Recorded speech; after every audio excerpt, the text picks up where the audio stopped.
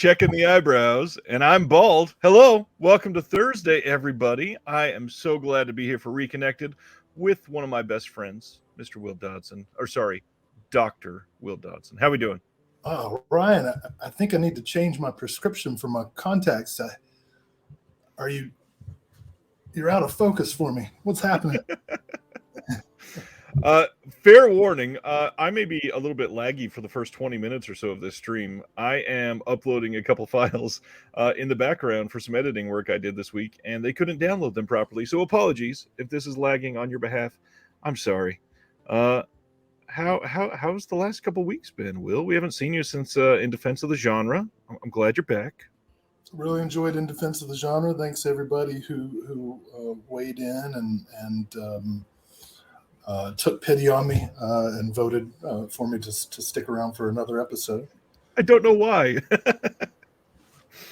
was a lot of fun. These last 3 weeks have been eventful. I had like really, really good news, but it was like tempered with kind of bad news. The good news is I got to transition out of my residential role in my job, which means that now I just have a regular 9 to 5 drive into work, drive home kind of job. But the bad news is it's only for 1 year, but I already knew that. So I've got a year to job search. That's a pretty good situation. So I'm packing up the staff apartment that I lived in for the last almost 13 years. Jeez. And I was cleaning off a table the other day and realized that I used to like change my little girl's diaper on that table, and now she's almost 11. You know, talking back, and yeah. So I'm like 5 days away from being. I'm gonna have 2 weeks off in July for the first time in 13 years, and I'm really looking forward to that because I got this thing they call hypertension 2. That's where your blood pressure is going to give you a stroke. And so I got on some blood pressure medicine like a year and a half ago. But when you get on blood pressure medicine, it's supposed to work right away. But I didn't hear the doctor say that if in fact the doctor did say that. So I took this medicine for like a year and a half, and I was still like 160 over 110. And finally I was like, I feel a lot of pressure in my skin. It feels like I'm on a pop here. And the doc was like, oh, you should probably get some different medicine. And so I got the different medicine, and my ankles are tapered now. Like I look good. They were kind of swollen up like a block. So Stan Geezy's asking if you're coming to LA, and then Reggie's suggesting that you come to Kansas City. Well, I'm going to do my best to make you both happy. That would be fun, he said in a rest-up bathroom.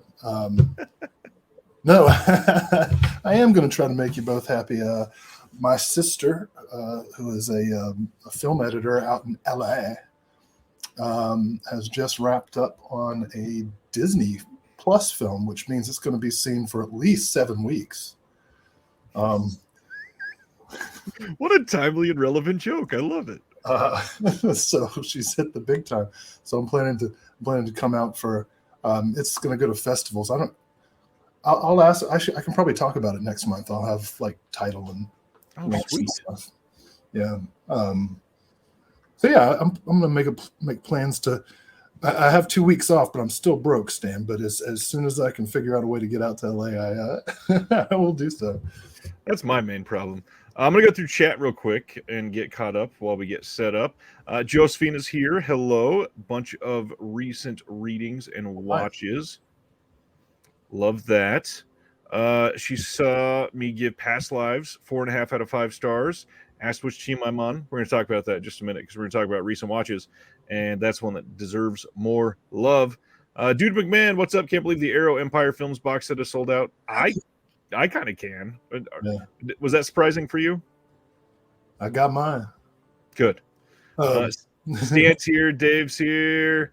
Ronnie's here. Silent Mandible. Paul. Another 4.5-star question. Sibner says he saw me give Jaws 4.5 and asked where the other half-star went. Will's going to say Steven Spielberg doesn't deserve 5 stars ever. Well, you wouldn't be giving 5 stars to Steven Spielberg because he didn't direct Jaws. It was Toby Hooper. Distorted Visions is here. Hello. My sister's here. Courtney, how are you? What's up? Tony, hello, my friend. Tony has done it again. Terry's here, says hello, Stan Geezy. Dustin Lewis, what's up? Eric, Thursday, Z-Pam, Cam, Erica, hello. Hey. Ragnar, what's going on? Speaking of a little flag emoji here, did you do anything special for Independence Day? I don't think we even talked about that this week. Oh, yeah, we did a little bit. We did. It's a sort of family tradition for my dad to amuse my youngest child by always seeming to aim the fireworks the wrong way. Like the fact that we haven't gotten on a YouTube video yet is amazing. And this year was no exception as he shot some kind of firework that exploded, in multiple levels straight at the house where everybody was sitting on a porch. Wow.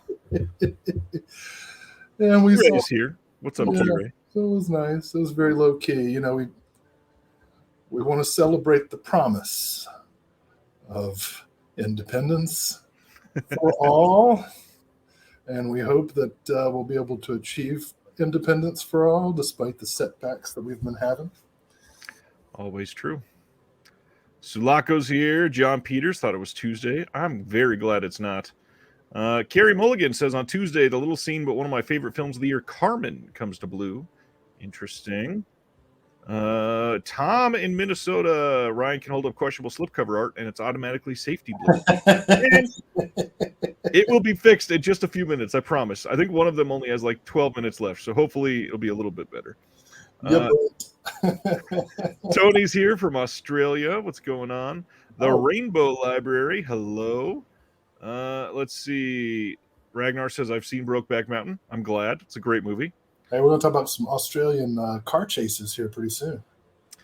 They pulled something after 3 weeks, Will. I'd watch that Disney Plus movie quickly. I tell you.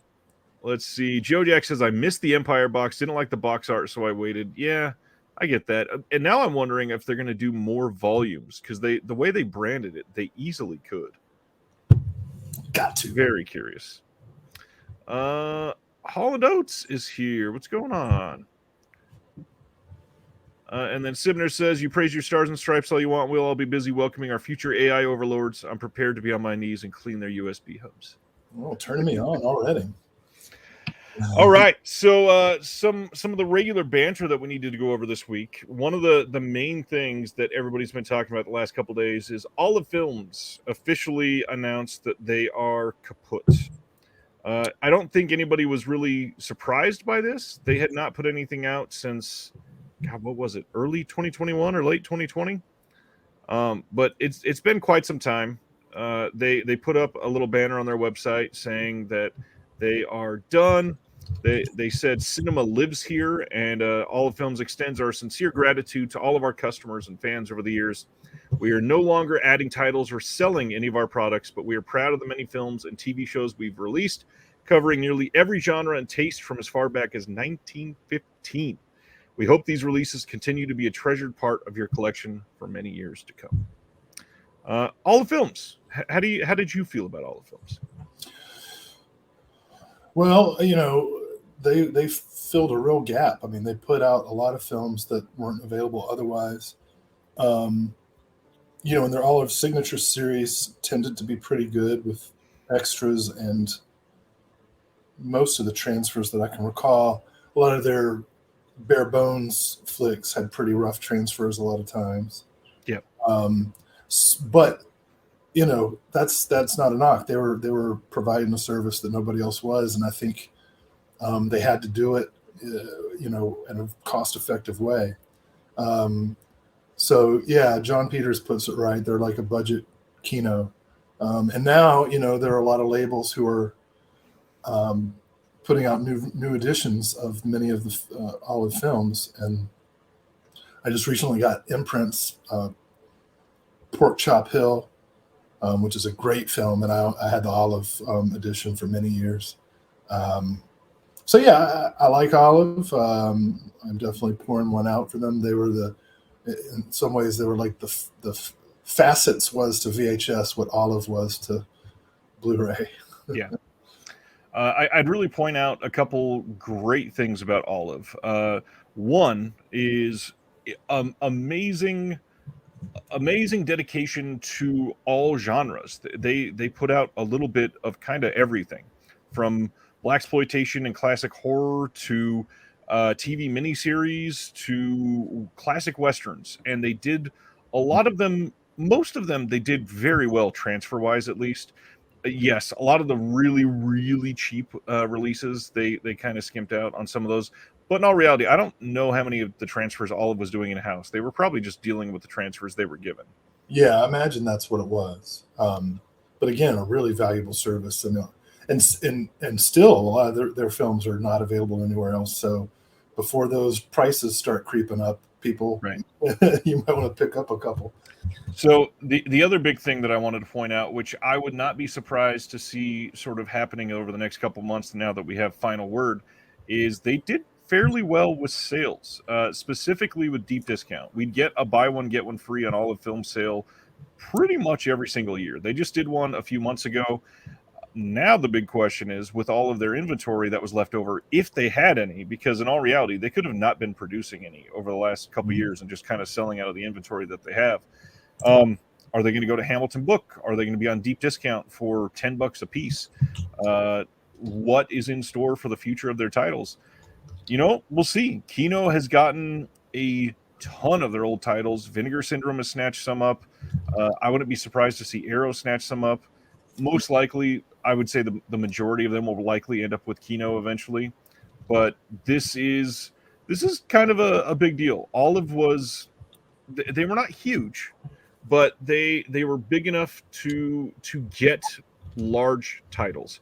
And now, of course, all of that has to lead to the fact that the biggest thing for people, most of their releases had 0 extras, and that's frustrating for the current batch of the people in this hobby. So I get it.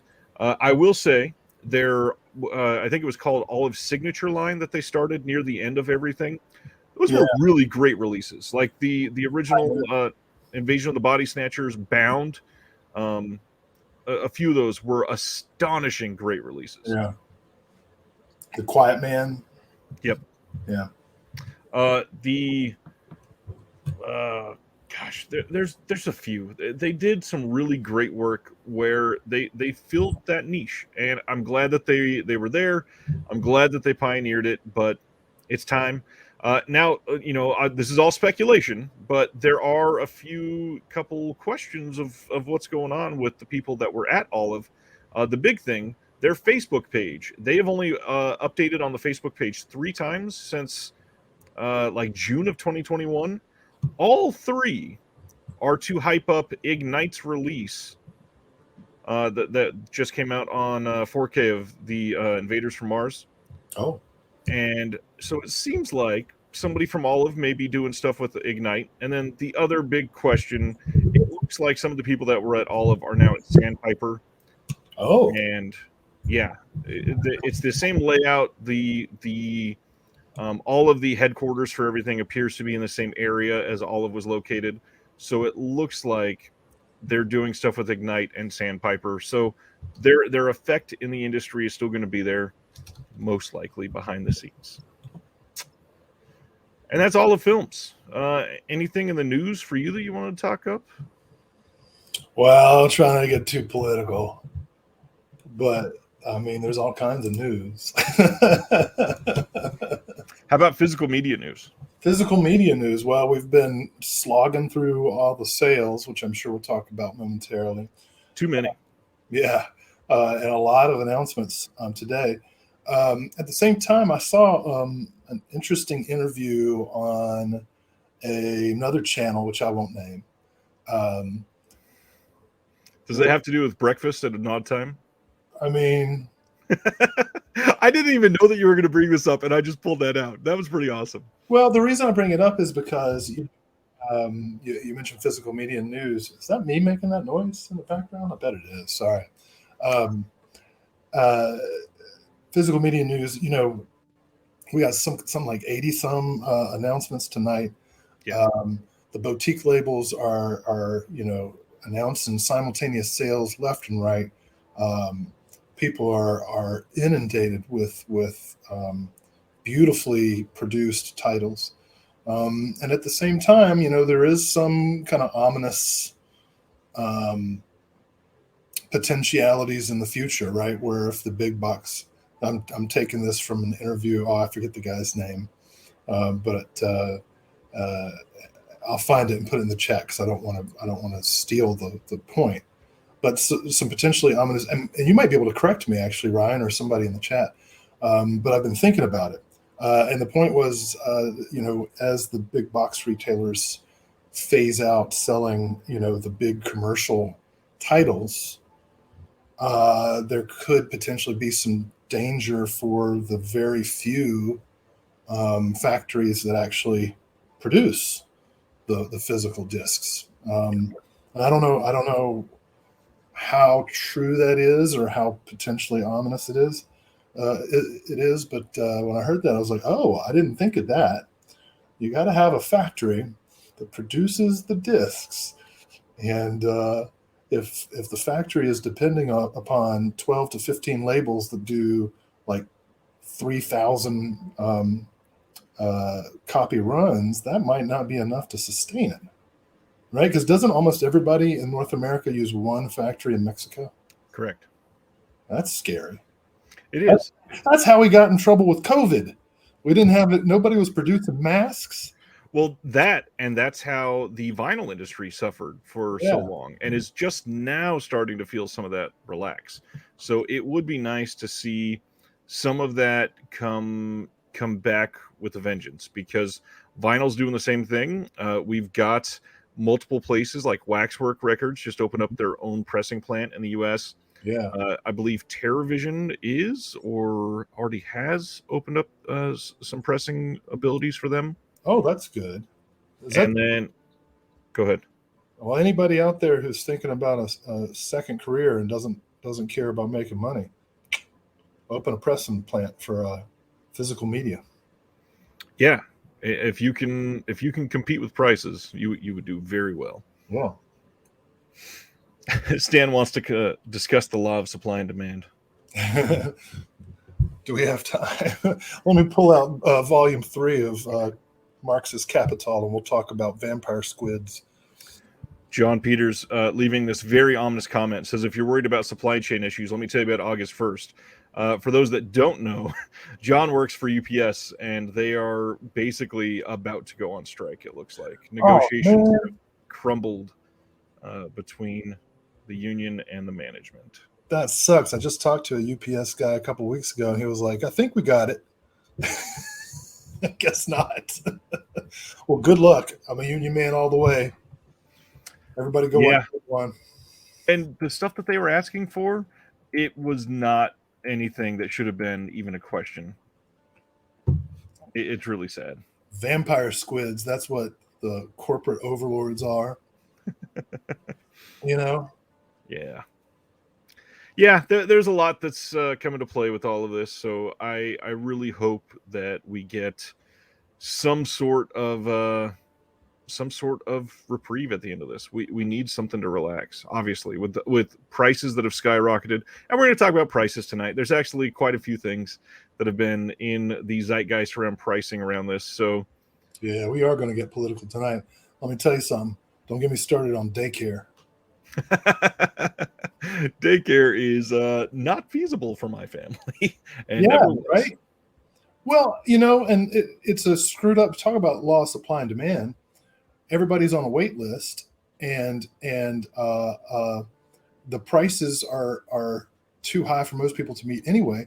But the only way most daycare facilities can even stay open is by pricing down to match what a nanny would charge. And in doing that, They have to depress wages to below living wage. The average cost of wages for a daycare is like 80% of their revenue. The average cost of wages for McDonald's is like 15% of the revenue. So that's all messed up. We have to have a readily available and accessible daycare. If these, and this goes to Democrats and Republicans, because if Republicans want people to go to work, pay off their student loans, then, and, your reproductive rights have been removed, then you better have some daycare. You know what I'm saying? I agree. That's the hill I'm going to die on. I am going to start us on some announcements. Yeah, we should do that. I'm going to go crazy. It's been 22 minutes already.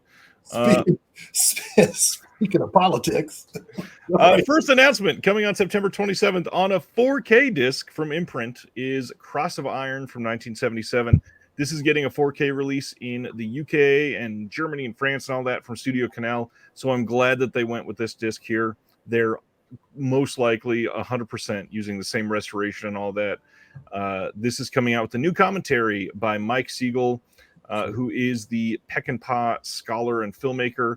And he's got just stuff all over these discs. If you have liked what he's done on some of the other Peckinpah stuff, like the Killer Elite, he is really great on these special features. So completely recommend this one.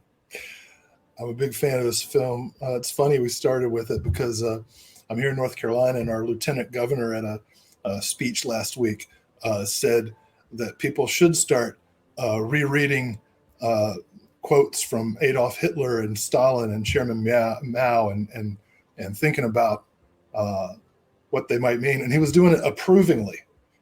So that's really happening.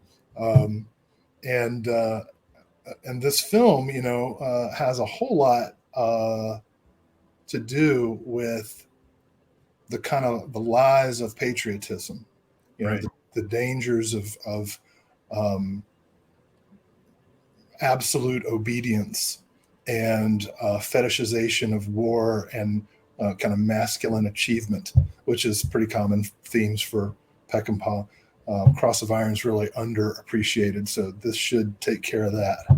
Very excited. Well, and I don't think you were on the discussion when the first version of this was announced. Do you remember? Were you on that one? Nah, I would have gone crazy about it. So I'm honestly surprised, and I'm curious what you're going to say. I'm kind of shocked that this is the first Peckinpah 4K that we're getting.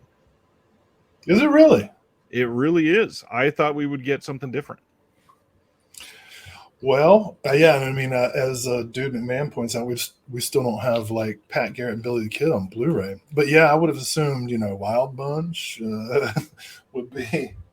Well, who's got the rights to Wild Bunch? Is it still with the studio? It's a good question, but most likely. Ragnar, any word on the new Mondo Macabro pre-orders? Yes, I believe we are getting a round of pre-orders very, very soon. Nice. Like in the next few weeks. So look forward to that. Dude McGann says, one of my 15 minutes of fame moments is from Mike Siegel commenting back on social media posts to me complaining about not having Pat Garrett and Billy the Kid on Blu-ray. That's awesome. Oh, Film Nut pointed out that Wild Bunch is Warner Brothers, so we might. There it is. Next up, we are getting Bring Me the Head of Alfredo Garcia. This is also coming in a limited edition 2-disc hardbox, 1,500 copies. Same thing, Mike Siegel all over it. This one's interesting. Let me point out, this has already been released on Arrow Video in the UK. This has already been released on Kino in the US. This is the same restoration. This is not going to be a new restoration. However, just remember, it is all out there, for different territories. So there's no reason necessarily to complain. This has all kinds of brand new special features as well. So if you're looking forward to it, this is the one. Is it the same transfer that Twilight Time had? Do you know? No, it has been updated since that one, for sure. Damn it. I pretty much have to sell all my Twilight Time Sona. 100%, yeah. Man. At this point, there's no reason. Literally almost everything that they have released is being at least hinted at being released eventually. I'll tell you a funny Time story real quick. I want to hear your Twilight story too, though. Man, Team Edward? is he the wolf or the vampire? Yes. I don't know. No, so when Twilight Time said they were going out of business, they like dropped all their prices and were like, get them while they're hot. And so I made a pretty significant order. And I got like a shipment. I hear people, in the Discord and chats and everything, always talking about these shipment nightmares they have. I've never ever had a problem. Like a couple times I've gotten something that was broken or scratched and got it replaced immediately. But this time, this huge order, and I'm talking, I shouldn't have done it. It was like $500. You know what I mean? Like it was a stupid thing to do. But it was delivered, had a tracking number, said somebody signed for it, and it didn't come. And I'm like, who the hell could have signed for it? Where is it at? And so like I call around and I actually got somebody in the warehouse who was still packing up Twilight Time orders. And I don't know how, but he like tracked it down through FedEx and gave me an address, which was not my address. So it had been delivered there. It was about a mile away. And so I walked and I was like looking for this house. It was an abandoned house. Nobody lived there. And there was like 50 packages on the porch. like there was kudzu all over the roof. Like, what the heck? So I stole everybody's package. No, I'm just kidding. I took it back to the post office because that's a felony. But yeah, so I did find the box, and now I have to sell everything that was in the box. So there was fate for you. My only real like shipping nightmare that I'll share is back in the day when Arrow was doing like the 5-pound Blu-ray sales from the UK. Back in the good old days when sales felt like great sales. They did, I think it was a Valentine's Day sale. So it was early February. They put it out. It was like the first day of the sale that I bought everything. Literally, probably 2 days later, I got a shipping notice with the tracking number, thankfully, from the UK, and it was on the way. And because it was coming from the UK, I expected no updates for quite some time. After about 2.5 weeks, I got a tracking update saying that it arrived at customs inbound in Japan. I was like, this has to be some sort of scanning mistake. There's no way it's in Japan. Wait another month or so. No movement. So I call or email Arrow and they send a replacement, and it comes like another 2 weeks after that. About a week after I got the replacement box, my tracking from the original updated saying outbound customs in Japan. And then again, dead silent for like another 3 weeks. Suddenly inbound customs in Chicago, and it made its way to me by the middle of July. It took 5.5 months to go from the UK to Japan to Missouri and get to me. It was wild, and that was the longest package that I've ever had go across the world multiple times. But on top of that, it was damaged to all hell. Everything inside was crushed. Everything. Oh, wow. Let's go to the next one. We are getting another film-focused box set, this one on George Peppard. This is coming on September 27th from Imprint, and this will include PJ, Pendulum, The Executioner, Newman's Law, and The Executioner, specifically, is a worldwide debut on Blu-ray. I'm glad they've been doing these with these box sets. There's something in here that makes it absolutely worth it because no one else has it available. This will have new audio commentaries, a bunch of new special features. Some of these have yet to be listed, but we do have some that are listed here. The PJ is going to have new audio commentary by Toby Rohn. We also have a new audio commentary with Howard S. Berger and Steve Mitchell, and a new interview with C. Courtney Joyner on the career of the director, and a new video essay on John Peppard and John Guillermin. I'm probably saying that wrong. These box sets are pretty damn cool. Yeah, it's so random to have a Peppard set. And of course, anyone who's my age grew up worshiping the A-Team. And and then hopefully worked their way back through his career. I haven't seen any of the films in this set, but I really like. He did a bunch of films with John Gillerman, including House of Cards, and which is a really cool thriller, gorgeously shot, and a really good World War One air fighting movie called The Blue Max. And Papard is great in both of those films. And I think the best films that Gillerman made were with Papard. I'm going to say Papard one more time because George Papard. It was almost an Irish accent at the end there. And next from Imprint on the 27th of September, they are releasing the 5th entry in the Imprint TV line, and that is going to be Rock Hudson in Ray Bradbury's The Martian Chronicles. This is on Blu-ray for the first time in Australia, been released elsewhere. Limited edition 2-disc set housed in one of their 3D lenticular hard slipcases. This is 1,500 copies only. We got new audio commentary by Gary Garani on all 3 parts of this. New interview with special effects and makeup artist Colin Arthur. And another one is sculptor Brian Muir. And then a new interview with the composer Richard Harvey. And a feature-length documentary on Ray Bradbury. That's cool.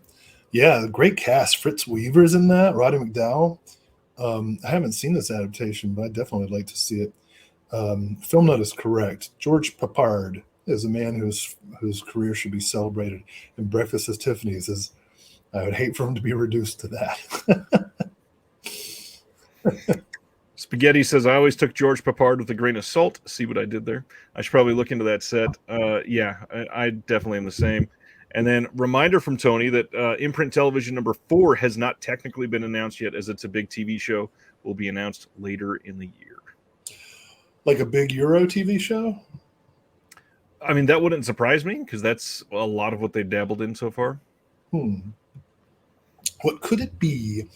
Perhaps Upstairs, Downstairs. My favorite drama. Moving right along to Arrow Video.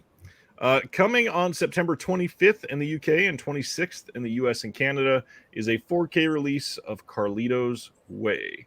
Now, the big thing on this, there's nothing here about a new scan. This has already been released on 4K. Yes. It's just a boutique release of a studio transfer with all kinds of new special features, which is good. Yeah. Primarily, if you are really into this, if you like commentaries, you might really want this because, new commentary by Matt Zoller-Seitz, author of the Wes Anderson collection, The Soprano Sessions. New commentary by Dr. Douglas Kesey, author of Brian De Palma's Split Screen, A Life in Film. Okay. And a new interview with Judge Edwin Torres, author of the novels Carlito's Way and After Hours. And then a new interview with the editors, Bill Pinkow and Christina Bowden. New appreciation by critic David Edelstein. And then a new look at the locations. Like, there's a lot on here. There's a ton of stuff on this disc. And it looks good. I like the art. Yeah.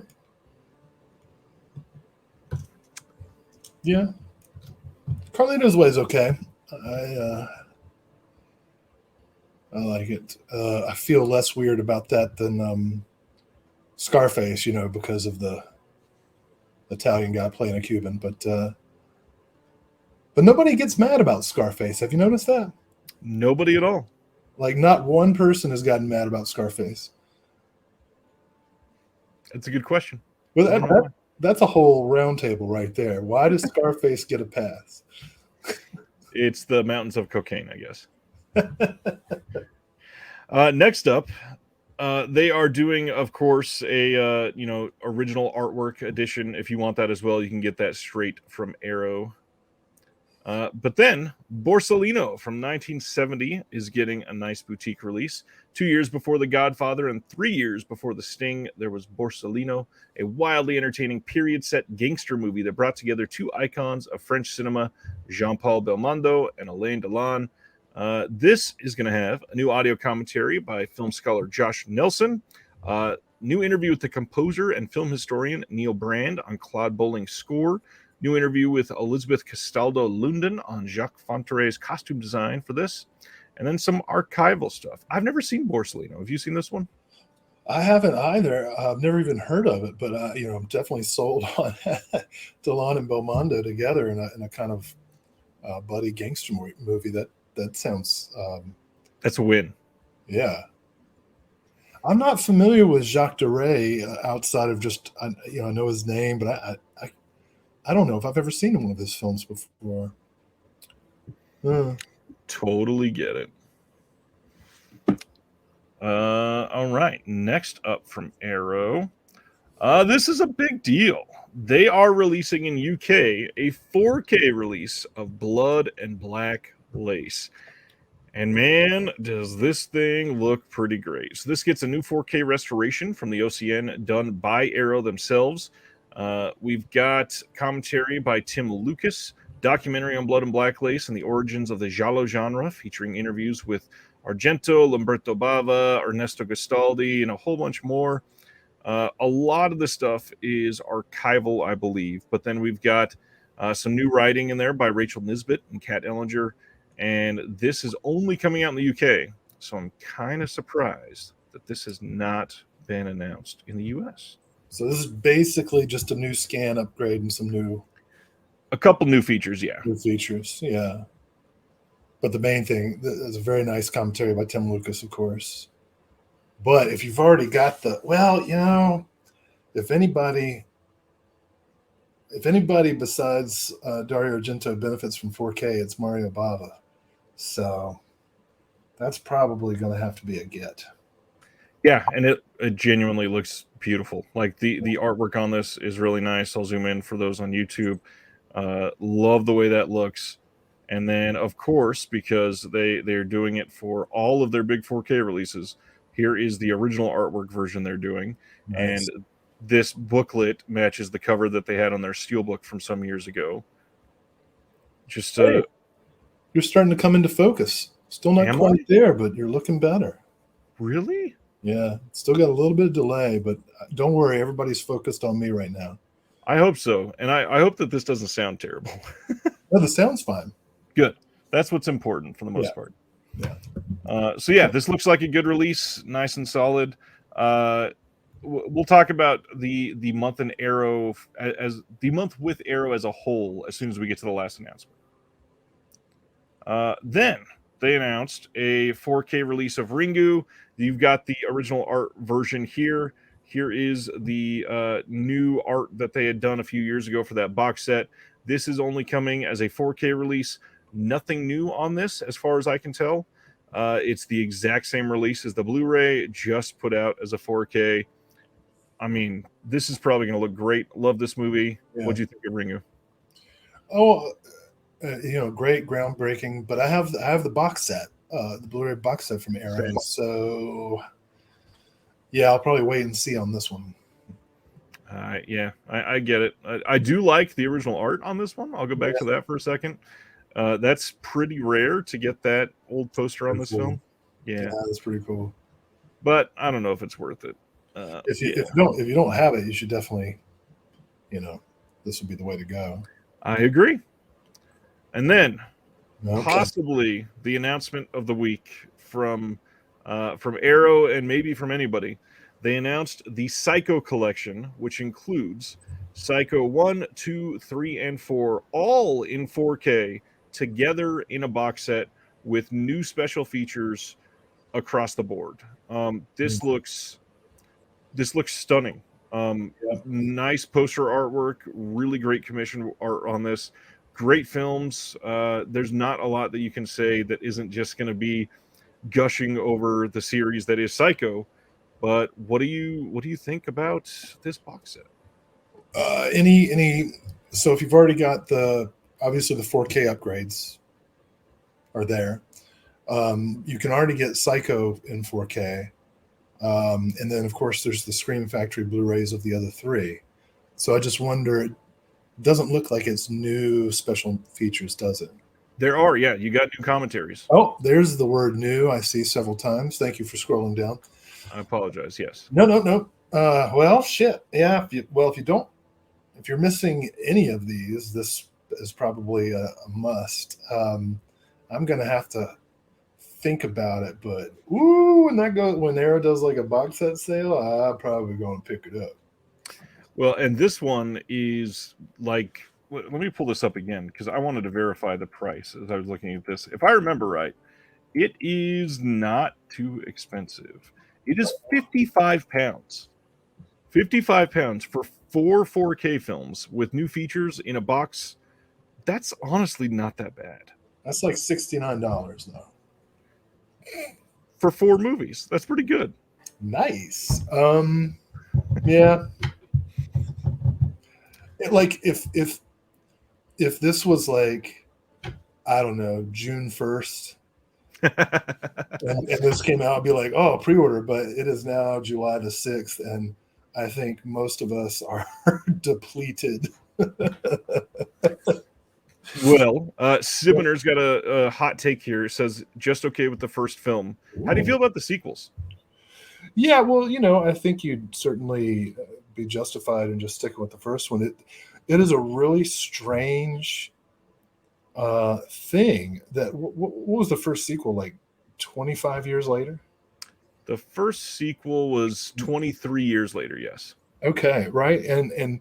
And the fact that it was even competent, much less good, which it is kind of, is amazing.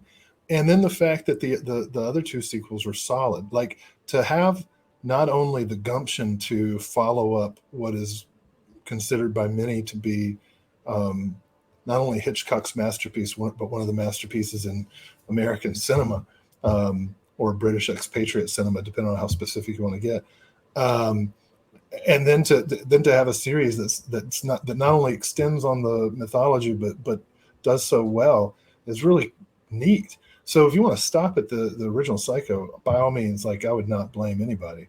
But I do find these sequels to be interesting and well made, and really good examples of, we still kind of have the tendency in mainstream film criticism to kind of dismiss sequels automatically, especially genre sequels. But these are really good examples of how filmmakers can come in and really do something interesting and individual with a franchise. Well, and the other thing for me is that you can sense how much Perkins adored this character and this entire franchise throughout all of this. It radiates from him. So this is one, like, he directed part 3. Like, that's a big deal. He is all about these. What I'd recommend everybody out there is to pre-order this set, but also pick up Kino Lorber's edition of I'm Dangerous Tonight, which Perkins made around the same time, and in which he worked with a director who I think really imprinted some technique and vision on Perkins for his own directorial effort. So, shockingly enough, I'm Dangerous Tonight, linked in the description below. And if you get that, there's a nice special feature with a wonderful commentary on there. Yeah, Michael Verratti. I love that. He's a smart guy. I think, let me see. Okay, so the last one, Arrow announced their release of The Prodigal Son. This had come out from Eureka previously as a double feature with, I believe, Warriors 2. And this has, I think, all of the same special features from that Eureka set. I don't believe there's anything extra, but yeah, I'm glad it's coming out in the U.S. Glad that they are going through the categories that they've gotten stuff out in the UK. Let's get it out in the US, and they're doing decent. I already have the Eureka, so I don't need this one, but I'm glad it's here for everybody. So, yeah, how do you feel about Arrow's month? Because obviously there's some 4K upgrades that there's nothing changed, and a lot of people questioning that, with the whole Shout Factory of it all recently, and Arrow's done it quite a few times. It's a lot of announcements from Arrow, but a lot of it is not a lot of new work. Yeah, I mean, this is kind of happening across the board, especially for those of us who are kind of in tune with region free type of purchasing and collecting. Um, there's a lot of, I don't know if you would call it competitive upgrading, or competitive repackaging. Yeah. But I have to say I'm not a business person. Certainly wish I were. I would like to know how to do business. Um, so if companies like Arrow um, find that it's good for their bottom line to do, you know, re-releases or repackagings or upgrades of films that have already been released by other companies, I say great. For people who already have the stuff, you can choose whether or not to upgrade or um, horizontally shift or collect multiple editions. Um, and for those who don't have them, then they have the choice. It's not something that necessarily bothers me because even though every month I'm like, oh, why won't somebody announce like these 50 titles that I want?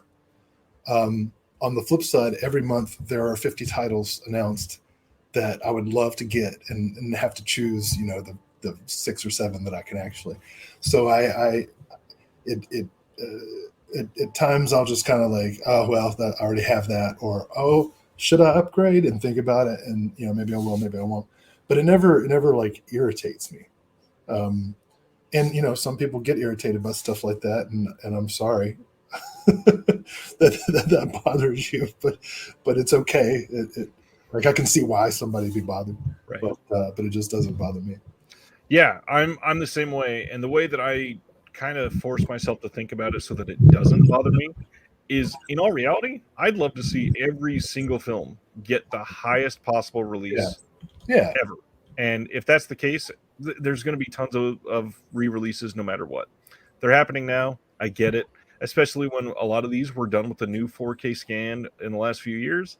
It's easier to just do an HDR pass and get it out there. Totally get it.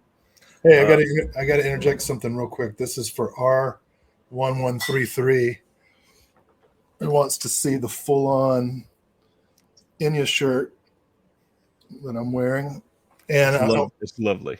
I want to make this clear. This is an unironic Enya shirt. I am the biggest fan of Enya any of you will ever meet. I have been a fan of hers since her first solo tracks after leaving Clannad, which she recorded for a BBC production of The Frog Prince, and then her first full-length soundtrack album for the 10-part documentary The Celts, which of course was followed by Watermark, Orinoco Flow, and the rest is history. Enya is quite possibly the most important musical artist alive today.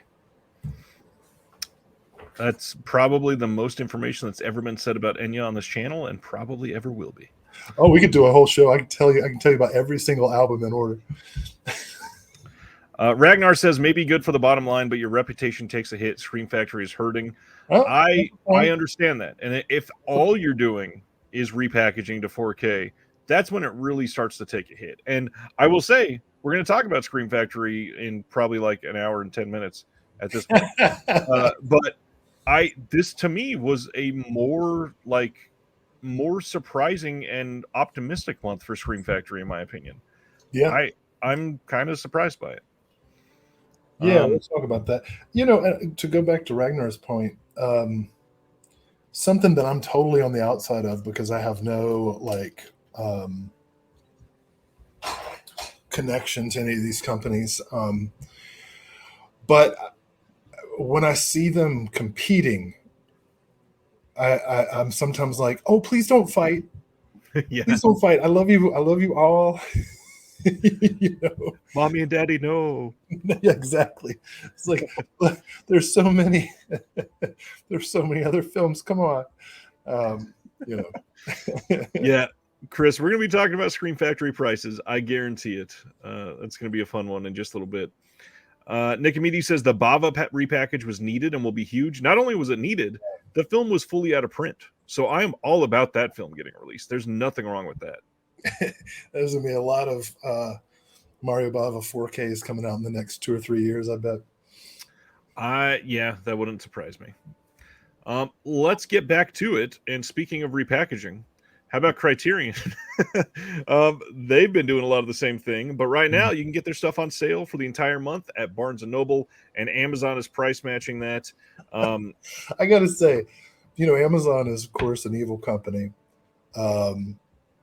that we all use and have to sometimes, and there's certainly, if you live in a rural area, Amazon is a lifesaver.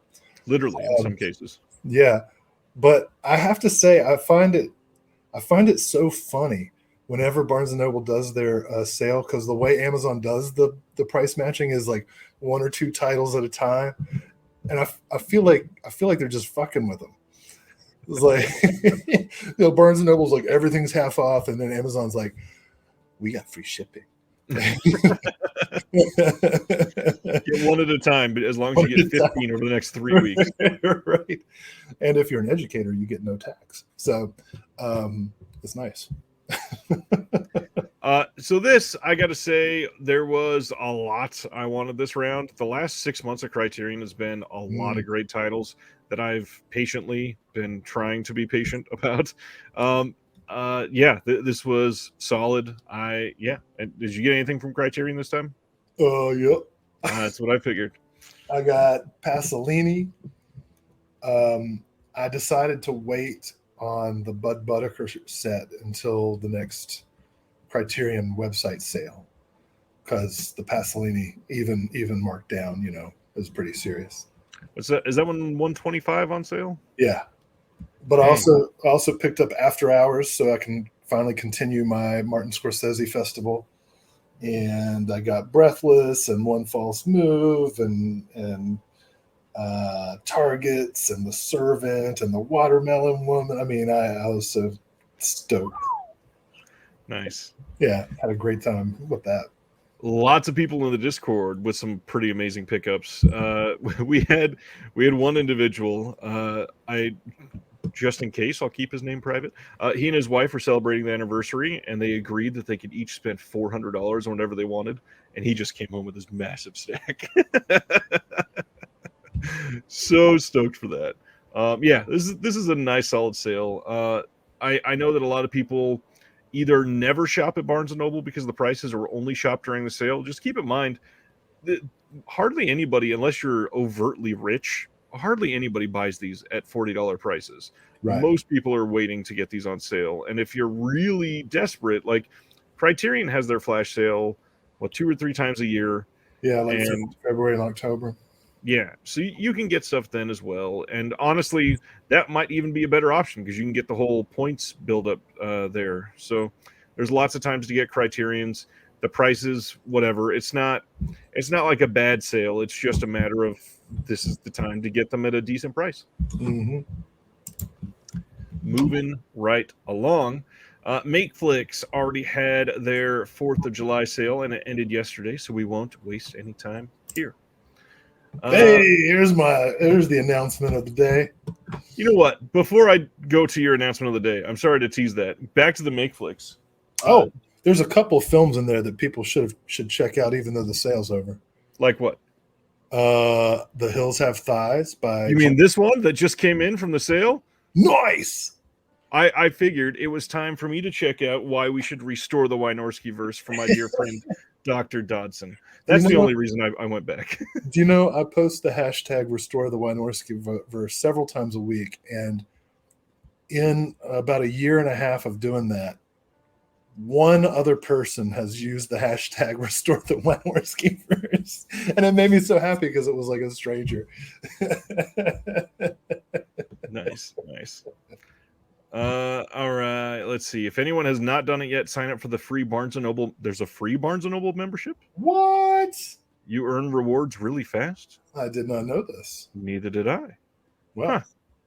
Huh. Chris says, I can count on one hand the times I paid full price for a Criterion title. Sometimes you just can't wait. But even then, it's usually cheaper to get it elsewhere than Barnes & Noble. But yeah, fully agree. Ragnar, do you think the Vinegar Syndrome did a good job promoting this? We'll talk about Vinegar Syndrome a lot in just a little bit, obviously. Let's see. Ronnie went to Barnes & Noble in person for the sale for the first time. Nice. Picked up Petite Maman and Mulholland Drive and pre-ordered Watermelon Woman. Nice. Yeah, I've been really happy with the titles they've been releasing this year. They really seem to, I know some people were criticizing them for like getting woke,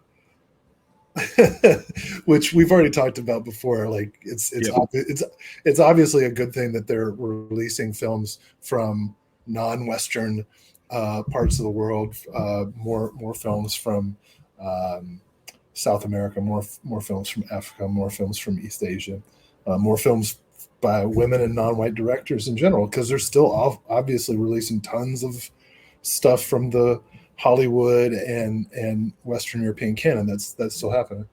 But this year they've really got a good rhythm of, you'll get a classic Hollywood film, you'll get a contemporary film, from like East Asia, you'll get a box set of Pasolini, you'll get some Westerns, and the Watermelon Woman, which is a great and underseen entry in kind of underground queer cinema.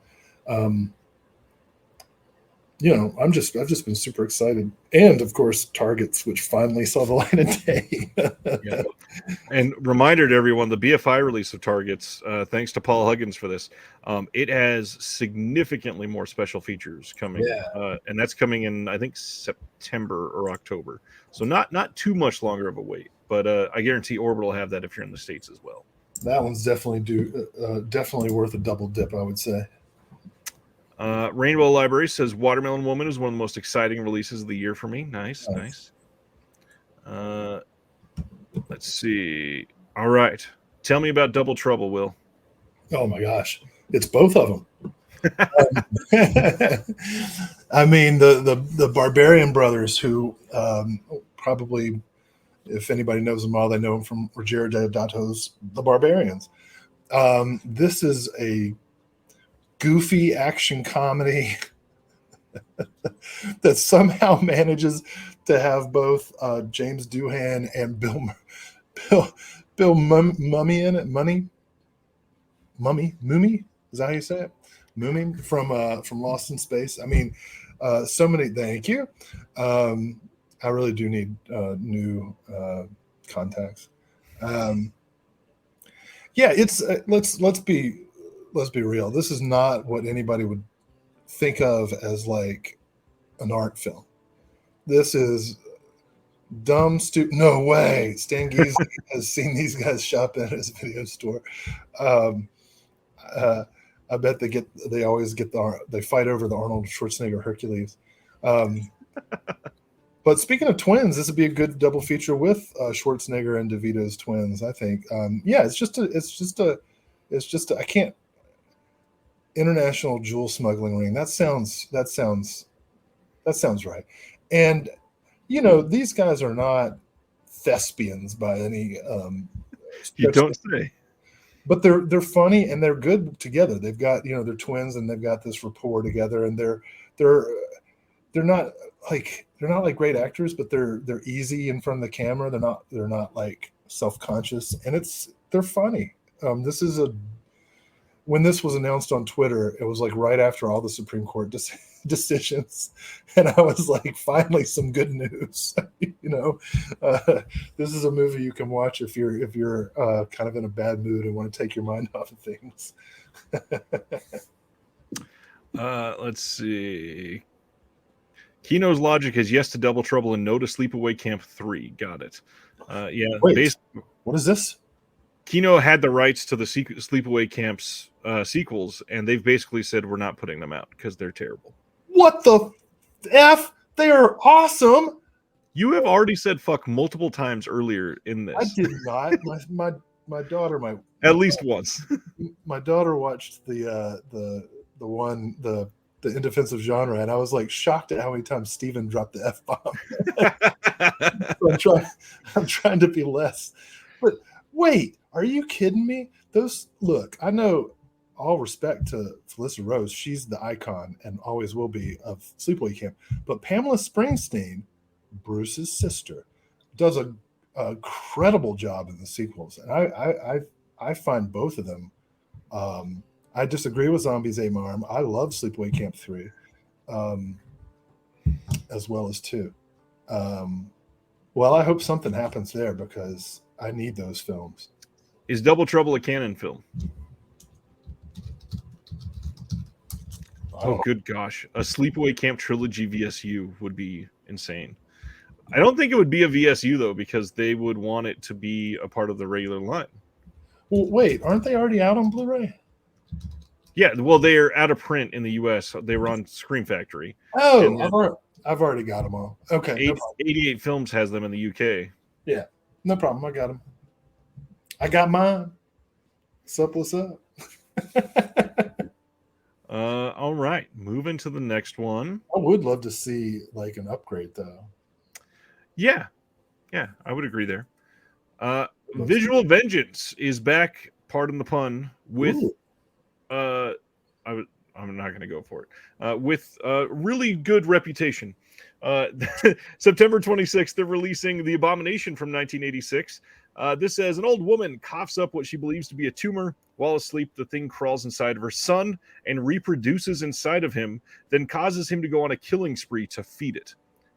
I've heard this is gory as hell and really, really fun, and I'm interested to see this. This has new producer supervised SD master from the original tape. This is going to have a limited slipcase by The Dude, 12-page mini comic book, commentary with the director Brett McCormick, commentary with Tony Strauss of Wang's Chop magazine, brand new feature-length Brett McCormick interview, a new interview with actress Blue Thompson, actress Victoria Cheney interview with the Abomination's original VHS distributor, Michael Jack Scholl from Donna Michelle Productions.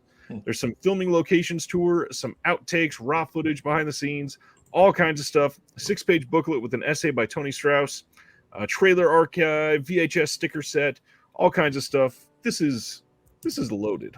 A lot of the Visual Vengeance stuff has been great so far. That 2-sentence description sounds so gross.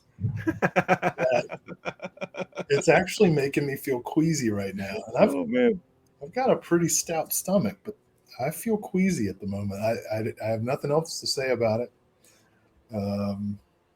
Yeah.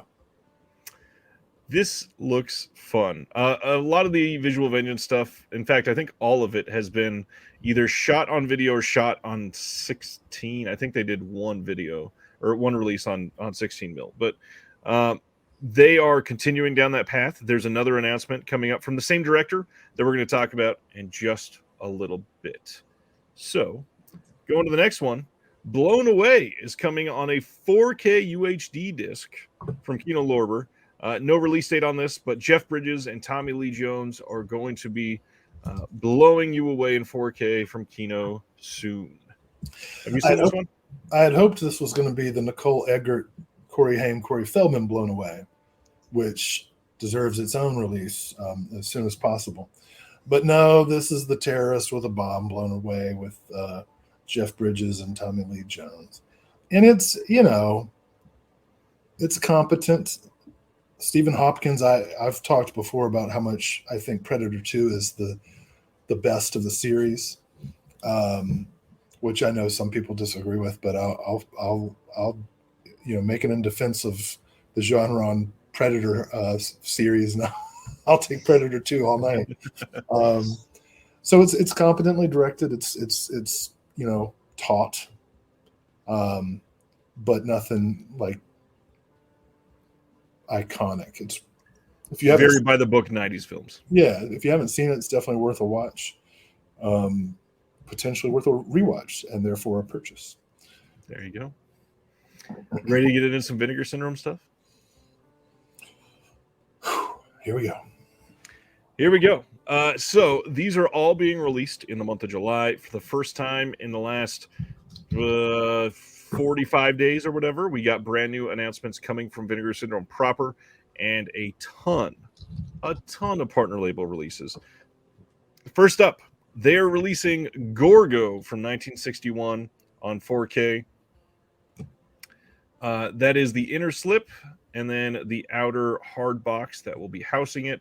This is what they were referring to in all of their clues that said the biggest Vinegar Syndrome release ever, because biggest was in quotation marks. Haha. I wanted to bring something up as we were talking about this tonight. I want to know how VCI is getting away with selling Blu-ray releases for films that are in print elsewhere in the same territory. Oh, VCI is selling a Blu-ray of Gorgo still. VCI is also selling the Bird with the Crystal Plumage release that they did still. Oh, and a couple others. It's very odd to me. And I really wish that some of the titles that they have that are actually decent titles, I wish somebody else would pick those up. yeah. I don't know what to say. It's if people who like Gorgo are going to be excited. People who like Gorgo and Mystery Science Theater 3000 might enjoy seeing the full movie. And then others will be like, no, okay, well, it's in my subscription. Gorgo is often referred to as the British Godzilla. It was one of the first and arguably one of the best monster films to follow in the wake of Japan's sci-fi landmark. And this has some good stuff on here. We got the original English mono soundtrack, new commentary track with Stephen R. Bissett, isolated music and effects track. Film historian and cartoonist Stephen R. Bissett gives a legacy talk on Gorgo called Gorgo Lives. There's an archival making of documentary, archival making of featurette, a short film from 2009 directed by Benjamin Craig, some behind the scenes stuff, and a video comic book. This looks pretty fun. Yeah, I'm looking forward to checking it out. I think I have it on DVD somewhere, but I may have only seen it on Mystery Science Theater, honestly. So this will be pretty cool. Speaking of, there's my friend Kyle Bowen giving Mystery Science Theater the shout out. And going to the next one, another 4K release, Terror at 10 Killer. And this is from 1986. And this is one that is most likely not going to live up to this slipcover. This says, when college student Leslie decides that she needs a break from her controlling boyfriend Josh, her roommate Jana has the perfect suggestion that the pair spend the summer at her family's remote cabin on the edge of Lake 10 Killer. Is that really the name of a lake, Lake 10 Killer? The vacation starts off well enough as the two friends settle into the idyllic surroundings, but their peace is soon disturbed when they begin receiving menacing calls and unsettling answering machine messages. And then there are other disconcerting goings-on, strange, watchful figures sitting out on the lake, and the ominous sound of a harmonica playing in the dead of night. Not a harmonica. Little do Leslie and Jana know that a vicious killer is at large and working their way through the local population. Can they prevent themselves from being next on the chopping block? Yeah. This is a slasher I've not heard of. I think if your lake is named 10 Killer, tourism is going to be difficult. Yes. Zombie says it does not live up to the cover. I was looking at that cover art and thinking, I don't know who the artist is, but I imagined the artist being like, "Look, Mom, I did get paid for my artwork." For drawing nipples specifically. Yeah. This will show you. Always yelling at me for doodling in my notebooks. Here we go. I'm a professional. No, I mean, whoever drew that's obviously quite competent and has a deep understanding of anatomy. The buoyancy that is expressed there is pretty impressive. Go back to the other Happily. Look at that crevasse. You can't teach that kind of shading technique. It's wonderful shading, yeah, especially in the shadow. So this is going to have new commentary track with the actor and editor Kevin Meyer and actor Mike Wiles. There is a brand new making of documentary featuring interviews with the cast and crew, behind the scenes footage with optional commentary by Kevin Meyer and Mike Wiles, multiple original trailers, then a short film co-written and co-directed by Kevin Meyer and narrated by Terror at 10 Killer director Ken Meyer with optional commentary, a Divided We Fall making of featurette, and then behind the scenes footage called Divided We Fall with the commentary track as well. Lots of good features on this. Yeah, you might want to purchase this to save it for posterity. Posterity. Wow. Before Will gets too distracted, let's go to Psycho Girls. Psycho Girls is now available to order. Here is the front of the slip, and here is the back. Like the back art on this. Yeah. This one says, in 1986, little Sarah Tusk poisoned her parents to death. Now, some 20 years later, Sarah's an inmate at the Lakeview Asylum. Her sister, Victoria, who is now a personal chef, has never forgiven Sarah for her terrible crime and is determined to see her rot in the asylum and is happy to make Sarah readily aware of her intentions. Little does Victoria realize Sarah's bloodlust and insanity have grown, and upon learning that her sister won't help her get out, she hatches a plan to escape on her own. After literally turning Victoria into steak tartare, holy hell, she ingratiates herself into her sister's work, fixing a dinner party for Victoria's employers, wherein she's the main course. Unfortunately for them, some unwitting cannibalism is the least of their troubles, as the meal has been spiked with sleeping pills, and the revelers soon awaken in an abandoned wing of Lakeview as guinea pig in Sarah's demented lab. That is complex. It is. I got a new commentary track with the co-screenwriter, director Jerry Chichariti, something like that. Director of photography, editor Robert Bergman. Interview with Jerry again. Interview with Robert Bergman, and then an interview with the art director Craig Richards. Audio interview with author and film historian Paul Karup. And that is it for that release. I prefer Chichariti's work with Chan Chernati. That's a lot of syllables. I was trying to do a Cheech and Chong thing, but I saw that. Yeah. I don't think it came through. You know, some of these need to be workshopped. It's a live show. They can't all be winners. I agree. Carrie Mulligan says, I watched the first 10 minutes of 10 Killer on YouTube. It seems to have the cheap, awkward, and monotonous tone of Disconnected, a VS title I really enjoyed. When I first read that comment, I thought she was talking about you. Disconnected, not disconnected. Right. It's a good thing my name is not hard to say at all. Yeah, right. Did you ever watch Disconnected? You know, I haven't yet. I picked it up at a sale not terribly long ago, but it's just been sitting there. I actually kind of like it. It's a little slow. A lot of people probably don't love that, but it's decent. Just learned today that Michael Winner almost died from eating steak tartare 4 days in a row. I'm sure there are many who'd wish it had finished the job. That's funny.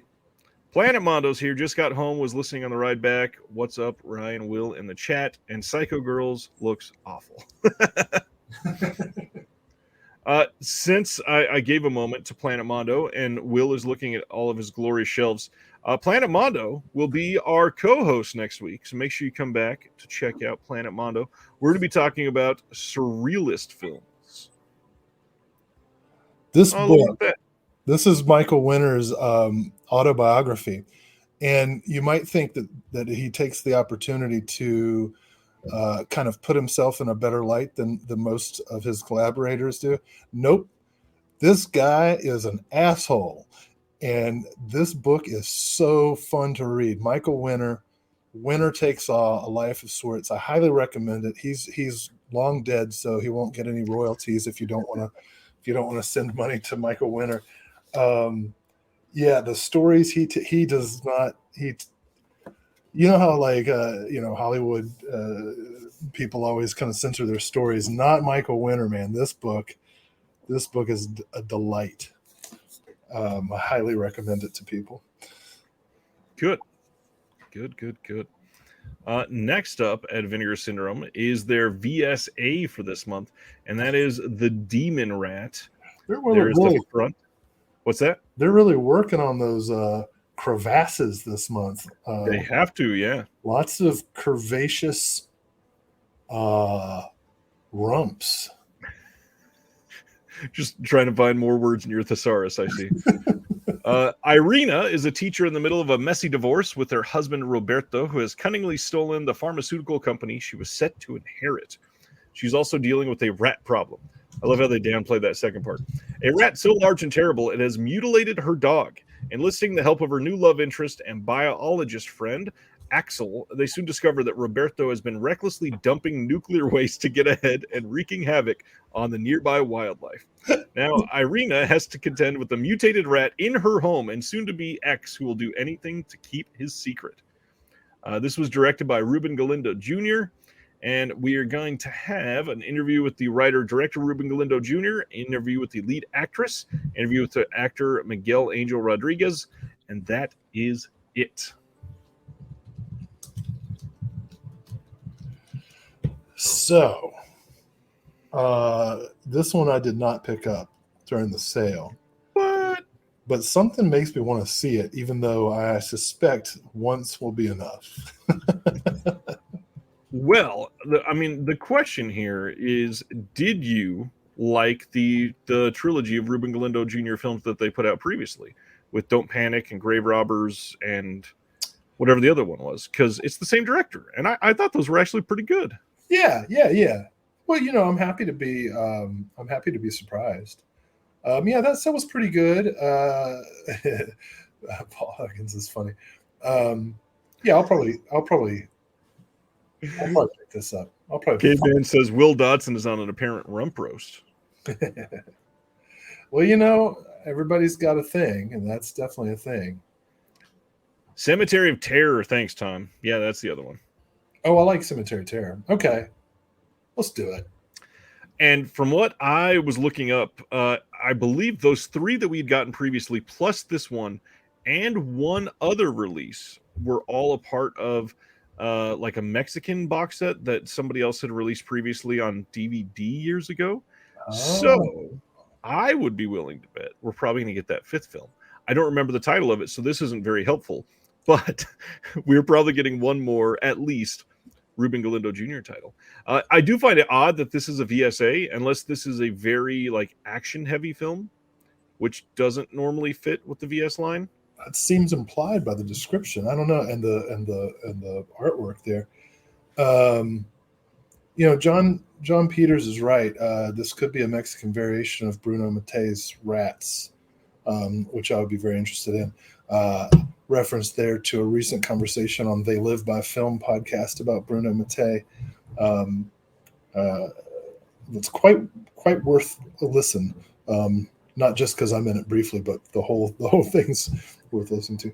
You're doing great with these promotions tonight, by the way. Yeah, well, I just you platform so many people. It's so great to share the spotlight like this. But obviously, this is the central hub, and everybody watching knows it. Wow, we're up to 80 people. Yeah, it's a good night. That's great. So 80 people out there know I'm an ass man. No, correction, 82. 82? Nice. Paul Huggins, my question is if the mutant rat has a unibrow. I mean, yeah, most likely.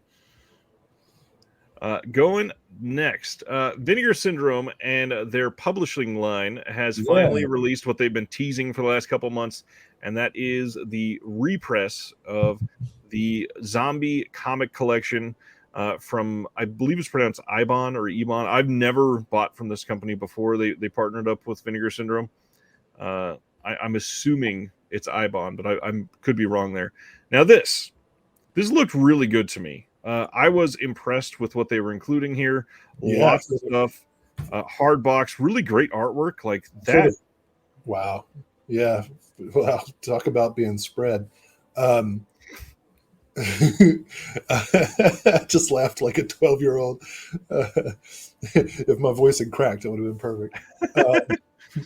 Especially, I mean, it was pricey, but I thought that was a decent price for sure.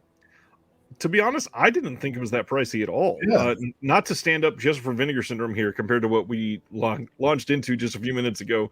For comic books, the fact that you're getting this many volumes, I believe there are 5. It might be 4 there. Kind of hard to see. Well, let me go back to this one. So 1, 2, yeah, I think it's 5. 5 of these, and it's all in this giant hard sleeve, and you could buy a T-shirt with it. Like it was a pretty good price to get this for $75, I believe is what it was. That's Yeah. not bad Yeah. to get that. Kind of impressive. I do like how much they put into this release. And on top of that, if you had the old release, there's new stuff in here to entice you, of course. They had to do that because if they wanted to sell some to the people that didn't get that, so they would have the Vinegar Syndrome branded one. One thing to note here, they are going to be doing individual issues of this that you can get after August 1st. So this was the only time to get this giant collection, and it sold out within like 30 hours after it got posted. Yeah, I actually was thinking about it, and it sold out before I could make it happen. So, do you know if that's it, or any chance of? Because it seemed like they were excited about how fast it sold out. Yeah, because they didn't know if people were going to jump on it like that. I believe, as of the box set, that is fully sold out. Well, hell. Yeah. Anybody out there in the internet, let me borrow theirs. No, just kidding. It would lose value instantly if I touched it. But, If you ever make your way to Kansas City, you can read mine. oh well, all right. That's enticing. I've not been into comic books for quite some time, but this is one like I love Zombie, I love Fulci. I had to get this. This was beautiful. Yeah, it looks good. They also put up some merch. They are calling it 4th of July merch just because it's red, white, and blue. They got this tie-dye shirt, and then this red, white, and blue logo shirt, and then the film reel shirt. I like the coloring there. And then this one as well is pretty good. And then they also put up a Blood Harvest VHS, and that sold out very quickly. Now, I'm right. Nobody makes VHS players anymore, right? Like that is accurate, I believe. Yes, those are gone. As far as I'm aware, yes. So I mean, like, why not just make VHS boxes with like a styrofoam in them and sell that with the download code? Yeah, because I mean, I really. I mean, I just don't understand it. Well, if people are buying it, hey, that's as we were talking about earlier with Stan, that's the law of the market, right? So if people are buying it and it helps companies improve their bottom line, go for it. But I don't understand the VHS and I don't understand the cassettes. I see TerraVision releasing these wonderful soundtracks on cassette. And they look cool. They're all like transparent and blue tinted or pink tinted. And I'm like, man, if you do it on a CD or even a download, I'd buy it. But I can't play cassettes. I can't get the Chopping Mall soundtrack. There's one person in this world who wants Jim Wynorski's Chopping Mall soundtrack. It's me. Travis just posted there's a video store here and they sell refurbished ones for only $10. That's pretty great. I believe that, but I mean, eventually, of course, well, hell, they're going to quit making Blu-ray players in the next 10 years, probably. So who knows? I see DC Ibner points out it's the physical casing itself, but that's what I'm saying. Why, release the casing as an artifact for display. I think he's saying the casing of the cassette. Oh, I see. Well, I'm not complaining. I want everybody to sell what they can sell. Oh, Ryan, you're looking better. You're almost completely unpixelated. Really? Yeah. Still not quite, but you're getting there. These uploads, I've got one that says 6 minutes remaining, one that says 25 minutes, and one that says 24 minutes. So here's hoping for soon. I'm not great at promoting myself, so I'll take this opportunity that Wave said, darn, I need to turn on stream notifications. I always get here late. Everybody should do that. That little bell that's right there on your page, click that so that every time that this goes live or I put up a new interview, you get notified of that. And there's a lot of pretty damn cool stuff coming. So make sure you click that. Let's see. 4K is backwards compatible, so at least there's that. Well, that doesn't mean they're going to keep making 4K players either. Yeah. Wait, Dude McMahon says he's got a Chopping Mall soundtrack CD. How can I get this? Will have purchased it in the next 4 minutes. Moving on to the OCN releases. Speaking of VCRs, Dan Kinham is finally releasing his documentary, Adjust Your Tracking, on Blu-ray, and this is coming through the VHS Hitfest, of course. And I love this slipcover. Love what they did with this. This is going to have a new audio commentary with Dan Kinham and Levi Paretic, who did it with him. 2 archival commentaries, hours of extended interviews, some retrospective interviews with the directors, new updates with collectors, new interview with James Rolfe from Cinemassacre, and some other stuff thrown in. This looks like a pretty good release. And Adjust Your Tracking, I believe you can play on like Tubi and 4 other places right now. That's so funny that this came up right after I was going on about VHS. Of course, I used to collect VHS cassettes. That was, and I had some great stuff because you trade with people through the mail and everything. And man, there's some things that I lost or got rid of like an idiot that I really wish I still had. I still have a VCR and about 20 VHS tapes that haven't been, upgraded. But that collection is pretty much faded away. I have found that Waxwork Records has the Chopping Mall CDs, so thank you very much for that. And Dude McMahon says, does TerraVision not still have it? They may have it. I think it's just cassette, right? Okay. Well, if TerraVision's got it, I'll get it from them. But Carrie Mulligan says VCR and cassette players are still readily available and inexpensive at thrift stores. You just got to take the risk if they work or not. And that's the big question. And when you're buying them secondhand, how long are they going to work, even if they do work? So, yeah. No, TerraVision just has Unsolved Mysteries and Basket Case and Brain Damage, which are totally worth it, by the way. But no Chopping Mall and CD. Dead Sea Life says, is this better than the first VCR by a long shot? Yeah, yes. Yeah. This is a film. Sivner says, I missed a VS release. I did not. I had to replace the post. It will be coming up. I did not mean to save it for last. The stupid Facebook, Instagram way that they post updates, it only took one of the pictures, so I had to repost this. I had to repost the last Vinegar Syndrome announcement and another partner label. Delirium is coming, I promise, Chris. Let's see. Audio cassette players are still being manufactured. Some are made just so people can digitize their audio cassettes. Oh, interesting. I didn't know that. Well, I didn't know about whether or not audio cassette players were still being made, but I did know I did think VHS was done.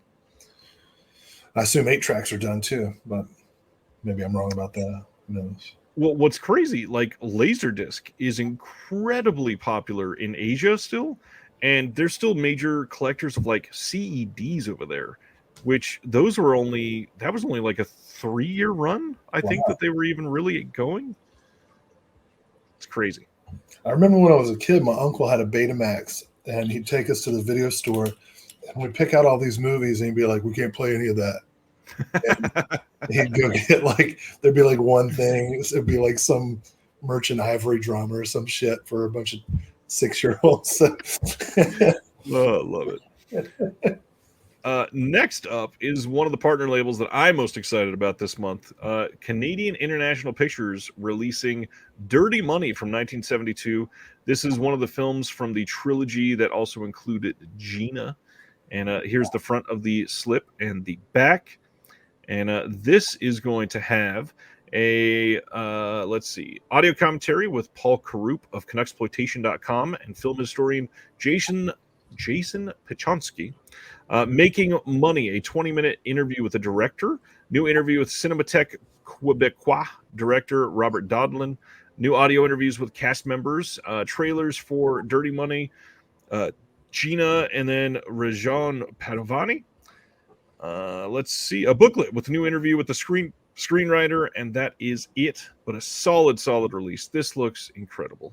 Yeah, I mean, Dennis Arcand is an icon of Canadian cinema. Jesus of Montreal. One of the filmmakers that really put contemporary Canadian cinema on the map. Especially Quebecois cinema, which I should back up, because if there are any people from Quebec listening, they probably don't want me to say Canadian cinema. Quebec cinema. And if I could say French stuff, I would. But this is a TC Hibner just made a very funny joke, that this film, based on the cover art, stars Casey Wilson. Nice. But this is a good film. And I always like hearing people say threatening things with Canadian accents. Yeah, that's always fun. Put your hands behind your back, okay, or I'm going to have to hurt you there. Just like that, huh? I'll hurt you and make your boy there watch. Next up, Factory 25 is releasing Fake It So Real, which I've heard is incredible. Continues the short little run that we've had of some wrestling related items recently. Yeah. North Carolina, come on and raise up. This is going to have a look at the NYC Rooftop Films NYC premiere, MWF mixtape, wrestling promos by indie film luminaries, including Alex Ross Perry, Michael Tully, Lawrence Michael Levine, the Ross Brothers, and more. There is a talking documentary podcast interview with Robert Greene by Scott Lacey, commentary track with Robert Greene and David Shoemaker, looking back conversation with Chris Solar and Robert Greene, and a booklet with an interview with Robert Greene by Nadine Smith and an essay by Sean Price Williams. This looks fantastic. Have not been able to see this. Oh man, North Carolina has some of the greatest semi out of shape wrestlers in the country. The North Carolina wrestling scene is, I don't want to say legendary, but known. It's known. And hell yeah, I'm quoting Petey Pablo, Pride of North Carolina. Take your shirt off, roll it around your head like a helicopter. Oh, love it. Factory 25 branching out here. This looks like a pretty solid release for them. I'm excited about this one. It's a hometown film, so. Had to, I'm sure. Next one is a Music Box Films release of a film called Full Time from 2022. And this is one that immediately caught my eye. Looks great. This says Julie is a single mother who can't catch a break, raising 2 children in the Paris suburbs and commuting to the city daily. The train is her lifeline until it's suddenly severed by a transit strike. Ooh, topical. Yeah. Without the train, Julie struggles to make it in time to her job at a 5-star hotel, to the interview for a better job she's tied her hopes to, or back home to pick up her kids from childcare. Here we Before go. long, Julie's at her breaking point, and as her responsibilities pile up, she finds herself bending the rules to stay afloat in a cutthroat society anchored by Calamise, or Calamise, I don't know how to say your name properly. Sorry, French. Dynamic performance. Full Time is a race against the clock and a kinetic real-world thriller about the obstacles working parents face every day. This has a new audio commentary by Sam Deegan, which is going to be great. Interview with the director, filmmaker Q&A from the French Film Festival. Isolated score, sound design tracks, theatrical trailer, TV spots, and the like. Yeah, this sounded great. Neoliberal capitalism, man. It turns us all into widgets. Tain't no good. Tain't no good. Child care should not be an industry. It should be a service. It should be part of our healthcare. We're talking about Europe, man. They're supposed to have it done right. What's happening? What's happening? That's France for you. They do a lot of striking this year. Oh, I know. They're like, you want to make us retire 2 years later? Fuck you, man. We'll burn the city down. I worked 25 hours a week for 20 years. I'm for 8 of those months a year. Right. I only took 4 months of holiday a year. I've sweat to the but I kid the Europeans. They have a much more humane view of vacation. Oh man, I'll tell you a funny story. Well, he was right, but at the time I was very resentful. At one of the first jobs I worked, and I won't say what it is because I don't want to cast a bad light on the place. But I had applied for one job that I was super qualified for, and they didn't hire me for that. They hired another person who was from Canada, and they hired me for another job that I was far less qualified for and performed poorly at. Well, anyway, the guy gets there and immediately like doesn't work because he's so pissed off. And I'm like, and everybody's like, "What's going on, man?" And he's like, "We only get like 3 weeks of paid vacation." Um, and we're all like, "Yeah." And he's like, "I want to start a union. I'm striking. This is bullshit." And like all the other horrible things at the place, he didn't care about because for him it was all about vacation. So there's this real like, and now I see that he was right because people need to have time and work-life balance. And we talk about self-care now, even though nobody really means it. But at the time, like we were like those of us who were pissed off about the way things were, we were all like younger in our early mid-20s, and we were angry about all kinds of things that were happening at the company. And he was older and like came to like work with us to organize and kind of take our demands to management. But all he cared about was the vacation, and like all of our stuff, he was like, you're basically he ended up ditching us and took another job almost instantly, left. I started saying, you could have had me do the job. I wouldn't have even taken the vacation. But yeah, it was this real like, I guess the story went nowhere. But there are different cultural perspectives on things like vacation and self-care. And we would do well in the United States to really think about how much we are defined by our jobs. I think the pandemic actually has kind of jump-started that movement, but it seems to really only be benefiting the workers who are able to work remotely, for example, as opposed to the service workers and so-called essential workers. All right, enough of this politic, and we've got like 73 more announcements, but I'm excited to see full-time. Sounds like it's up my alley. These are the politics that I care about. We're not done with politics. And it's only 88 minutes, so I can get back to work afterwards. Next one, XYZ Films is releasing The Harbinger, and this one I kind of like the look of it, but I decided against this one, and now I'm kicking myself. A lot of people are saying this is a really creepy film, so I'm still thinking on this one.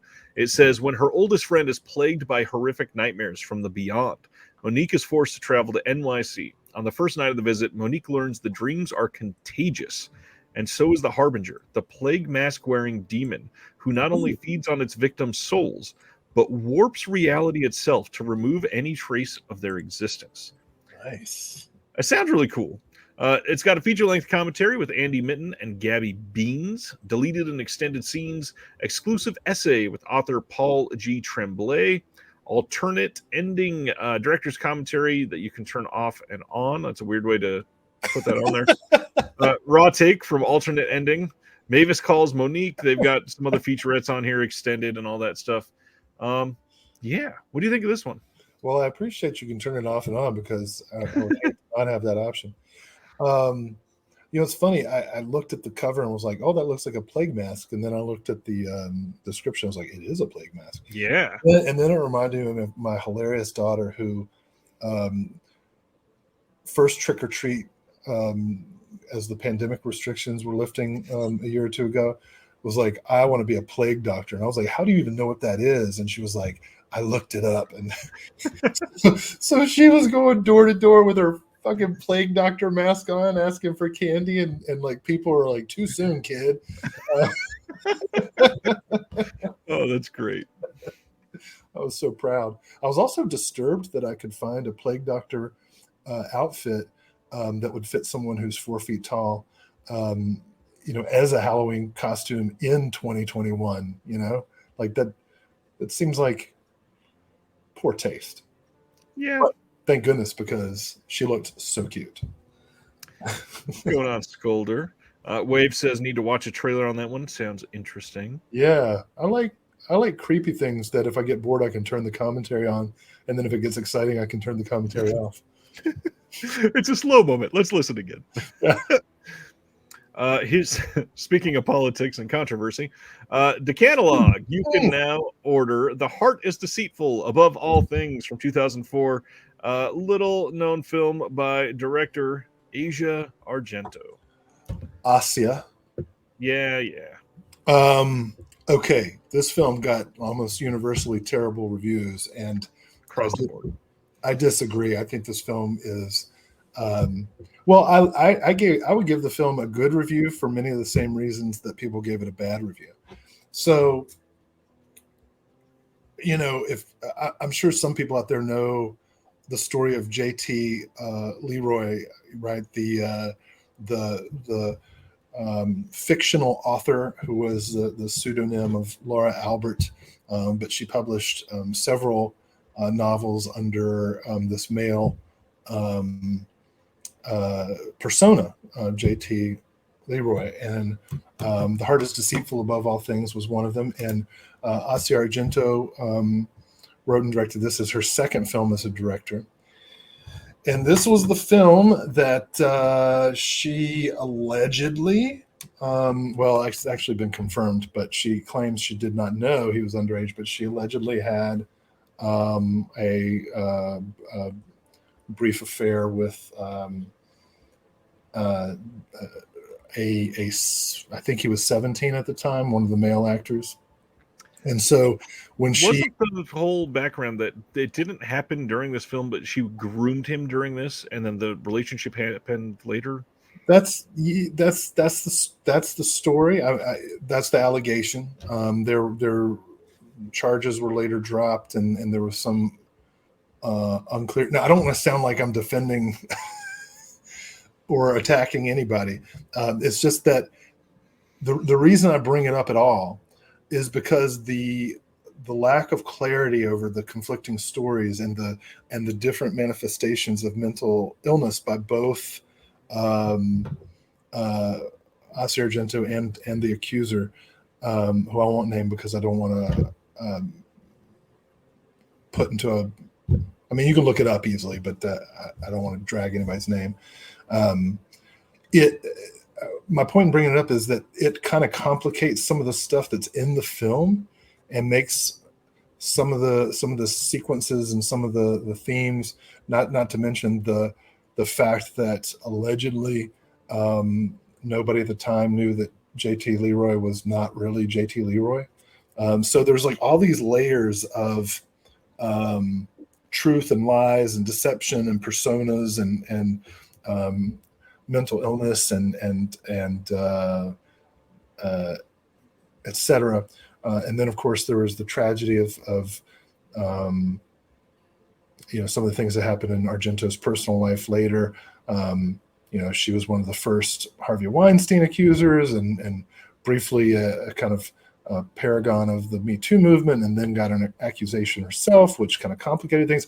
And regardless of her guilt or innocence, the media immediately like full misogyny at her, and there's just so many different complex layers that are outside of the film, but become part of the reception of the film now in 2023. The cast of the movie, I mean, you got Peter Fonda, you got Lydia Lunch. If anybody who appreciates great punk art will appreciate that Lydia Lunch has a fantastic part of it. And Jeremy Renner's in it. The Renovator. And Cole and Dylan Sprouse. That's a big deal. Yeah. So, I encourage people to see this film. This was the first thing that I got on announcement day. I'm so excited to watch this again, to upgrade my DVD of it. The tragedy of Anthony Bourdain and the way people blamed Asia Argento for Bourdain's. It was tasteless. I mean, I'm sure she's a lot, but come on. I have a lot of despite all this stuff, I have a lot of respect for Argento as an artist. I mean, she's had a long career. Obviously, we know her dad and her mom. So she's part of a filmmaking dynasty. as is Peter Fonda. So Planet Mondo is right. Grooming is grooming, if true. And if it is true, I certainly condemn it without reservation. She has acknowledged that there was a physical relationship between the two of them, but claims that she did not know that he was underage. That's troubling. Especially if you're directing the film, you probably know the age of who's in the cast. Yeah. So please don't get it twisted. Like, I've got respect for this film for everything that it represents, including the bad things about it. And I think that the lack of clarity on some of the allegations make the film more interesting and troubling, like things that I want to think about. I don't know. It sounds like I want to think about them. Things that I want to think about because I want to get clarity in my own mind. Like, how do you handle this is another example of how do you handle the troubling things about artists whose work you admire, right? Like, we don't know these people. So we don't necessarily admire the people, but because we admire their work, it creates some complicated feelings. So this is, I think, a perfect film for the catalog because it's so troubling and strange and weird and has so many layers to it. And regardless of what you think, it's worth watching and discussing. And many people are choosing not to buy it because of that, and that is absolutely your right and Yes. a completely valid option.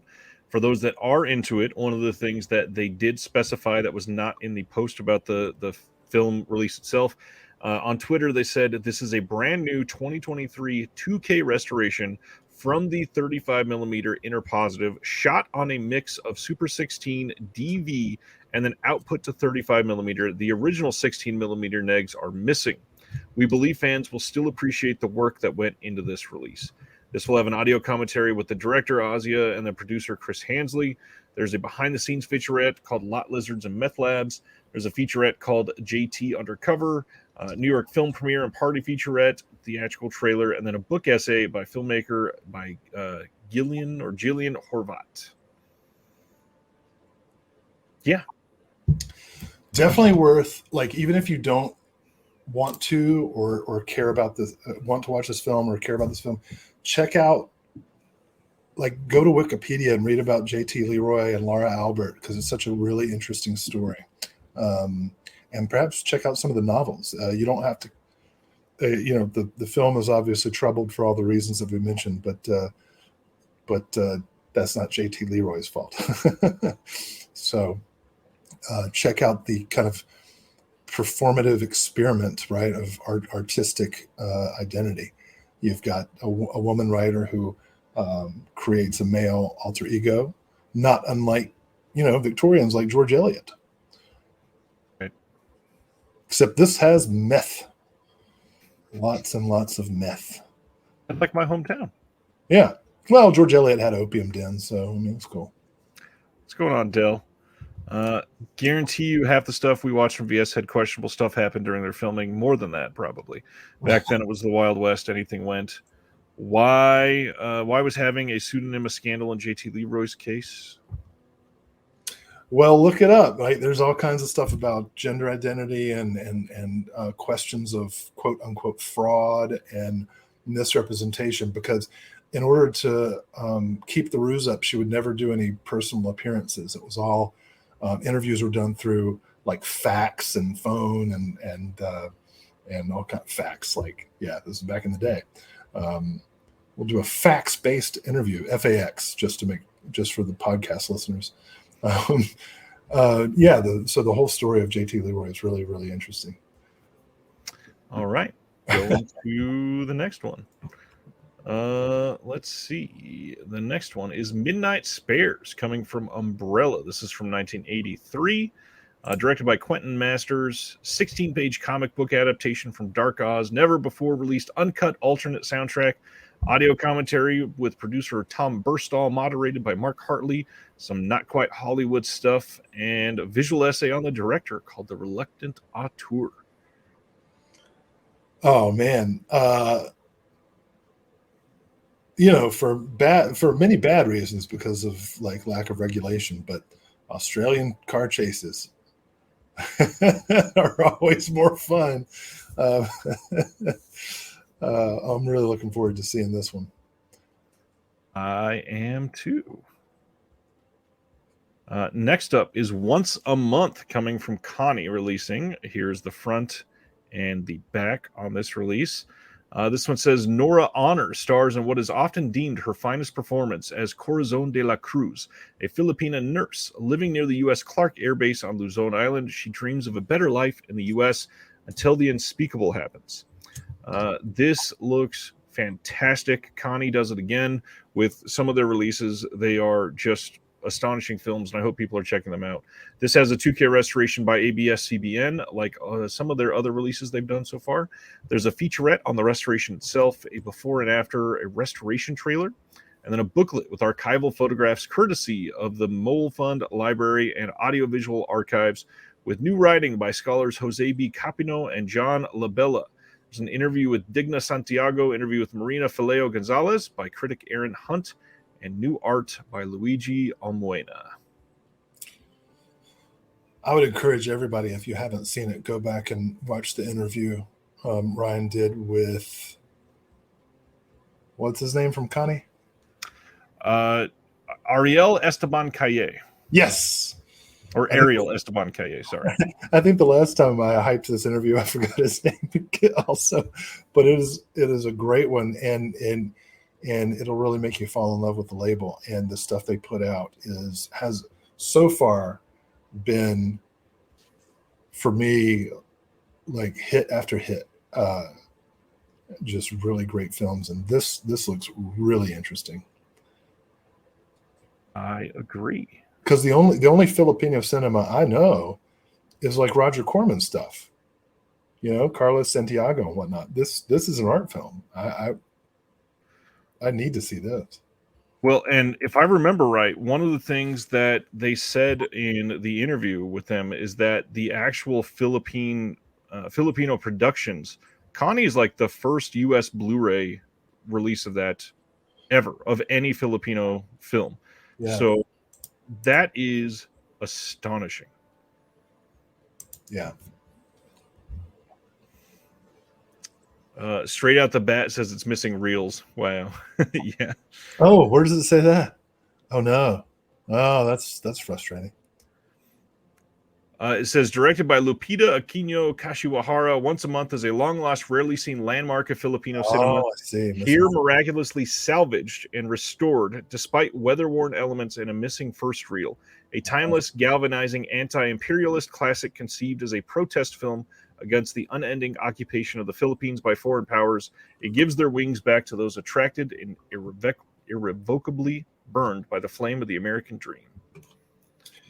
Still, I got to see this. Not to fetishize it, but also the fact that this is a woman director.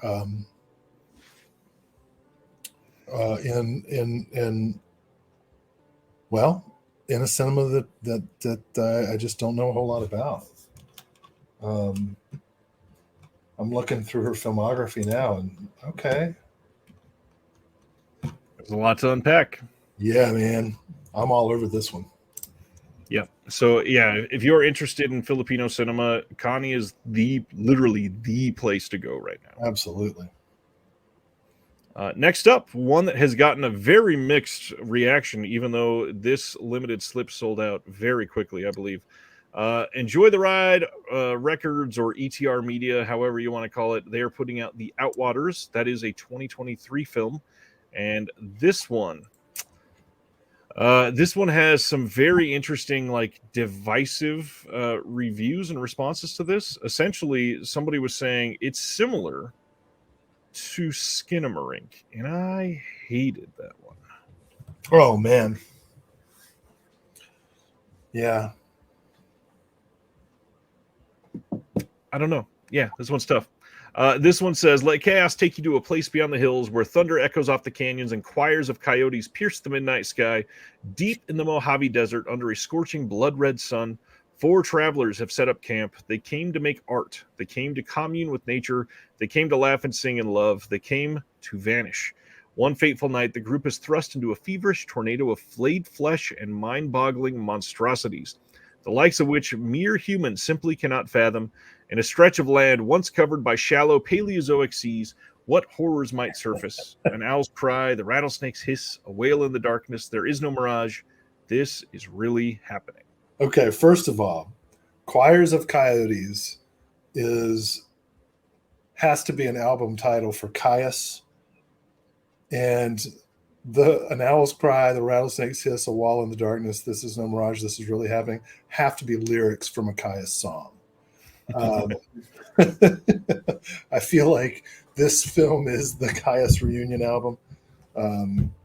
Never mind Queens of the Stone Age.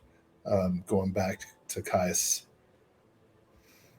the true avatar of southwestern stoner rock. Yeah, that description sells it, but when you said Skinamarink, I was like, ew, I don't know about that. Yeah. I like scripts. I'm a big fan of scripts.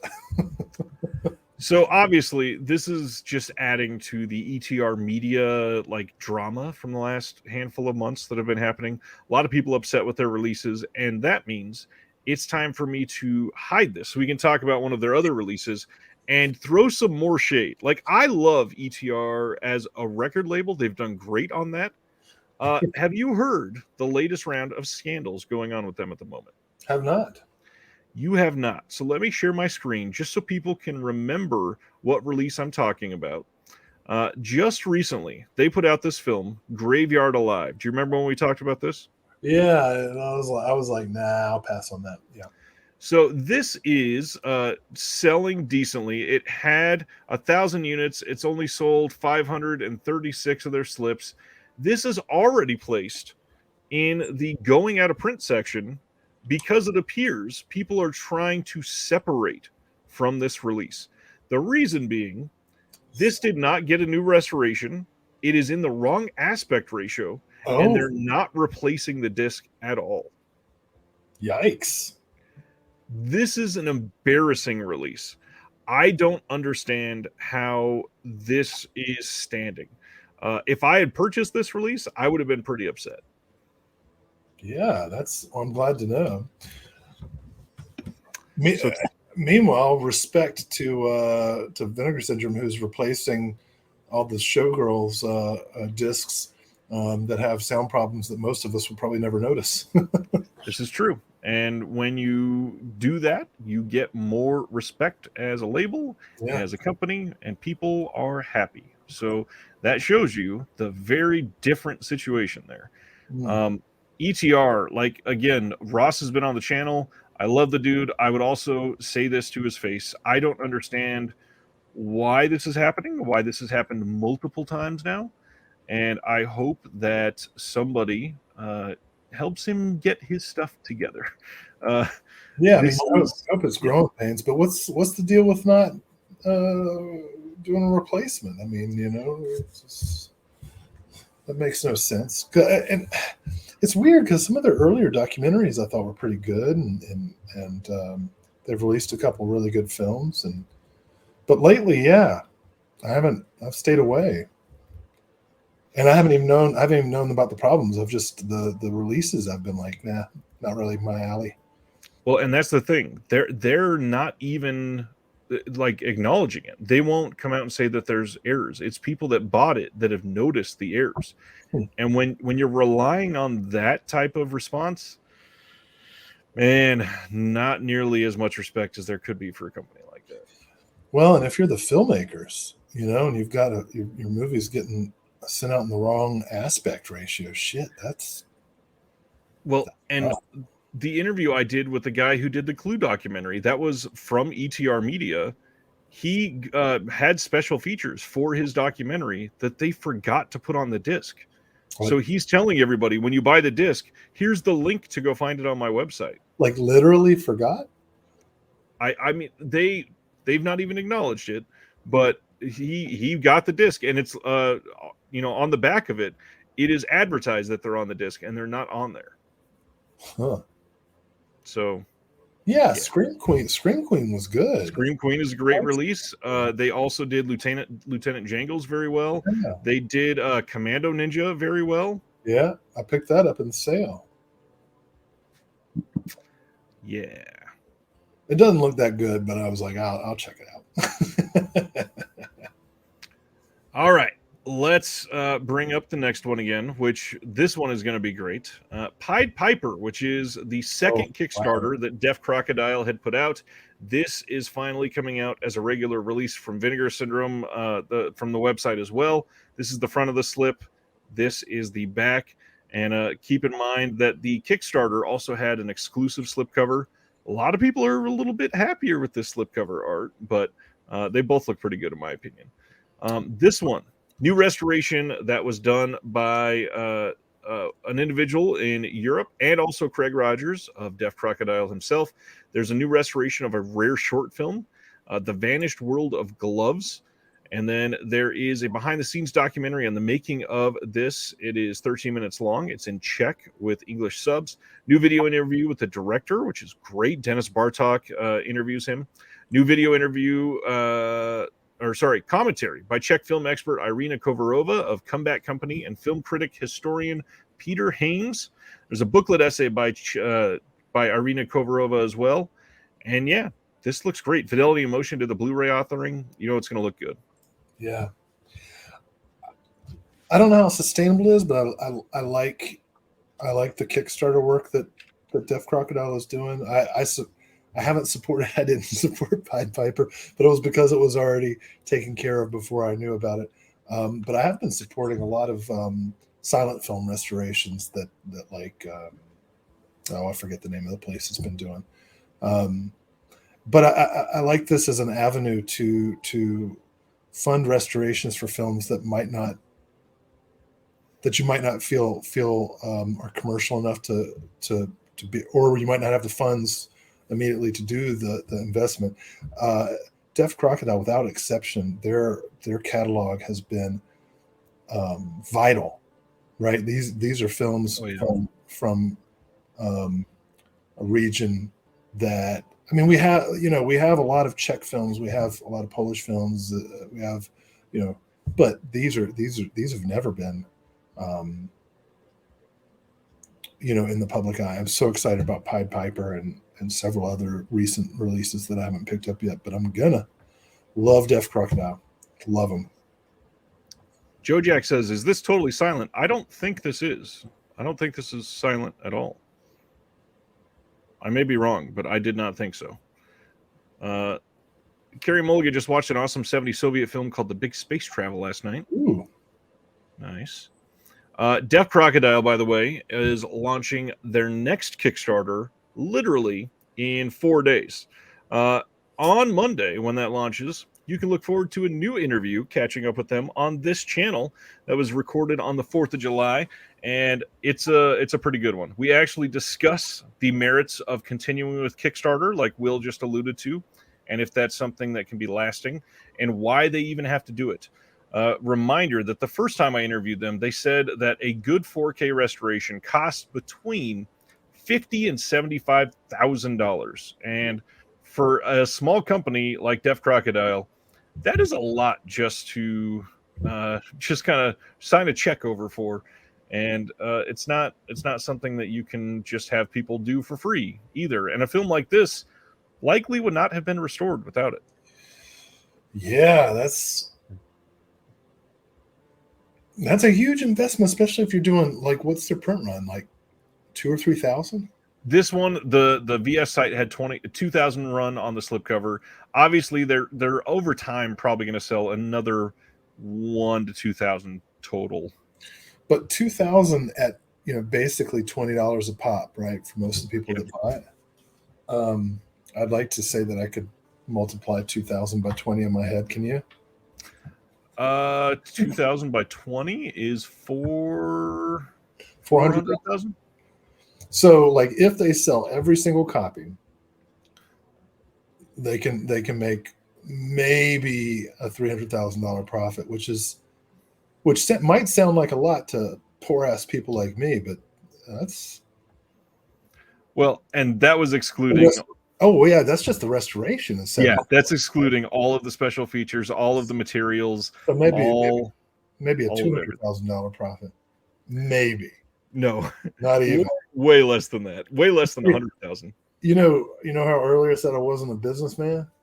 It's showing right there. Yeah, It's showing, right? this is not going to make Deaf Crocodile $200,000. I'm sorry. Deaf Crocodile's barely making anything to keep going. $39.99. Here's your half. So Joe Jack says it does say silent on the VS listing. Oh. And looking that up, yeah, I was not able to put that on there. Yeah, it looks like it's silent. And the film itself is 53 minutes, but a lot of the stuff that is extras on this is what's going to make it great as well. Reminder too, I believe this is the one that was all stop motion. Yeah. So that's probably the reason why it was silent. It's got some tunes though. Yeah, of course. Some music. Yeah, I mean, oh man. Well, hey, I'll just to give people an idea about how small profit margins are. The Toby Hooper book that I co-edited with my partner Chris Woofter, we sold out. We're almost completely sold out of our hardback run, and we are going to get a paperback, which I'll give more information about later. But it's going to be coinciding with the 50th anniversary of the Texas Chainsaw Massacre. But this book that took 3 years to put together and get published and distributed, and we got our first royalty check, and it was like $173 a piece. Yeah, right, and that's pretty good. That's like we were like, wow, we really sold a lot of books. Right, $173. That's not even a power bill, man. I'm going to point out our stupidity thanks to Dell. 2,000 releases times $20 is only $40,000. We said 400,000. And then I went with it. I was like, wow, they might make Yeah, no, nothing like that. But also, it's not all subscribers that are purchasing that either. Right, so right. You're going to get some people buying it at $27.99. Subscribers, they do get it for $20, but even then, it's a very low price. Like, I give one of the pieces of the interview out that's going to air on Monday. They just had that Showroom Mokri box set or Showroom Mokri box set go on sale this week through one of the subscriber week sales, and it was at like $25. Dennis and Craig said that they messaged Vinegar Syndrome and said that's below cost. Are you sure that that's the right price? So keep in mind that's a very low price. Yeah. They're not making a whole lot at all. I just want to say I used my calculator, and Dell on Movies is correct. 2,000 times 20 is 40,000, not 400,000. Yes, and if I wasn't trying to finish sending the email I was sending while doing that, I could have done the math as well. Yeah, right. Sibner, you are correct. That restoration probably did not cost as much as a 4K restoration of a 95-minute movie. However, they are restoring the short films with it as well. So yes, it does bring it up around the same price. Brian, it looks like you are behind on the stream, and when you catch up, you'll realize that we know that we're idiots. Oh man, I knew I was an idiot before we started. I just want to make that clear. like I'm not defending Asia Argento. I am not doing math. I am not a businessman. I'm barely even a doctor. Like I went to a public school. So you're basically a dentist. Oh man, I wish. Let's go to the next one before we get in more trouble. Big World Pictures, which has not been releasing a whole lot, but they are putting out Ramini from 2022. This is the front of the slip, and here is the back. Very white space indeed. This says Richie Bravo, once upon a time a successful Austrian pop star, chases after his faded fame in wintry Rimini, Italy. He funds his dissolute lifestyle and addiction to gambling with concerts for busloads of German-speaking tourists and sexual favors for his female fans. Wow. His world starts to collapse when his adult daughter suddenly breaks into his life and demands money from him that she feels he owes her. Meanwhile, his elderly father, who suffers from dementia, goes round and round in circles in an Austrian nursing home as his condition steadily declines. This says it has a Region A Blu-ray, a trailer, and a CD soundtrack. That's it. Well, gosh, that sounds like a poppy, upbeat soundtrack for sure. Because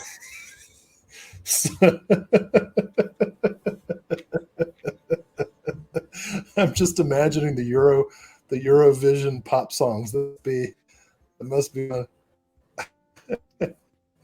Paul Huggins is right. The wrestler is lounge singer. I like that. I'm interested in seeing this, actually. This sounds like exactly the kind of depressing downer story that appeals to me. That makes sense. Yeah. Question from Planet Mondo. So how do any of these companies make any money if the restoration, packaging, bonus features put them in a hole? Seems like a scary business to get into. And the short answer is it is a scary business to get into. The longer answer is they don't pay for a restoration for every release. In many cases, you license the restoration itself that has already been completed. And on those, you pay a little less of a fee because somebody else has already paid for that entire restoration. And you hope to make some of the money on some releases, and that's going to fund some of the other releases. So it goes up and down. You choose to support them or not, and that's where they hope that you align with their tastes and keeps them running. 2 words: lobby cards. We'll talk about those lobby cards in just a little bit, I promise. I hope they all stay in business. What else were we going to talk about? It's a good question. Next up is the Tortured Soul trilogy, which was the highlight of the interview that I put up this week with Ross Snyder from Saturn's Core. This is pretty great because hardly anybody had seen this. This is a trilogy of shot-on-video madness that came out from the Minnesota area, and this is from 1992 all the way through 2004. Special features on everything. Lots of great stuff coming with this one. Slipcover art looks fantastic. The stories sound like a lot of fun, and it sounds very depraved. Yeah, I'm looking forward to seeing this in part because I want to see the regional accent situation. Mm-hmm. I love the Minnesotan accent, the North and South Dakotan accent, that northern Midwest accent, especially when they're in dramatic and violent situations. Now, I say this as someone who grew up in Rocky Gap, Virginia, with a very thick Appalachian hillbilly accent. So this is not a judgment. I just really like listening to these regional accents. I agree. You know, when I was a kid, and you can probably tell, but they taught us. They taught us to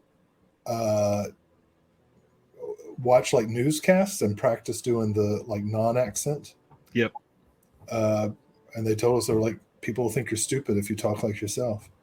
And it's true. Like whenever I'm like doing an impression of some idiot, I'm always like, well, well, they're always putting it up in my face. I don't judge any person, but they shouldn't be putting it in my face. Right? Like, you always do a hillbilly accent when you're doing some intolerant bigot, which is exactly why they taught us to get rid of our accents. True. So no one will know I'm an intolerant bigot. Sibner says people subscribing up front for a whole year does bring funds in quicker. Yeah, but that's only Vinegar Syndrome. Right. Vinegar Syndrome has nothing to do with Deaf Crocodile or any of these partner labels. And I guess other than Vinegar Syndrome, there's Radiance that has done one. TerraVision has the subscription. Oscilloscope technically has the subscription. Gosh, I think there's one or two more. Maybe not.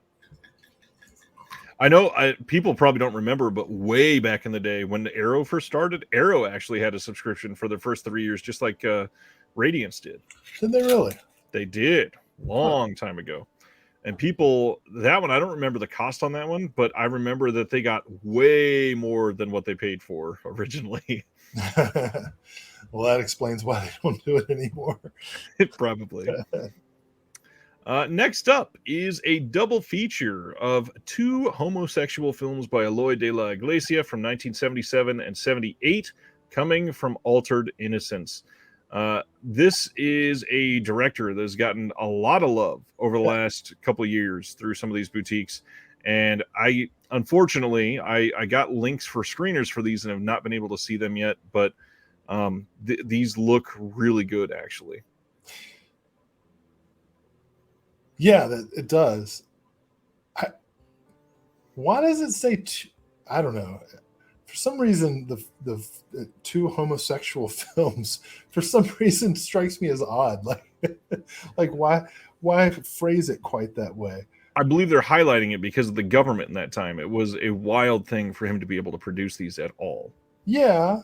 I don't know. I guess it's because I'm so used to different terminology now. It's no criticism. Like, this is 100%. Can't wait to see. Can't wait to pick up.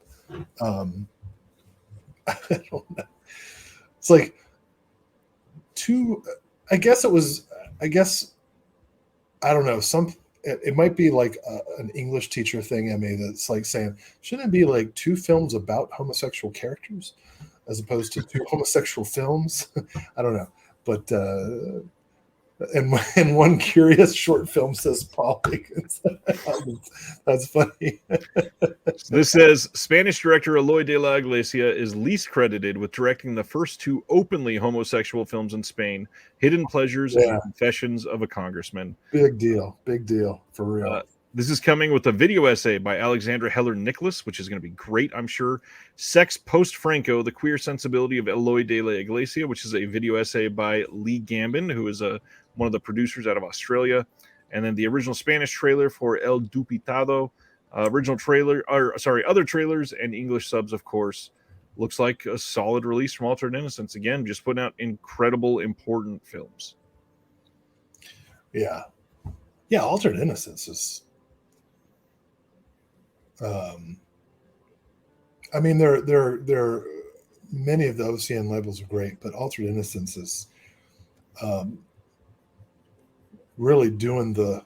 I almost said doing the Lord's work. That might be controversial, just a little bit, but they're doing such wonderful work for humanity, and not to mention,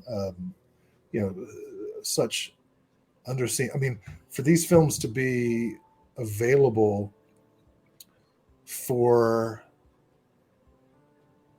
how do I put it, right? Like, to be available and to be marketed to heterosexual audiences, right? Like, I think it's amazing. It's great. I've picked up almost everything. DC Ibner saw Post Franco and thought they meant Jess Franco. Francisco Franco and Jess Franco are not related in any way.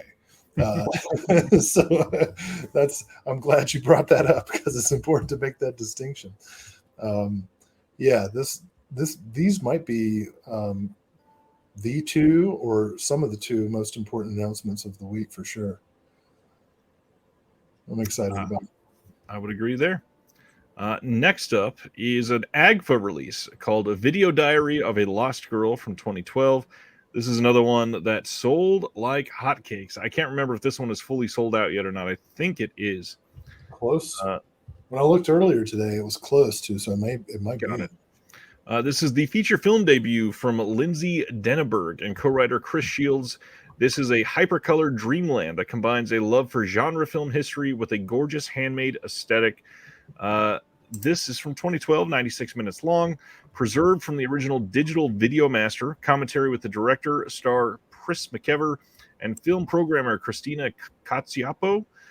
Commentary with Lindsay Denneberg, co-writer and star Chris Shields, and the star Casey Puccini. Behind-the-scenes featurette, outtakes, trailers, short films, photo gallery, and subs, of course. Yeah. What'd you think of this one?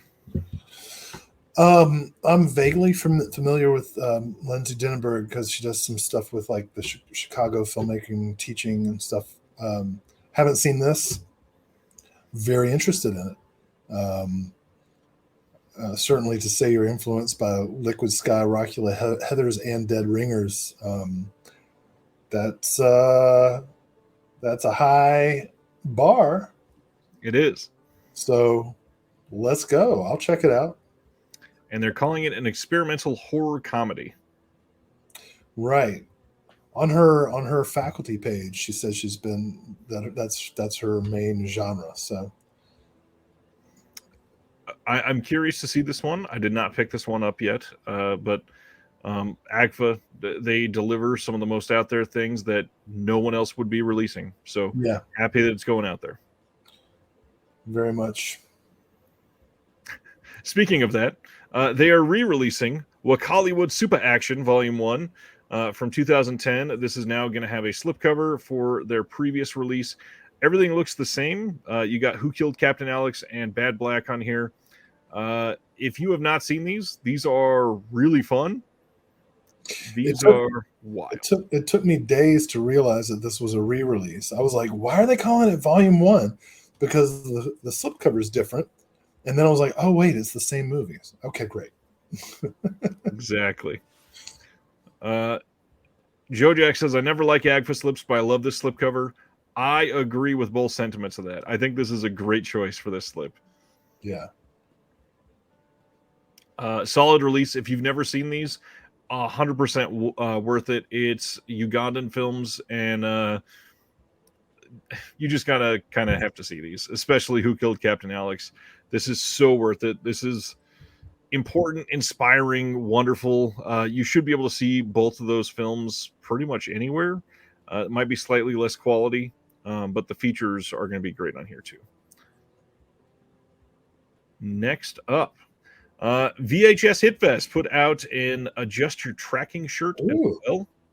That's cool. And yeah, it's really good. And then, of course, the Film Desk put out some books. Conversations with Kiarostami, In the Time of Kiarostami, and Time Tells. If those are not already sold out, they will probably be back eventually. They've returned all of their books to the website eventually so far. So yeah, I'd count on those doing the same. Great. Then Vinegar Syndrome posted a ton of novelizations on the site, and by the time I'd even been able to post these, multiple ones had sold out. They had Creature, Titan Find, Hellraiser Bloodline, Manborg, Wishmaster, Scared to Death, Vamp, Hot Spices, The Author's Cut. A lot of these, if not all of them, are probably sold out by now. I didn't know about these. I need to get in on this action. I would love to do a novelization of I could be the official Jim Wynorski novelizer. Oh man, like 18 pages opening for The Hills Have Thighs. Yeah. Oh, the descriptions, the purplest prose. The rump roast that would happen in that book. Yeah, these, if you are into these, you pretty much have to be there when these things go live nowadays. It's crazy how fast some of this stuff sells out. Yeah, that's amazing. I haven't checked any of these out, but I really love the novelizations that Severin does with Brad. What's his name? Gosh, I'm terrible. Now I'm terrible at promoting. Did you know his name? No, I said Brad Pitt. Henderson, maybe? Henderson is from TerraVision. You're right. Sivner says VS has also started issuing bundle starter packs for certain genres of Blu-rays. What's wild, they've been doing that for the last 18 months. They just don't advertise it. Brad Carter. That's his name. He does Severin books. Okay. Yeah, the bundle starter packs, you just kind of have to stumble across them. Huh. But yeah, they are there, and usually there's at least slightly discounted. I'm going to contact Rare Picks. Hey, do that. And Make Flicks, sorry, and ask them if I can do some Jim Wynorski novelizations. They would say yes in a heartbeat. Oh my God, a 20-page description of a single bead of sweat traveling down the thigh.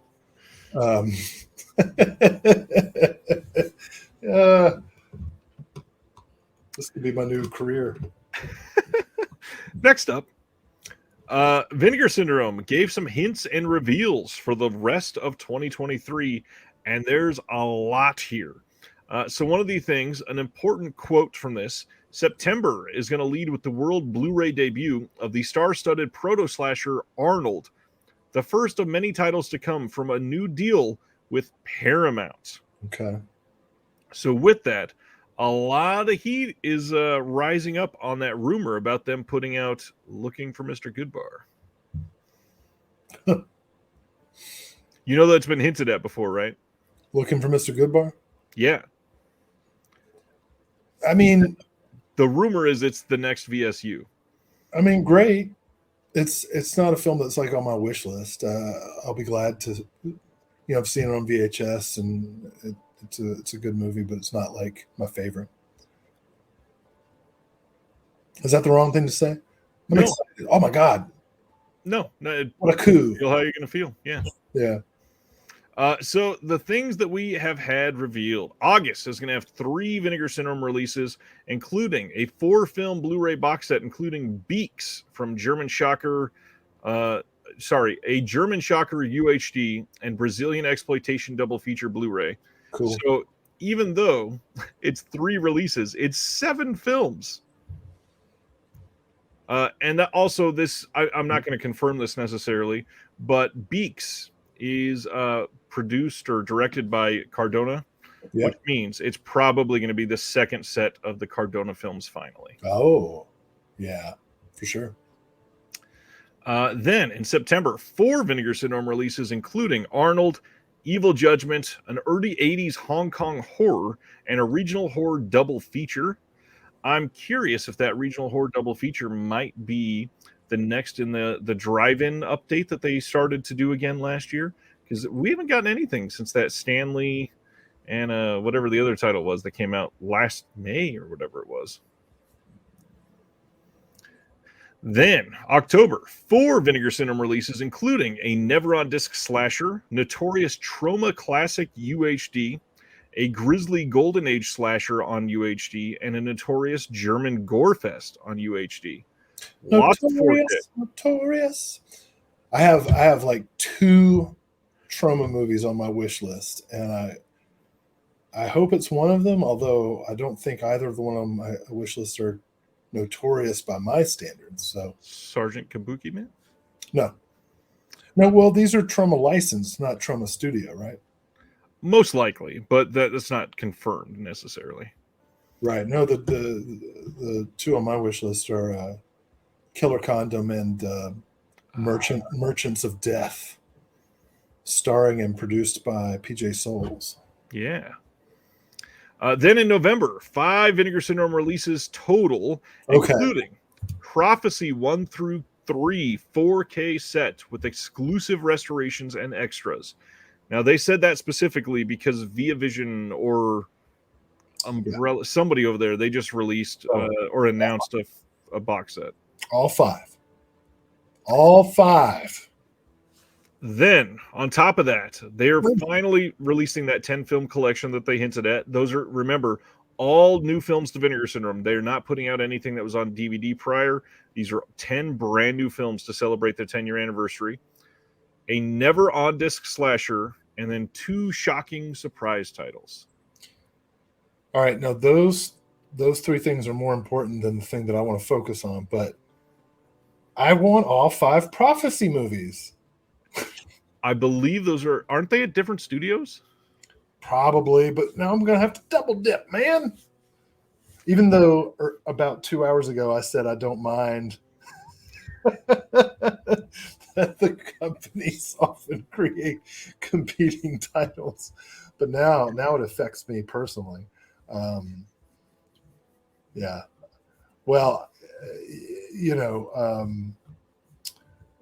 the Prophecy series, if people haven't seen all 5 of them, you should. Yeah, they get they keep getting crazier. Christopher Walken's all over it. Yeah. Well, he's not in the last 2, but MTV VJ and side star of Anaconda, Carrie Wurr, is, and she's great, I think. MTV VJ, yeah. She was a VJ, right? Yeah, I believe so. Yeah. How do these sets get released? Asks Sibner. Is it out in a box, stacked discs? I mean, obviously, we don't know yet. We'd only be speculating. My guess, no stacked discs. I don't think Vinegar Syndrome would do that. That's a Mill Creek kind of move. I could see them doing slimline cases to keep the box around the same size as some of their other previous boxes. But I could also see them doing a giant box with 10 full-size cases in it, or 5 with 2 discs in each one. Honestly, that's probably the way to go there. 5 regular size cases with reversible art. Yeah, could be. Most likely. All right. How do they do the 5-disc set?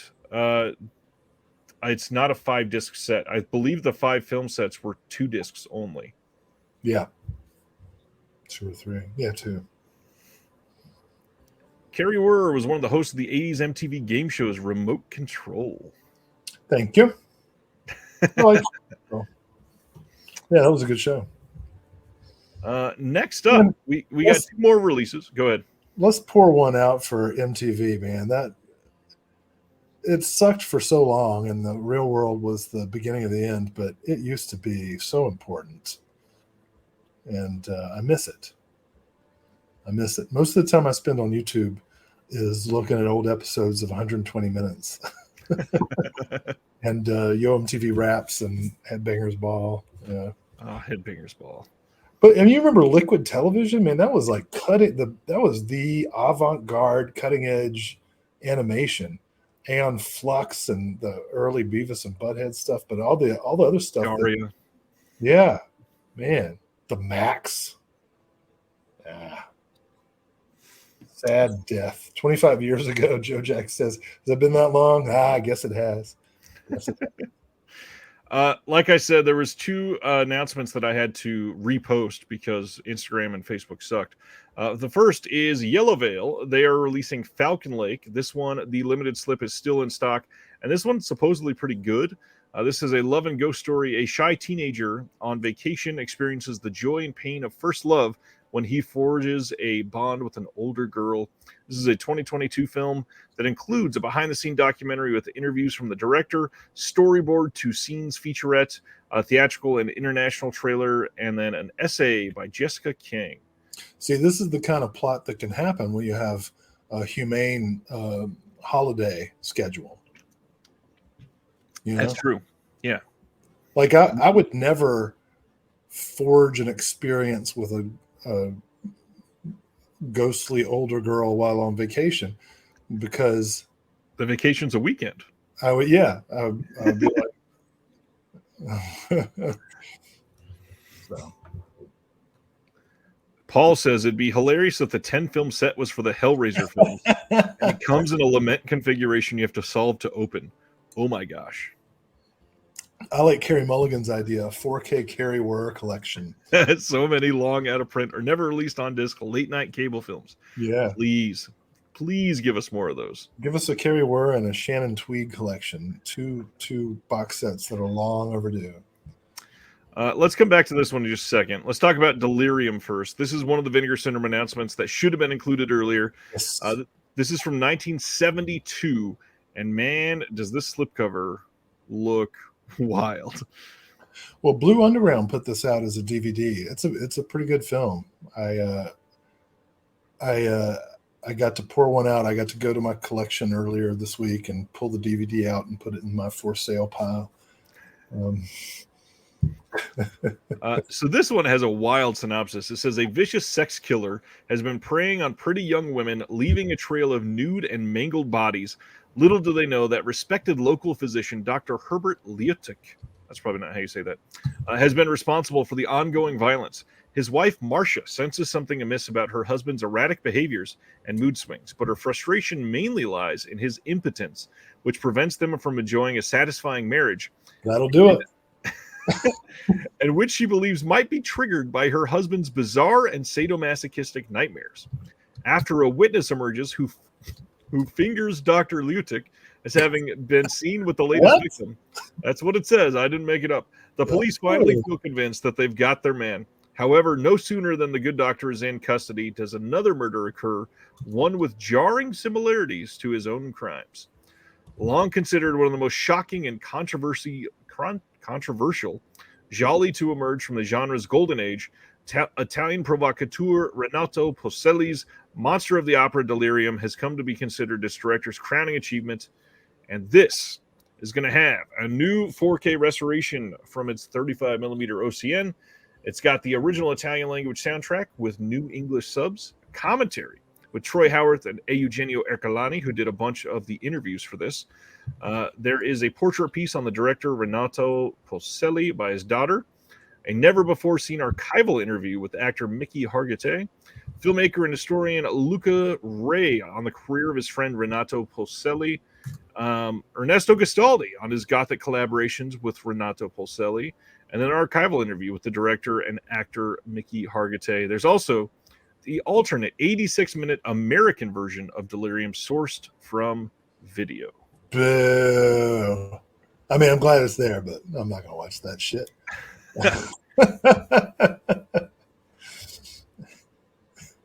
Wow. So we said whoa at the same time. Thanks, DC Ebner. Don't zoom too close. Hold on. Let me zoom too close. Like, is it actually visible? Be careful now. You know what happened to Severin and Trauma? One of them kind of is. Did I change the? No, I didn't change the picture. Okay, now it's back. Yeah, that's a wild slipcover for this, but I mean, it does sound like it fits the film. Am I gonna have to go to your Instagram to see it? Oh wait, is this it? I don't see it. Is it? Oh my. Yes. I like the fingers. Very detailed. Very, very detailed. So this looks great. Glad they're putting this out. My goodness. Yeah. It's a good film. Blue Underground is not upgrading most of its back catalog, so it's great to see some of their lesser known titles getting upgraded like this. And Delirium's that description is not totally hyperbolic. It's a pretty intense movie. Well, on that note, it is also official that Culture Shock Releasing is leaving OCN Distribution as a partner label.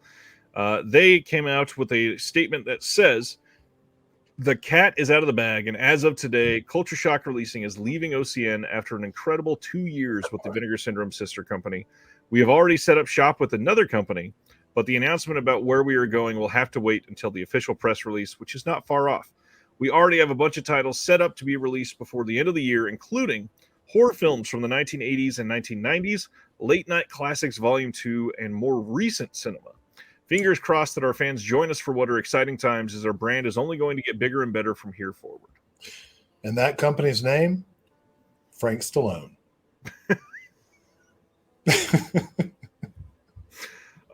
So yes, Culture Shock is leaving OCN, going with another one that they're possibly going to be a partner label for. What is sad here to a lot of people that I have to acknowledge that makes this tough for some people is mostly the shipping for films. So no matter who they go with, it's not going to be as simple as throw it in your subscriber package. If you are a Vinegar Syndrome subscriber, it is something that if you're in Europe, if you're in Canada, no matter where they go, it will probably cost more to get their releases. And I do acknowledge that. However, I do also want to point out that Culture Shock was a label before they went to Vinegar Syndrome. They will continue to be a label, and they will continue to do really great stuff. There will be an interview with them on this channel before the end of the year, I promise. I've been trying to get them for a year, and we have settled on when we are recording. It's not in the next month or anything, but it is coming. That being said, there are a lot of people in like Facebook groups and Reddit and stuff like that that are speculating on why brands, brands are leaving OCN. We don't know the inside story. It's not really great or healthy to post out their reasons why these labels are leaving unless they say it. Mm-hmm. In all reality, it's just not necessarily the right partnership. As far as I'm aware, there's not really bad blood between OCN and any of these labels that are on their roster or anything. It's not like people are fully upset. We've had now, this will be the third one that is left with Fun City, TerraVision, and Culture Shock. TerraVision, they've done all kinds of shit since they've left. Fun City, they've released one or two titles since they've released, and they've already got 2 more on the way that you can pre-order now. Culture Shock sounds like they've already got lots of stuff lined up for the rest of the year. It should be a good thing for them all around. And if it makes them more money and they can put out more films, I am a fan of it. Yeah, just business. Exactly. Which is what Michael Jackson said to Paul McCartney when he bought the rights to the Beatles music out from under him. And then held him tight for a long time. Yeah. But that being said, it doesn't always have to be that way. We shall see. Time will tell. Man, as long as I keep getting my movies. We're not even done with the Vinegar Syndrome and OCN stuff. This is going to be a long show, man. Altered Innocence is releasing the second film this month from their label, and that is The Hole in the Fence. Oh, yeah. This one sounds amazing. This says, at a secluded exclusive summer camp in the Mexican countryside under the watchful eyes of their adult guardians, boys from a prestigious private school receive physical, moral, and religious training to turn them into tomorrow's elite. The discovery of a hole in the fence sets in motion a change of disturbing events as the boys devolve into a Lord of the Flies-like mob mentality that creates and spreads hysteria in this profoundly disturbing coming-of-age drama that unravels like a horror movie while drawing on actual events. Goodness. This sounds amazing.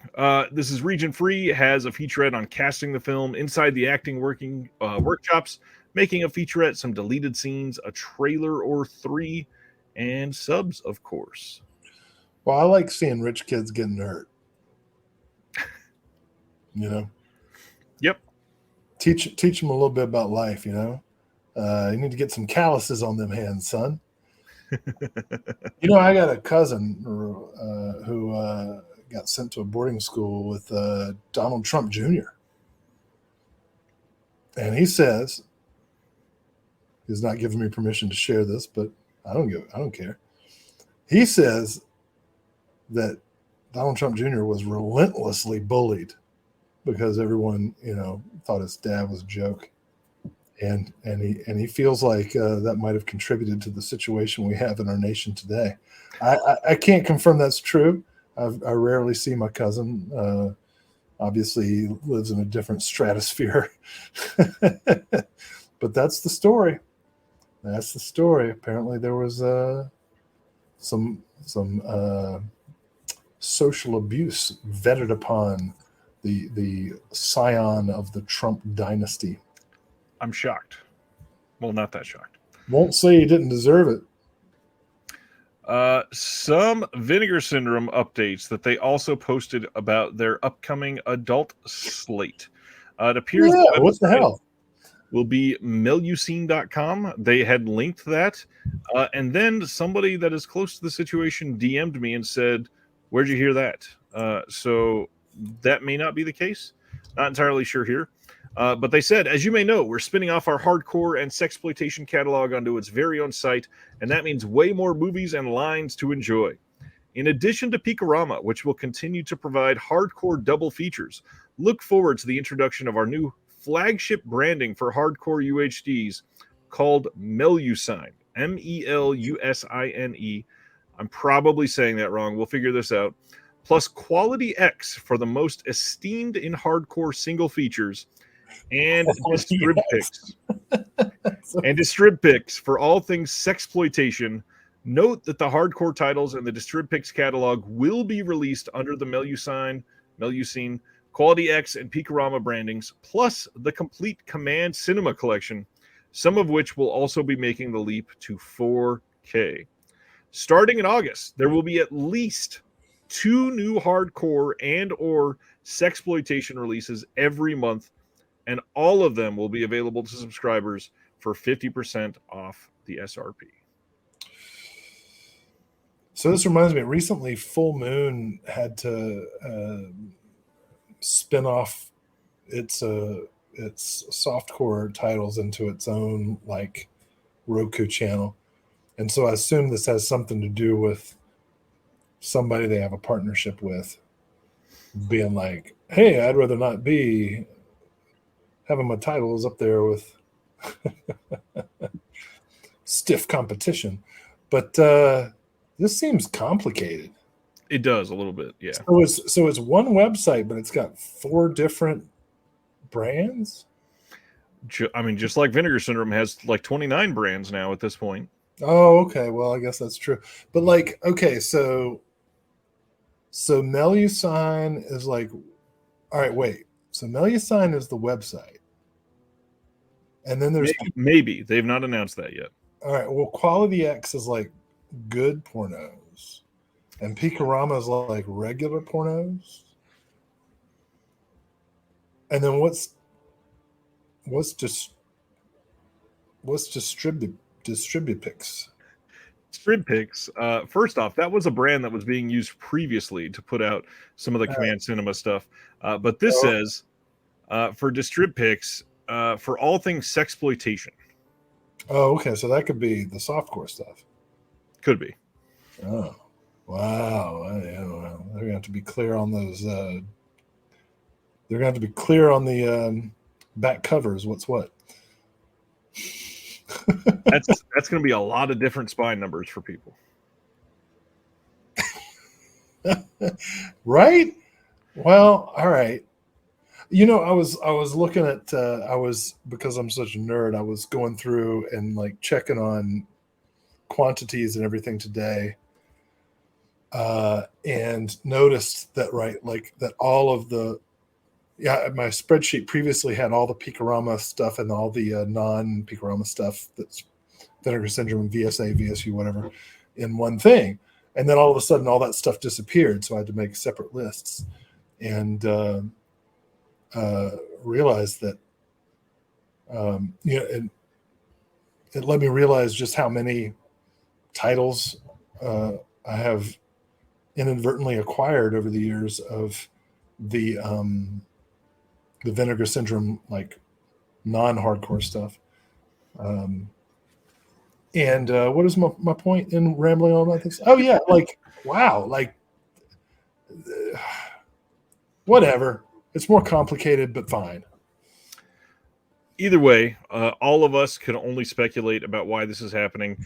Common theories at the moment are studios not wanting their titles listed next to something like Stiff Competition or some other adult title, or issues with the payment servicers, which is very possible. I mean, oh, yeah, that's true. eBay stopped selling adult titles because PayPal wouldn't process payments with it. Oh, yeah. And I noticed that some states, due to passing some laws, have been blocked from certain tube sites. Utah can't get on Pornhub. Yes, that is correct. Virginia as well. Not that I've been testing it. That's interesting. Well, the really important thing is that I've been sending Vinegar Syndrome emails for years, usually late at night when I'm drunk and about to fall asleep. Like, when are we going to get Wes Craven's Angela the Fireworks Woman? And I hope that Mescaline can make it happen. That would be swell. Time will tell. I know that one's been on everybody's wish list for a long time, so we shall. It's a legit good movie. Yes, and obviously, not to say that this is necessarily the reason, but think about what we just said about Vinegar Syndrome. Paramount announcing a partnership in September or October or whatever, and this is happening in August. It very well could be Paramount said, if you want a partnership, get rid of all this adult stuff. Yeah, but it seems to me that Paramount should be the name of the new hardcore site. ParamountPorn.com. Buy that URL right now. All right, some random ass titles to talk about. Night of the Assassin is coming on August 8th from Well Go USA. What the hell is this? It's a film that says after a deadly heart condition surfaces, Doddson's most lethal assassin puts his violent career aside and hides out while he searches for a cure. Ah, one of those. Okay, I can get behind it. Kino is putting out Suspect Zero from 2004 out on 4K. This is Aaron Eckhart, Ben Kingsley, and Carrie-Anne Moss film. This was directed by E. Elias Marige, who did Shadow of the Vampire. Well, we like Shadow of the Vampire. I slurred that. Shadow of the Vampire. Ronnie said Paramount for sure. And then Sibner says, yes, Paramount will, not Parent Mount. Whoa, you took it in the direction I was not intending. I was just going with the mount pun, but I guess, well, that is a parent mount. That would be definitely a fetish. Carrie Mulligan is predicting a Crossroads 4K from British. Wow. I'd probably see that. So Suspect Zero, I remember this being decent. It's been a long time since I've seen it. Wellgo is also releasing Kill Shot from 2023. That's got Rachel Cook and Mark O'Hara in it. I love those like NRA promotional poster poses. It's a Christmas card from certain senators. I know, it's like, yeah, right. That's what they look like. Speaking of the NRA, on September 5th, Decal is releasing God is a Bullet from 2023. This is the Micah Monroe and Jamie Foxx film. This is actually supposed to be pretty good. I've not seen this, but I've heard it's great. This says, when Detective Bob Hightower finds his ex-wife murdered and daughter kidnapped by a satanic cult. So first off, that's a great premise already. He quits the police force, gets tattoos, and infiltrates the cult to hunt down the charismatic cult leader, Cyrus, with the help of the cult's only female escapee, Case Harden. Bob is led down the rabbit hole to save his daughter while Case seizes the opportunity to claim back her power. You know, that's not dissimilar to the plot of Champagne and Bullets, minus the tattoos. That's the only thing. I love that sentence. He quits the police force, gets tattoos. What a rebel. And then infiltrates the cult. Because that's how to do it. All you need is some tattoos. Next up, Yogi Berra, It Ain't Over is coming very soon, July 23rd. This is coming to Sony Pictures Classics. It sounds pretty damn good. Yogi Berra's got a pretty good story here, and his granddaughter, Lindsay Berra, tells his story along with his sons, former Yankee teammates, players he managed, writers, broadcasters, and admirers like Billy Crystal, plus photos and footage on and off the diamond. Yeah, this looks fun.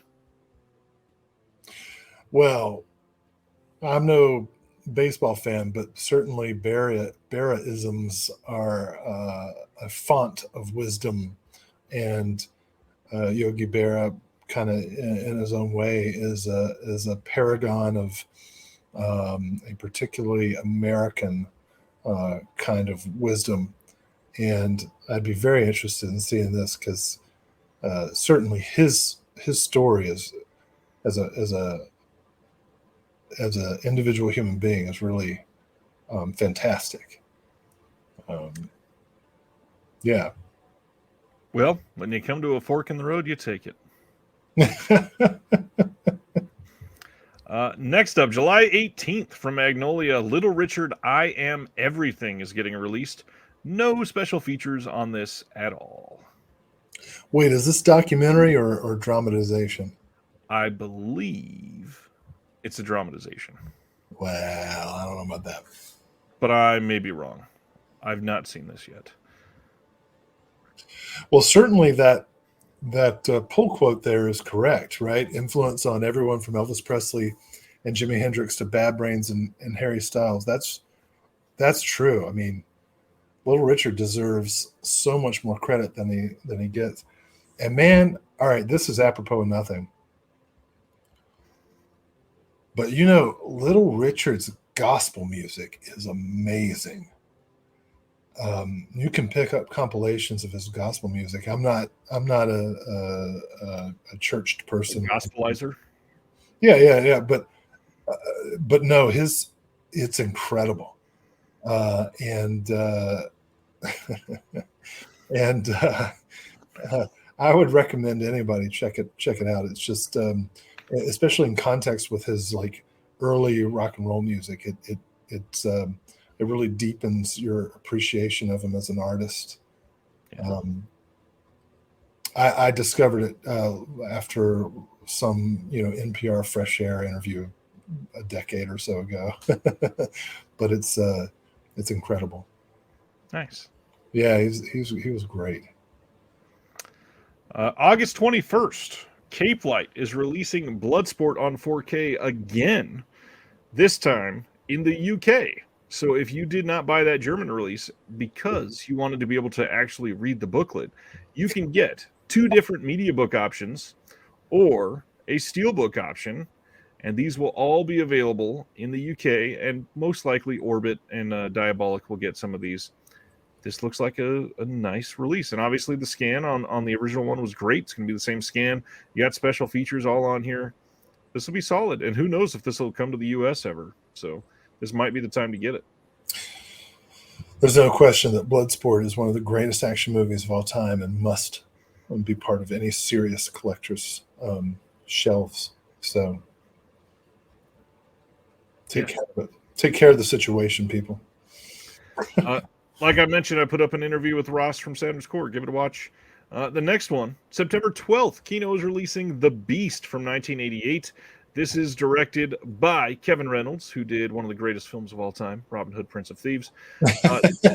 This was released previously on imprint, and Kino did everything they could to botch this release, and it has no special features. Why? Why no special features?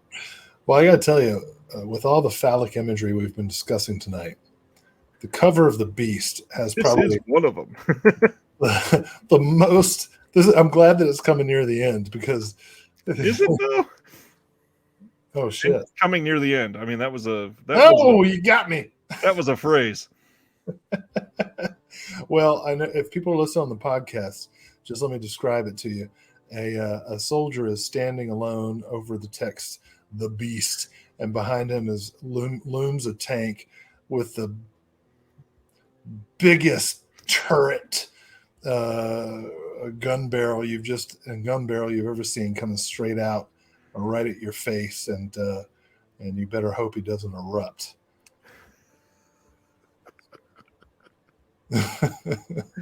Oh man, that's You see, I'd be great at writing novelizations. Novelizations for two Eloy de la Iglesia homosexual films. Oh, now I've got a whole new angle. I don't need to know about the angle. He said. The angle of the dangle. Speaking of, Kino is releasing Brokeback Mountain on 4K soon. New HDR Dolby Vision Master. No idea on a release date, but god dang, this is a massive title for them. All right, look. I read the story. Great. The film, it's important. I know that it made a difference for a lot of people. Ang Lee, great director. But what pisses me off is the way everybody talked about how brave. I think I've talked about this on the show before, but it's worth saying again. How brave Jake Gyllenhaal and Heath Ledger were for playing homosexual characters. How brave. They kiss each other and they pretend to be gay. How brave. Bullshit, how about how brave all of the gay, lesbian, bisexual, transgender, non-binary actors for the past 125 years have been playing cishet characters. Those people are brave. for Heath Ledger and Jake Gyllenhaal to pretend to be gay in this movie in 2005, I just don't think is brave. Um, I'm glad the movie exists, and it's not a bad movie. And don't take my rant as a criticism of the movie, because obviously the mainstream lags behind everybody else. But it's not brave for heterosexual people to play gay characters. I think the subject matter of the film was more brave than them portraying it, for sure. I don't. And even then, I'm not saying that it was necessarily brave, but it was more brave than the portrayal. I think, especially the fact that it was the urban cowboy type of portrayal, because that, I guarantee you, stung a lot of people that did not pay attention to Siskel and Ebert in 2005 and grabbed a Blockbuster cover off the shelf and took it home and then said, "What the fuck?" Sure. Like, and all that's true, right? For a major studio with big stars, it was a risk. And when I first began teaching 17 years ago, I had a student who wrote an essay about how he got into a physical altercation with his dad because he went to see Brokeback Mountain and his dad like flipped out, right? And that became like a huge thing in his life, and helped him kind of break away from the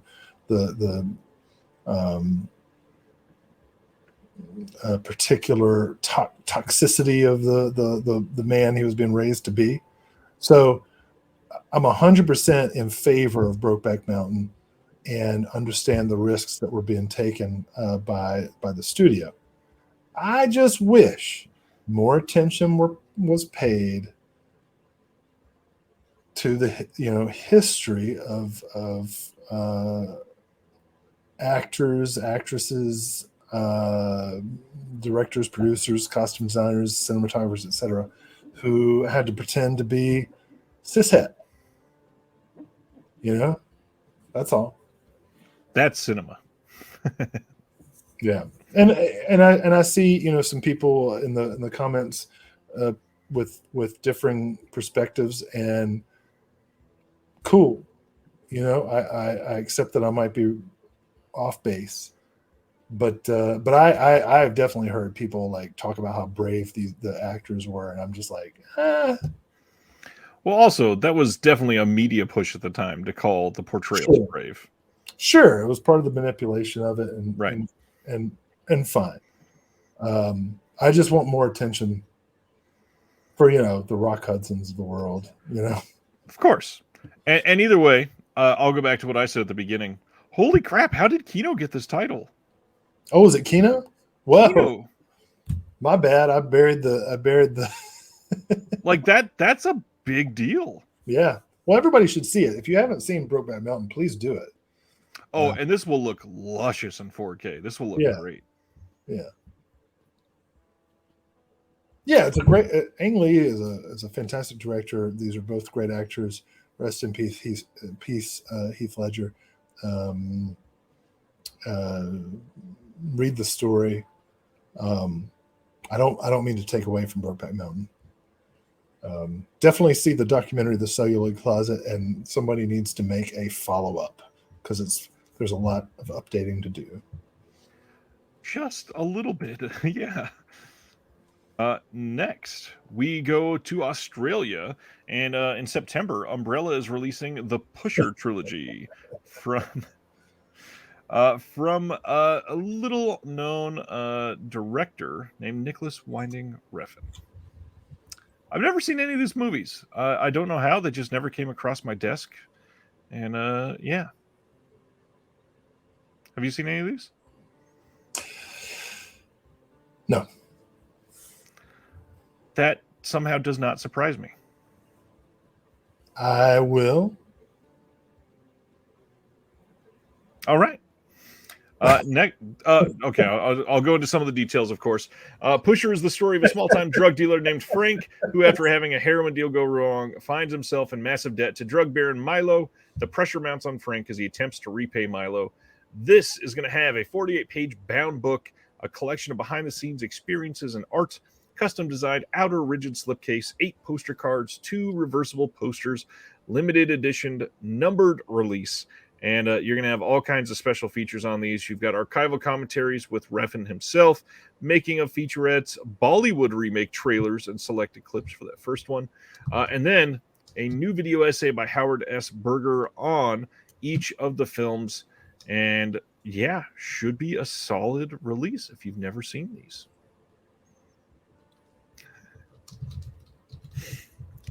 Brian says the first 2 are the best. Nice. Next up from Umbrella, Hercules Returns from 1993, and they are going all out for this. Worldwide premiere of Umbrella's restoration from the 35mm materials, and only available from the Umbrella web store. This will include a 48-page bound book, collection of behind-the-scenes experiences and art, custom-designed outer rigid slipcase, custom-designed slipcase, 8 art cards, reversible poster, limited edition numbered release, new audio commentary with the cast and crew, includes an English dub of the original Italian film, Samson and His Mighty Challenge in SD. Ooh. There is a Hercules rap film clip, and then an extended trailer.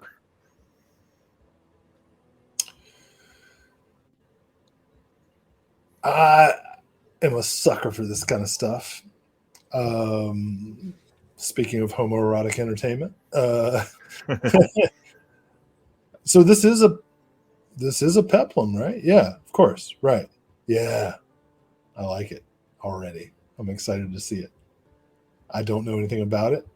Wait, the most outrageous comedy in 5,000 years. When did this come out? Oh, this is 1993. Okay, this is an Australian comedy film. Oh.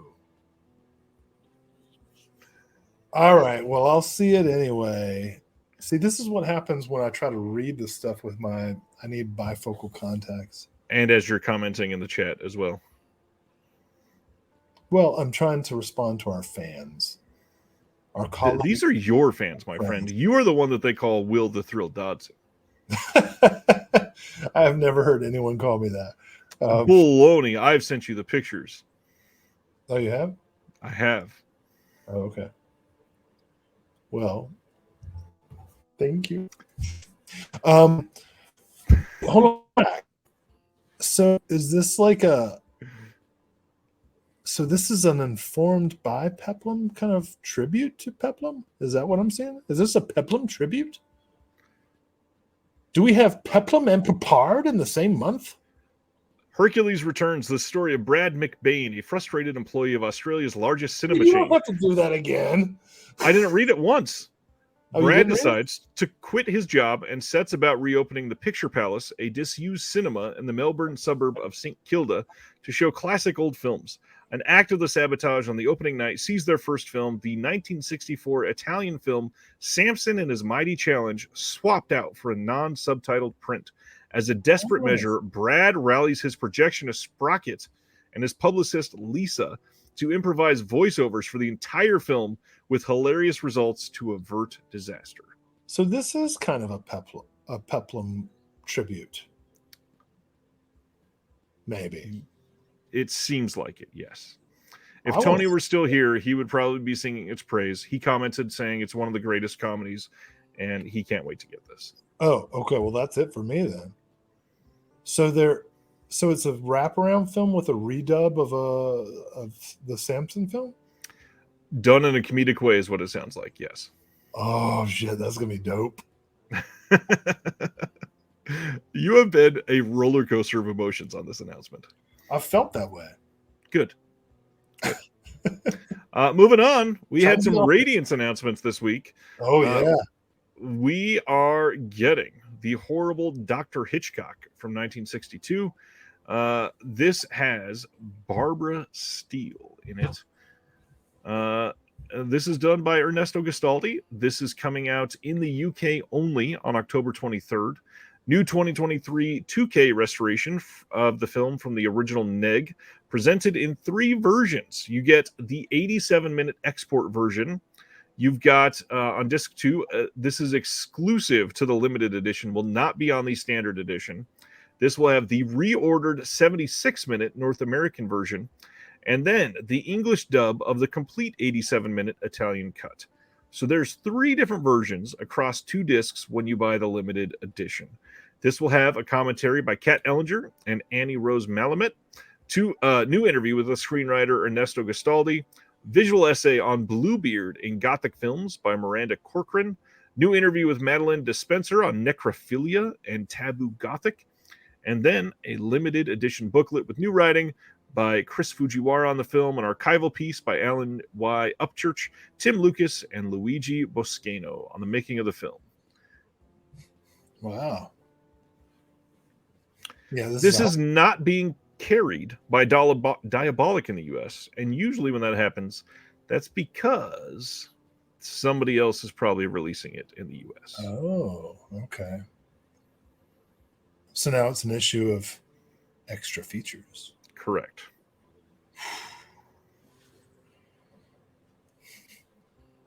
They always got to do that to you. This is like the Song of Solomon or something. Wait, no, the Song of Solomon is like erotic. What am I talking about? The baby. Where's that from? You know what I'm talking about. Which baby? You know when Solomon had the 2 ladies fighting over the baby? And he was like chop the baby in half. I've tried repressing all of my religious knowledge. Oh, I want to talk to you about this stuff. Okay, so all right, for the heathens out there, Solomon had this baby, and these 2 women were fighting over who was the mom. And he was like, well, okay, chop it in half, and then you can each have half the baby. And one of the women was like, no, give it to the other one. And Solomon was like, you're the mom. Because only the mom would be like, don't chop the baby in half. The other one is like, yeah, go ahead. And so that's where we are with the horrible Dr. Hitchcock. We've got extra features that may differ from a potential future release that we're not aware of. And so you have to kind of decide, like, are you going to go ahead and pre-order this, or are you going to wait and see? It's a difficult decision. Time will tell. On another Radiance release, we are getting Visible Secret. This is from 2001. This is coming in the UK on October 23rd and the US and Canada on October 24th. An important note, this is a strictly limited release. This is only coming as a 2,000 single press agreement. So if you want this, you're probably going to have to get this one early. So not sure why they can only do 2,000, especially considering it's across 3 different countries. That seems like a very low print run. Well, I guess the visible secret is that they don't think that many people want it. This film does look great, though, and I really love the artwork on this. It sounds really great. The director, well, first off, this says, spirits lurk everywhere in Anne Hui's horror comedy Visible Secret. Instantly infatuated by enigmatic amnesiac June, who is also an actor in Millennium Mambo, who has the ability to see spirits, Peter is swept into a world where he has 1 foot in the past, 1 in the present, and somehow has to figure out which is which.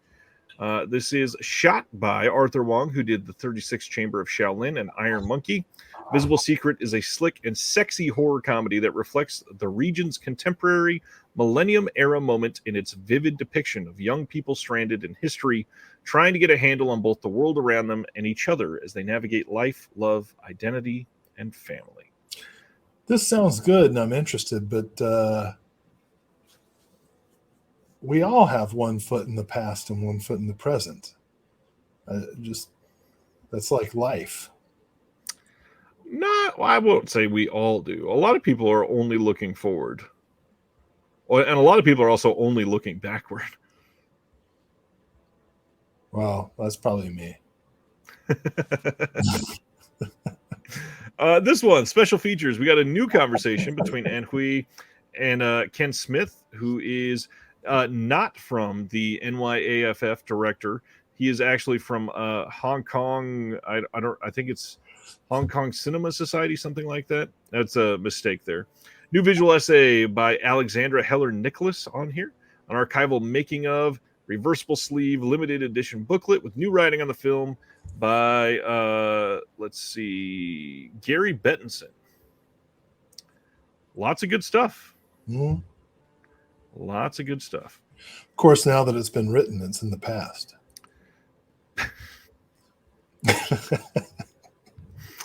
Radiance also announced that they've got a new. But you read it in the present, or you will read it in the future. They haven't even by the time you read it, then it's in the past. Shit, man, I don't even know. Oh, this sounds like a conversation for somebody who's high.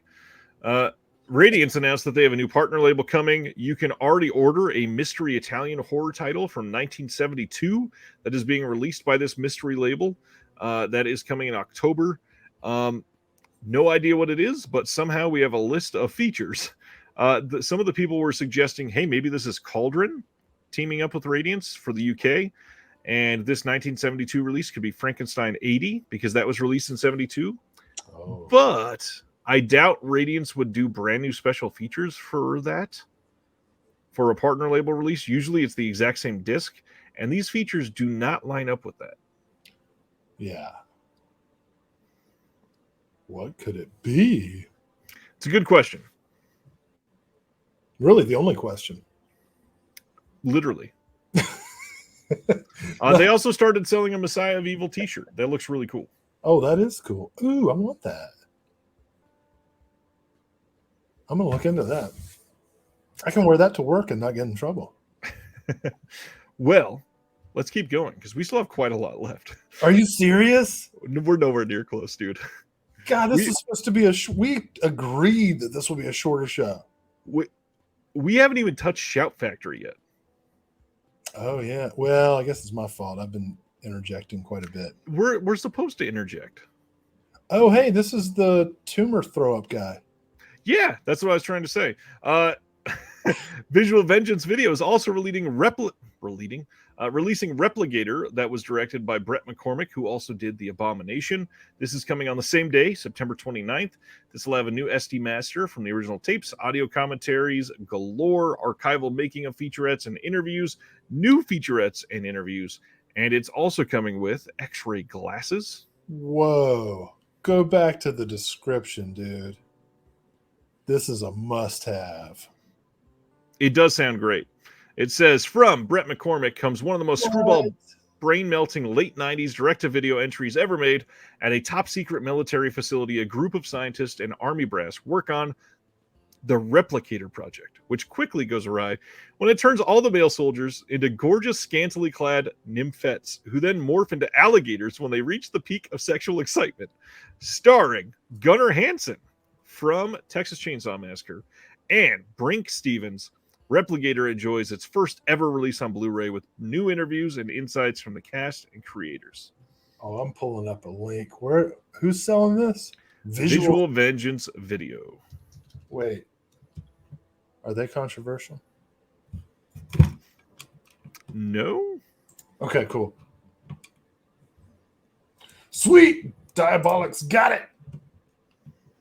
Thanks, Diabolic. Dude is asking if I skipped the Synapse sale.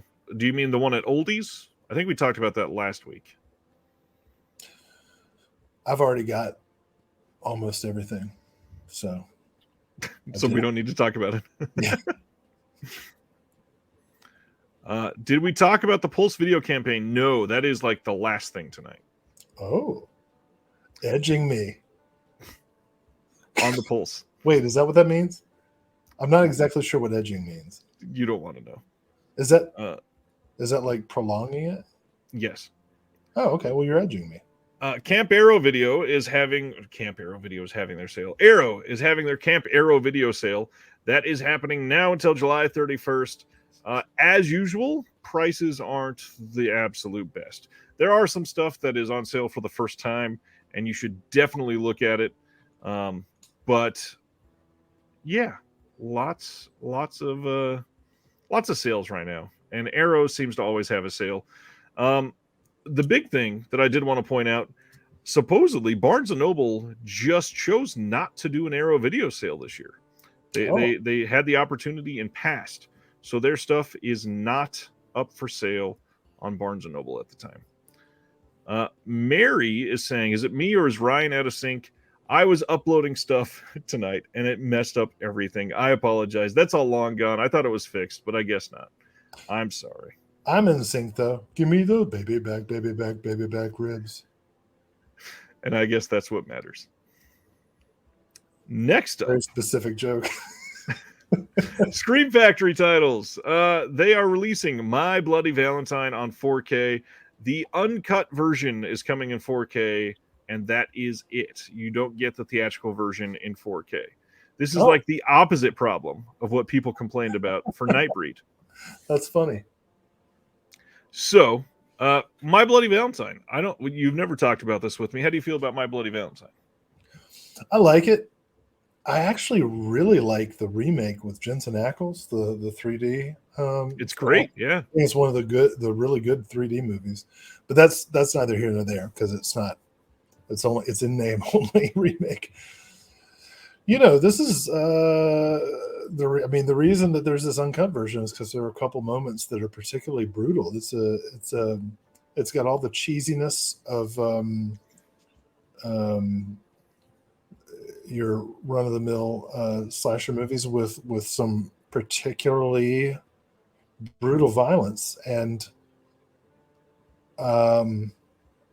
it's nowhere near like my top echelon of slasher movies, but I like the film. And it's important, in Canadian film history as one of the seminal slashers of the early days, 81. So yeah, I mean, if you've never seen it before, this would probably be the best way to see it.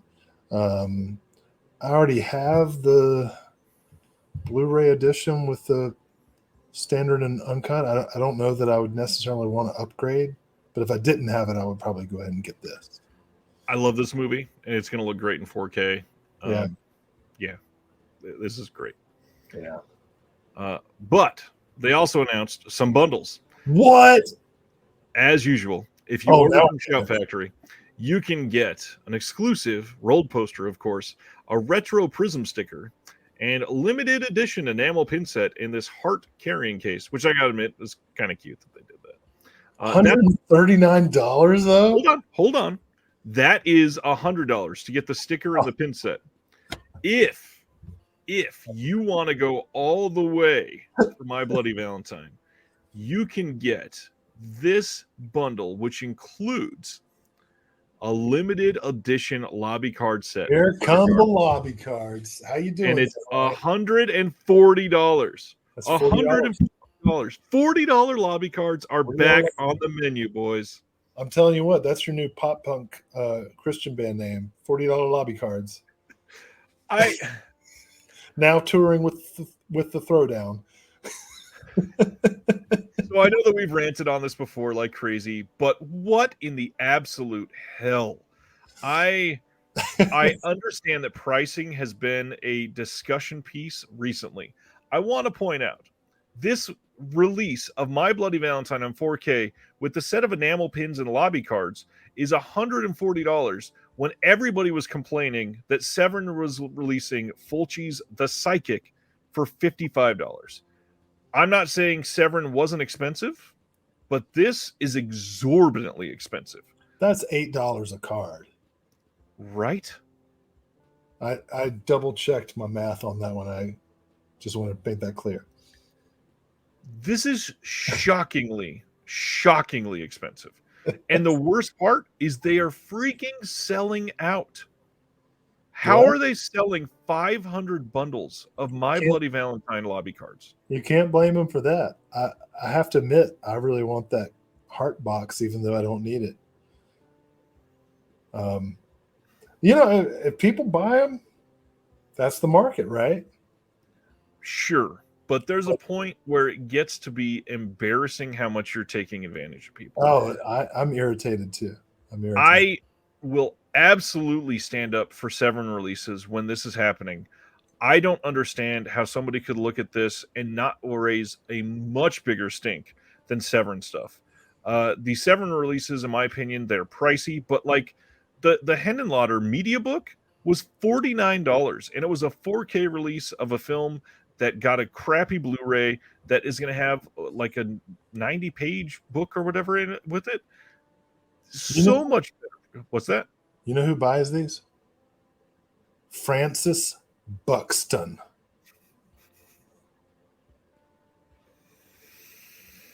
Francis Buxton buys these lobby cards. This is not our people, and let them subsidize our hobby. That's what I say.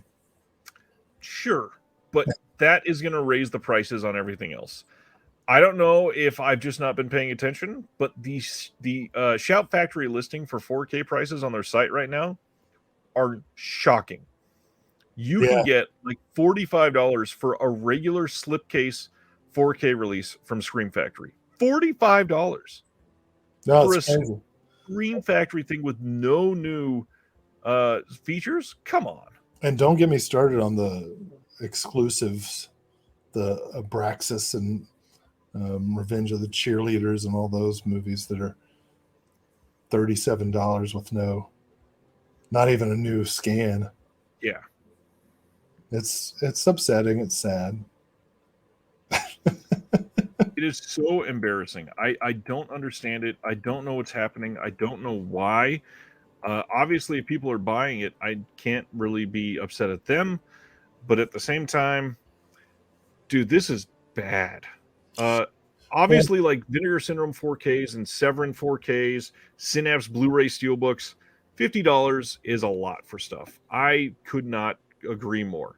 However, there are smaller companies that have, a different kind of financial situation, and Scream Factory is kind of, it's hard to say they're not gouging, right? I mean, $40 lobby cards. What else would it be? I'm telling you, man, that's a band right there. They're touring. They're touring with Five Finger Death Punch. Is that the name of the band? It is. Hey, sweet. Now, I remember. I'm with it. I'm a hip dude. What's hilarious is I'm railing against them right now. I completely get that. However, this is like one of the best months from Scream Factory in a long time. So, oh my gosh, yeah! Wait till you see. We're going to talk about some of the better stuff in just a moment. They're also releasing Night of the Comet in 4K. There's no new features at the moment. They might add something new.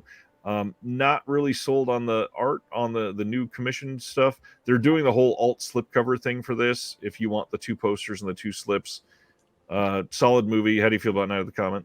Love it. I would definitely pay for some lobby cards. This is you know what? Oh my gosh, you know what they should sell? Nothing. No. You know what would be a great premium is like a cameo message from Kelly Maroney. Like if you buy this for $49.99, you can get a 30-second cameo message from Kelly Maroney. That'd be cool. I'd pay for that. The logistics behind that would be so rough. She'd do it. She's great. Oh no, I know she would, but getting oh my god. Oh, there'd have to be rules, for the sickos. Okay, so to make this worse, lobby cards for My Bloody Valentine were $40. A cameo from Kelly Maroney is only $15 more. $55 right now. Literally. Wait, did you just look her up? I did. And just to show, legitimately, $55 on cameo right now. Oh, man. That's not that bad. Yeah. Compared to $40 lobby cards, that's a steal. Oh, yeah. I would much rather have a cameo from Kelly Maroney. In a heartbeat. Oh, man. What is up with Scream Factory? Hey, if any boutiques are listening, I hope I gave you a great idea. Oh, man. That would be a crazy bundle option. All right. Next up, they're putting out Natural Born Killers on 4K on the Shout Select line. This is a good choice. I'm glad this is coming out. People have been asking, is it the director's cut? On the website, it's got 2 runtimes listed, so I'm assuming they've got both cuts of the film.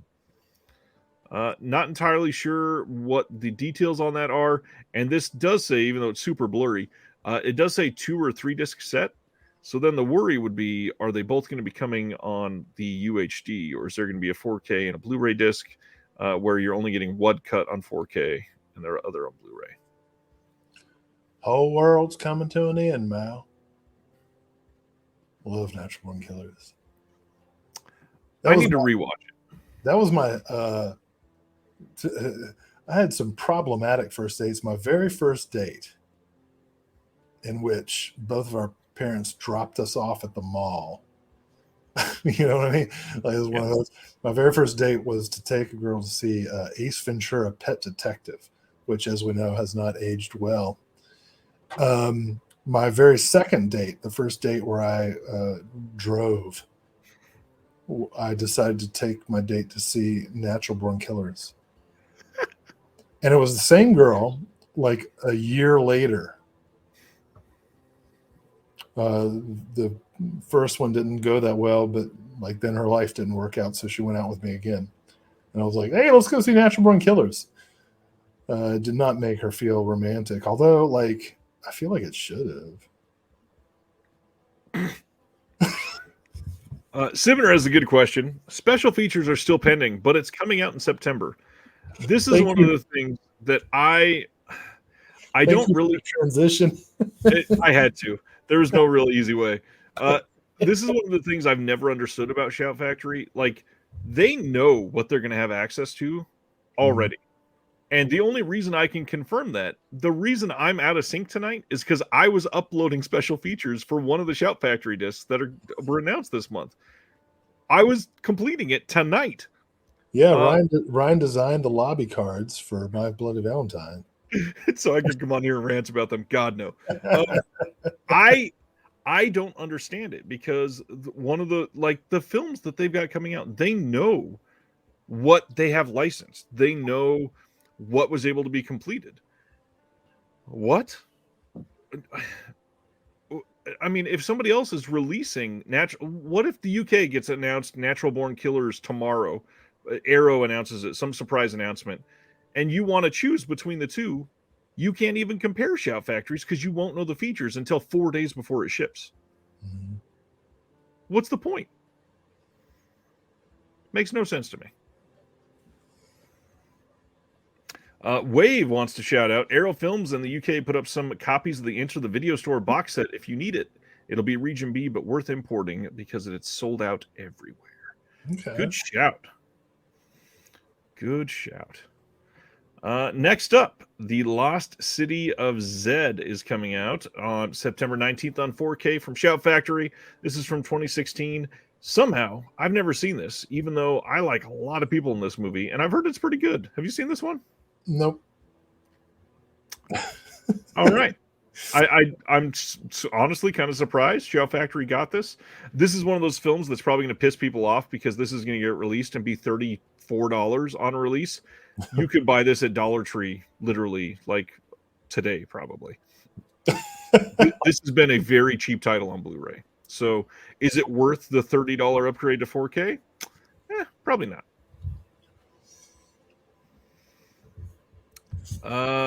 My Demon Lover from 1987 is coming from Scream Factory. Extras in progress. What? This one is. Sorry, I didn't mean to interrupt you. This one is what? This one is worth it. Oh. I've heard nothing but terrible things about this movie. What? You've never seen My Demon Lover with Scott Valentine? No. God, no. What do you mean, God, no? I've never seen it.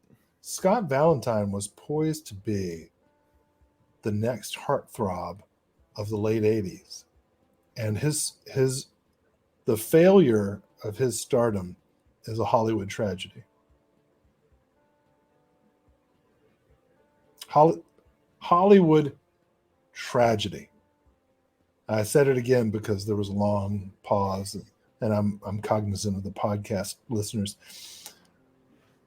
My Demon Lover, I know for sure, has so many strange and interesting people excited. They might not be listening tonight, but I'm telling you, My Demon Lover is going to sell the shit out. Yes, it is Nick from Family Ties. Scott Valentine, the most porno-y named actor in the history of Hollywood. My Demon Lover is a cinematic classic. It has the romantic subtlety of a Truffaut film combined with the comedic pratfalls of a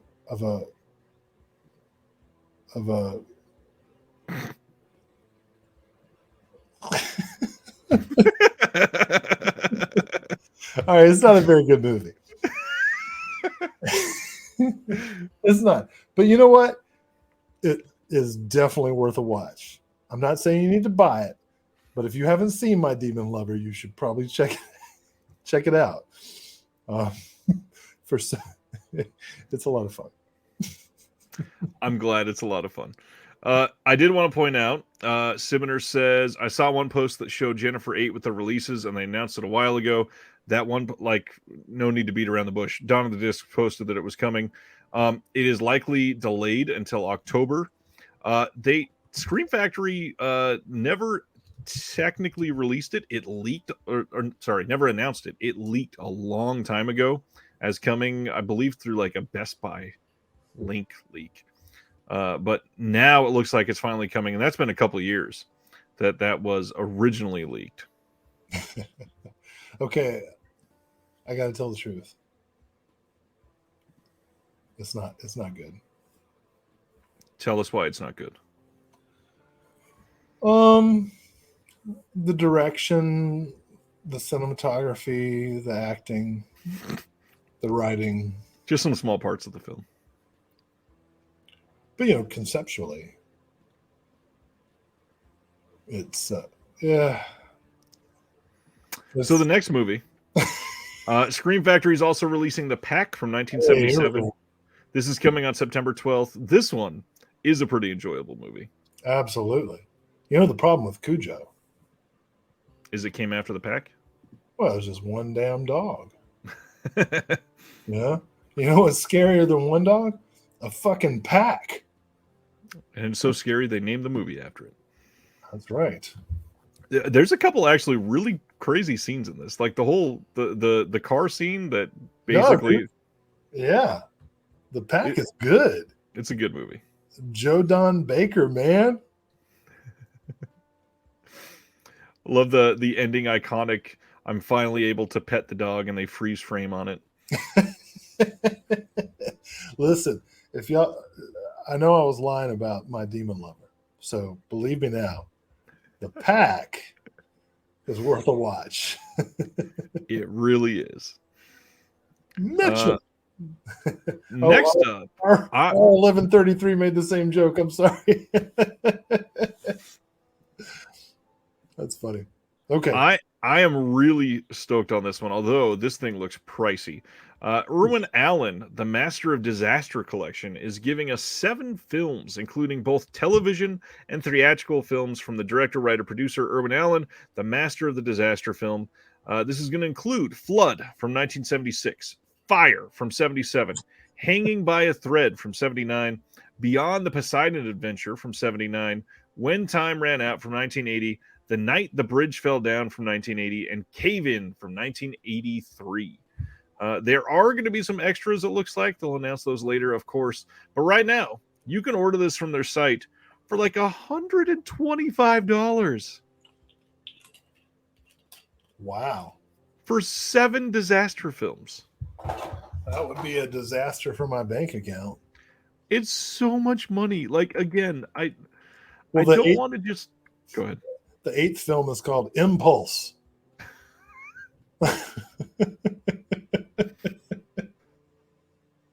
Oh, okay. So I'm sorry. Their site, it's $104. Amazon had it at $125, but still, $104 for 7 of these films seems a little crazy. I don't understand that kind of pricing. Like, why not just say $99.99? Like, psychologically, we know that that is more appealing than 104. It's literally 103.99. Who is that appealing to? Not me. And I would love to own this, but now Yeah, it'll be a long time before I do. 103.99. That's yeah, We're in crazy times, says Sibner. crazy times. All right, we only got like 30 announcements left, so let's get through these. What? September 19th, Shout Factory is releasing Lost Souls from 2000. This is going to have a few a few features that are already listed for this one. Audio commentary with the director and the DP Mauro Fiore, deleted scene with optional commentary in a trailer, but then they say the final transfer specs will be confirmed at a later date.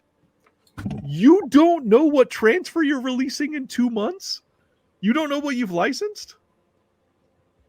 Well, I can tell you what film they've licensed.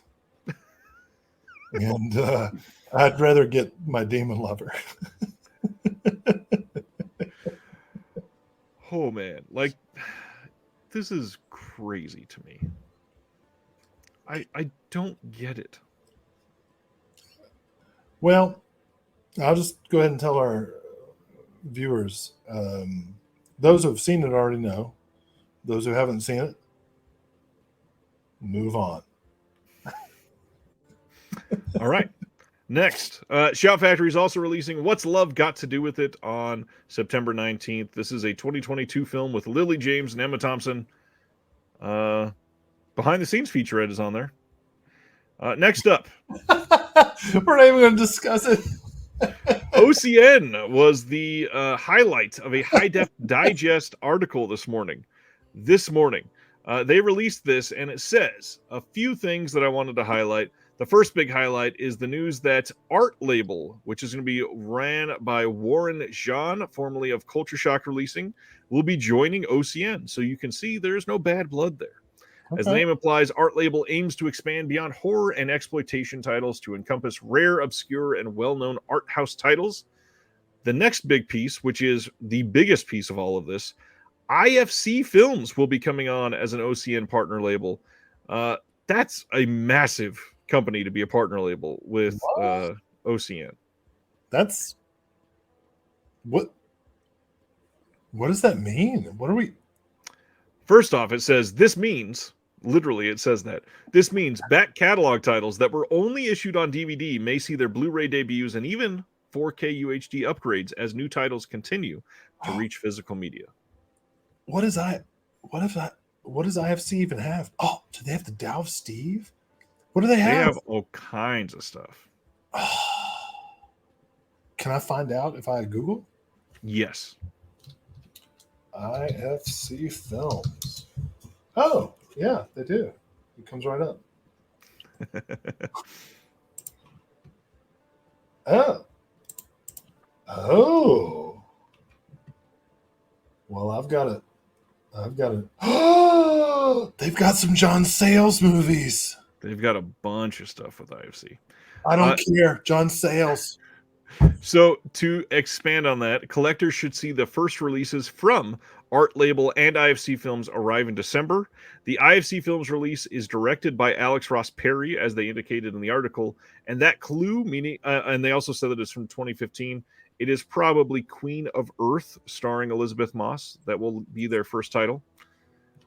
Beyond that, they say that the current lineup will continue regular releases, including the first 4K disc coming from Canadian International Pictures soon, and Decanalog is releasing a 3D Blu-ray soon, which is cool. Further, they went into a little bit of detail and stated that from September to December, there will be an average of 15 partner releases per month. Okay, they've got tons of Guy Madden and John Sayles movies. Oh, I'm so happy right now. Is this going to happen? This is a big deal. IFC Films is a huge catalog. Oh my gosh. Tony's back. Hey, we already talked about the Umbrella release. Can you tell Will your details on that Hercules release? Because I know that you commented on it. Oh, please do, because I'm kind of excited about it, and I'm also excited to discover that IFC has the documentary Nick Nolte No Exit. You are so excited. 4K, baby. I love it. R1133 asks if they have Liana. No. That is Ronnie, by the way. When you see that name, you can say Ronnie. Well, you want me to say Ronnie? You have the Ronnie. I go with the name that I'm trying to help you. Well, okay. Casa de los Babies and oh man, some of the lesser known, and Return to Secaucus 7, his first film. Okay, we're almost 4 hours into this. I'm kind of like, okay, we talked earlier about the competition and multiple releases, but now I'm kind of bummed because I just got the first volume of the Neo Noir set. That was that Imprint. Yep, and now Kino's releasing all of them singularly. Well, and One False Move on 4K. Yep, just got on. So already 2 of the films from the first set are. So now I'm kind of like, well, what's going to happen with the second set? All right, well, go on. Let's talk about it. Well, they're likely going to come out. I mean, what it looks like is Imprint is almost like a testing ground to make sure that the releases are viable. They sell well, and Kino scoops them up and puts them out. Well, this is a good movie. People should see it. So, September 12th, After Dark, My Sweet from 1990. Bruce Dern, Jason Patric, Rachel Ward. Good, solid movie. We got an audio commentary by James Foley, the director. We got an interview with Jason Patric, interview with Bruce Dern, trailer, slip, all that normal stuff. Looks like a good release. Yeah. And it'll be the exact same transfer as was on the Imprint disc. Master Gardener, the Paul Schrader trilogy ender with Joel Edgerton and Sigourney Weaver, will be released on September 5th. Yeah. Well, the best way to stop being a Nazi is to become a florist. And if you become really good with water and somebody commits arson, then you could put out florist fires. I almost ruined that joke. This might be a good double feature with American History X. Tony says Hercules Returns is basically about a film fanatic who buys a cinema and wants to screen the last movie they showed, Hercules, but they have the Italian version with no subs.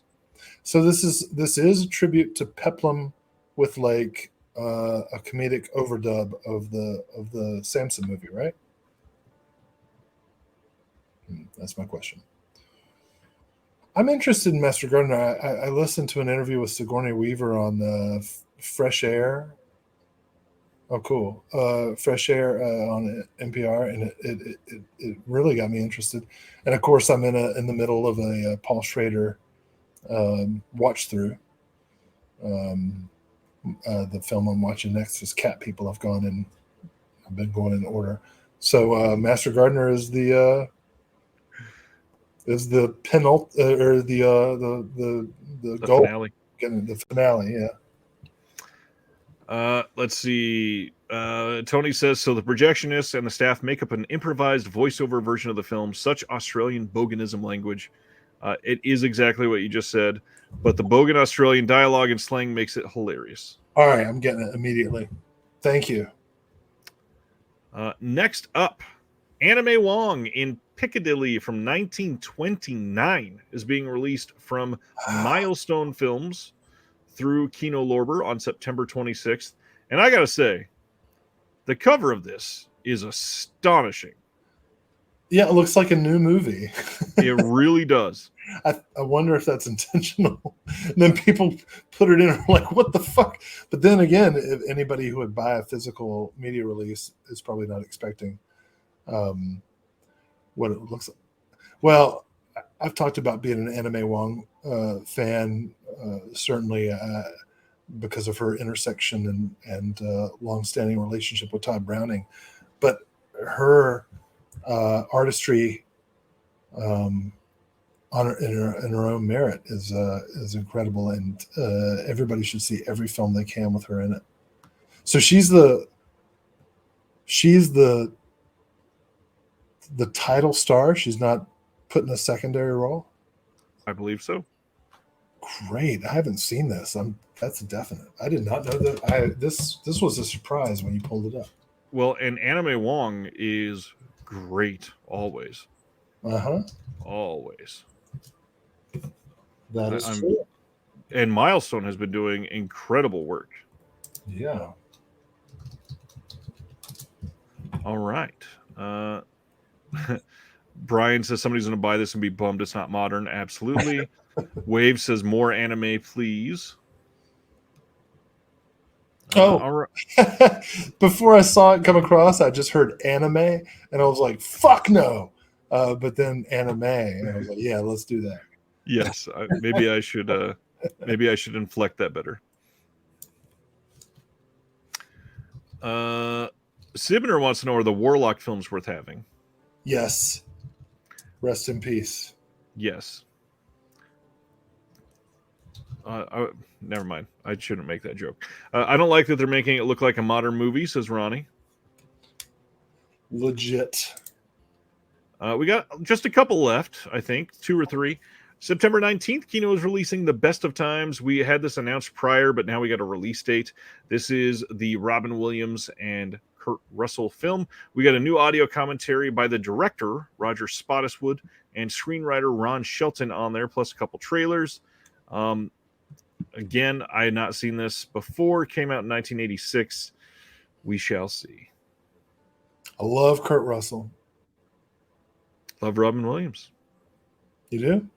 Oh yeah. I never could do it. I was the perfect age for Robin Williams. You're a little older. Yeah, he's a joke stealer. Which I have to recognize that I was like bending over backwards to justify watching a film directed by Asia Argento. And then I'm like, oh, Robin Williams stole jokes. So I just want the audience to know that I recognize how far I am, like completely. And there's going to be a lot of self-examination after this camera turns off. And also, Stan Geezy's very excited because Brain Donors is coming out on September 19th. We finally have a release date. This is the 1992 Zucker Brothers film. And we got a new audio commentary by the director Dennis Dugan, moderated by Lee Gambin. Which you know who else is excited? Great. Is it Will? No. Oh. Mr. Jeremy Long, that paragon of comedic improvisation. I'd say that he would be insulted by that, but he'll never see this. Ouch. I always watch when he's on. Well, you know, this is a DC Nerds, right? Yeah, I've made some bizarre choices tonight as far as the battles I've chosen. Look, Brain Donors is I'd put that in the same category as The Bodyguards. It's fun. It's dumb. A lot of physical humor, and great cast. You know what I'm stoked on? This got a 4K scan of the OCN. Like, wow, that's really surprising.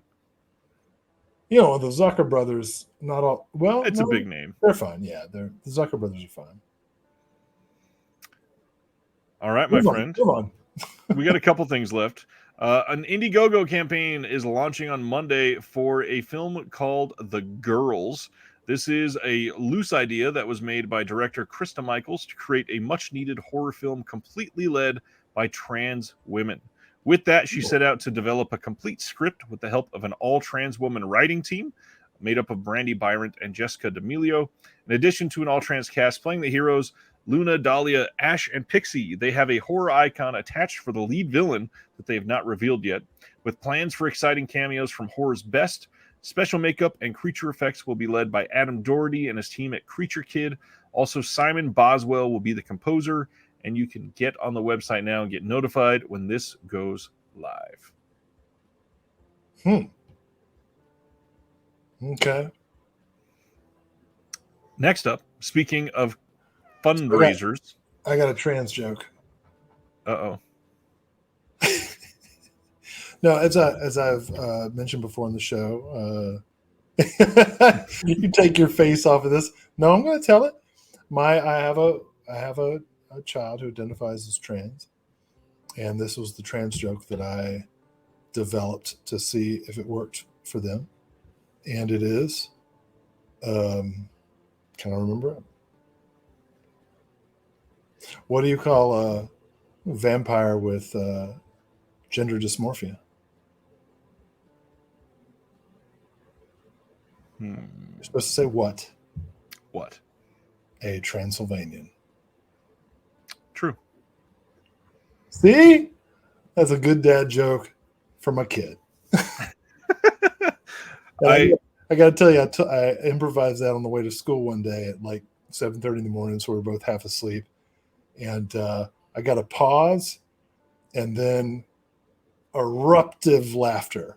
And it made me happy. It was a good bonding moment. Because I wanted him to feel like supported and like, but not just supported, but like that it was funny and okay and like normal, you know? Right. So mine, one of my kids, I don't remember which, I think it was Jonah, the older one. He's gotten really into wrestling lately. And I think he was doing like fake announcing or something for that. Like he was announcing a match coming up because we got him a belt. And he said, "Ladies and gentlemen." And I said, "Man, you don't know who's watching. You don't know the gender of all these people." And I said, "Maybe we should say, ladies and gentle them." Ladies and gentlemen. Ladies and gentle them. Yeah. Trans dad jokes. That's where we're at in this stream. 4 hours into it. Now let's talk about some porn.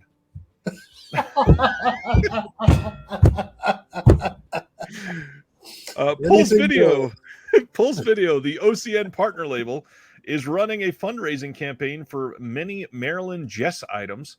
I can't show a lot of things on here, but they are releasing these two things. The fundraiser closes on July 14th. The link that I've attached to this is very not safe for work. There are boobs everywhere. The films, by the way, are confirmed to be coming to the Vinegar Syndrome adult site when that launches in August. So if you're in the States, the only reason you'd want this is if you really love Marilyn Jess and you want a lot of the stuff that they're releasing with it, which there's some really cool stuff that they're putting out. You can get some stuff related to an exhibition that they did in May, and they've got a brand new Blu-ray with Marilyn Jess, the James Band trilogy. It is 3 naughty parodies from the 80s with 2 exclusive slipcovers to choose from, and that is these 2 slipcovers. Okay. Well, you know, Marilyn Jess is a very charismatic and charming person, actress. I did see one of the Pulse releases of her early work and was like, yeah, okay. I probably won't fund it. I get it. And again, it's totally okay. And it looks like they're making these anyways. So it's just to get some of the more limited merch items.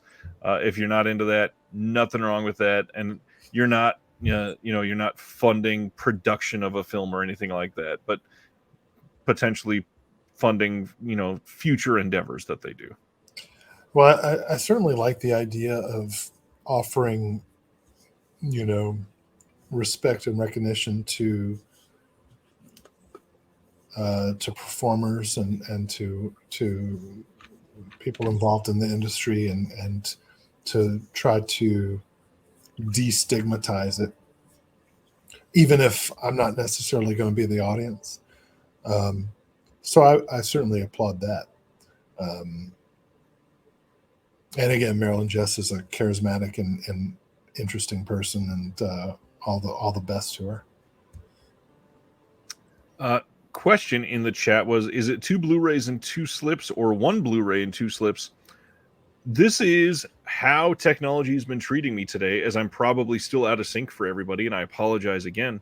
I tried to get the translation from the French site for this done so many times, but every time I hit translate, it would be visible on my screen for about 5 seconds and then disappear. I'm amazed that I got everything in the post that I did. I'm still not sure. I could read the entire site in French, don't understand French. So see if it works for you when you go to the site that was linked. Now, 4 hours into the show is when we go into talking about what's coming out next week, in case you forgot. After Hours 4K from Criterion. That's a must for a lot of people, especially during this sale. The Burning 4K from Scream Factory. Scream 6 in 4K is finally being released. Nice. Sisu, or Sisu, however you say it. That's a big one. That's coming out next week. Shin Ultraman is getting released next Tuesday. Beau is Afraid is coming out next week, and I see a lot of people skipping that, thinking that A24 is going to release their own 4K.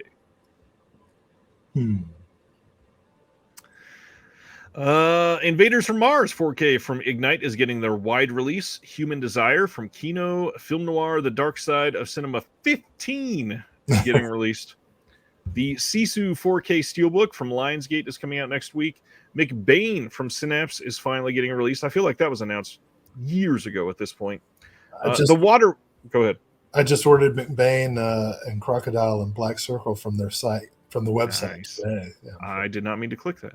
Oh. I've heard that Black Circle is not good. I hope it's good. I don't care. I'm supporting it. Good. That's how I feel. Dude says he got McBain early. Looks great, but crappy extras. Interesting. The Watermelon Woman, that releases next week. That's a big one. Mission Impossible 5 and 6 Steelbooks, of course. Richard Pryor double feature coming from Mill Creek. Excited about that. Yeah. I need to get the Bingo Long Traveling All-Stars. I've been wanting to see that for a long time. Yeah, for sure. Are You There, God? It's Me, Margaret. I need to buy that one. I've heard that one is amazing. Stooge-O-Rama. We talked about this a few months ago. That's getting released next week. Hey, don't sleep on Netherworld. I'm gonna sleep on Full Moon. Sorry, Dad. I totally ordered that from the Full Moon sale. I was going to talk about the other Full Moon, but hopefully get past that one. We're definitely talking about the other Full Moon. Netherworld coming out from Full Moon next week. White Noise and White Noise 2 coming from Mill Creek. Underrated. Nothing else there. Wait, what? First of all, White Noise 2. Let's talk about that for a second. I've never seen the sequel. White Noise 2, directed by Patrick Lussier, who did the Dracula 2000 series and Drive Angry, was the editor for Wes Craven for most of his Scream and Forward films. White Noise 2 is dope. Don't sleep on. I don't really care for White Noise 1, but White Noise 2 is worth it to get that set. Now, we're going to talk about Subspecies 5. All right. The first film, and it was for Mother's Day, because my wife's favorite vampire series is Subspecies, and it's also mine. It's one of the things we bonded on when we first started dating almost 15 years ago. And I got to surprise her at the Alamo Drafthouse, Raleigh, with a screening of Subspecies 5 Blood Rise. Never thought I'd see a Full Moon film in a theater, and it was gorgeous. Ted Nicolau, who got his start as an assistant on Texas Chainsaw Massacre, directed many great Full Moon films, including Terror Vision and the complete Subspecies series. This film is fantastic. It's gorgeous. It's a wonderful prequel. See all of the Subspecies films. You won't regret it. All right. Corsage is coming out next week. That was one that we talked about a couple months ago. Party Girl is getting a standard release because the limited sold out. Indeed. Persian Lessons coming from Cohen Media next week. The Novelist film. This is a Cinema Guild release. This is supposed to be really great. And then Pacifiction. Some people are saying this is the best film of the year. I am considering checking that one out soon. And I think that's all of the big ones. Oh, there's the Carmen release that Carey Mulligan was talking about. Oh, Paul Mescal's in that. Okay, yeah, I definitely need to check that one out. Hold on a second. Can we find out what The Only Way is? The Only Way. I'm nervous about it. It's got Jane Seymour. Let me see. The Only Way. It's a VCI release. Dr. Quinn, anti-Semitism woman. VCI release. It's from 1970, and it says a Jewish family tried to escape from Denmark in October of 1943 during the German occupation. Oh, okay. So the only way does not mean the only way is to be a Nazi. Correct. The only way out. Correct. Okay, I just want to make that clear. Correct. Shit. That movie made me nervous. As I was saying, Paul Mescal was astonishing in After Sun, so I definitely need to check out Carmen. All right. That's it. We were gonna, just going with the innuendos of tonight, finger the pulse of the hobby. But I mean, we're now 4 hours and 6 minutes into this. Is there anything that you want to talk about as a wish list item or check in for the first half of the year? Well, before we call it, do you want to wait? I feel like tonight I've attracted and alienated most of the audience. I believe that the first Thursday of every month is going to end up this way much of the time. I mean, I definitely have a wish list for next year. I'm very hopeful for, and I have been thinking about the state of the hobby. As I mentioned, the potential danger zone for pressing facilities. So I can certainly yammer on about that stuff. What do you think? What do you want to talk about? You know what? Actually, I'm going to cut you off, having asked you to speak. I'm going to cut you off and say, what is this, going into a full year of us knowing each other? 2 years? August will be the first time that we met. So it's been 11 months. 11 months, like more than a kid, right? Like like this. Oh, got it. The more than a kid was very confusing there. 11 months, more than a kid. What? this when we tried to sit up and stuff like that.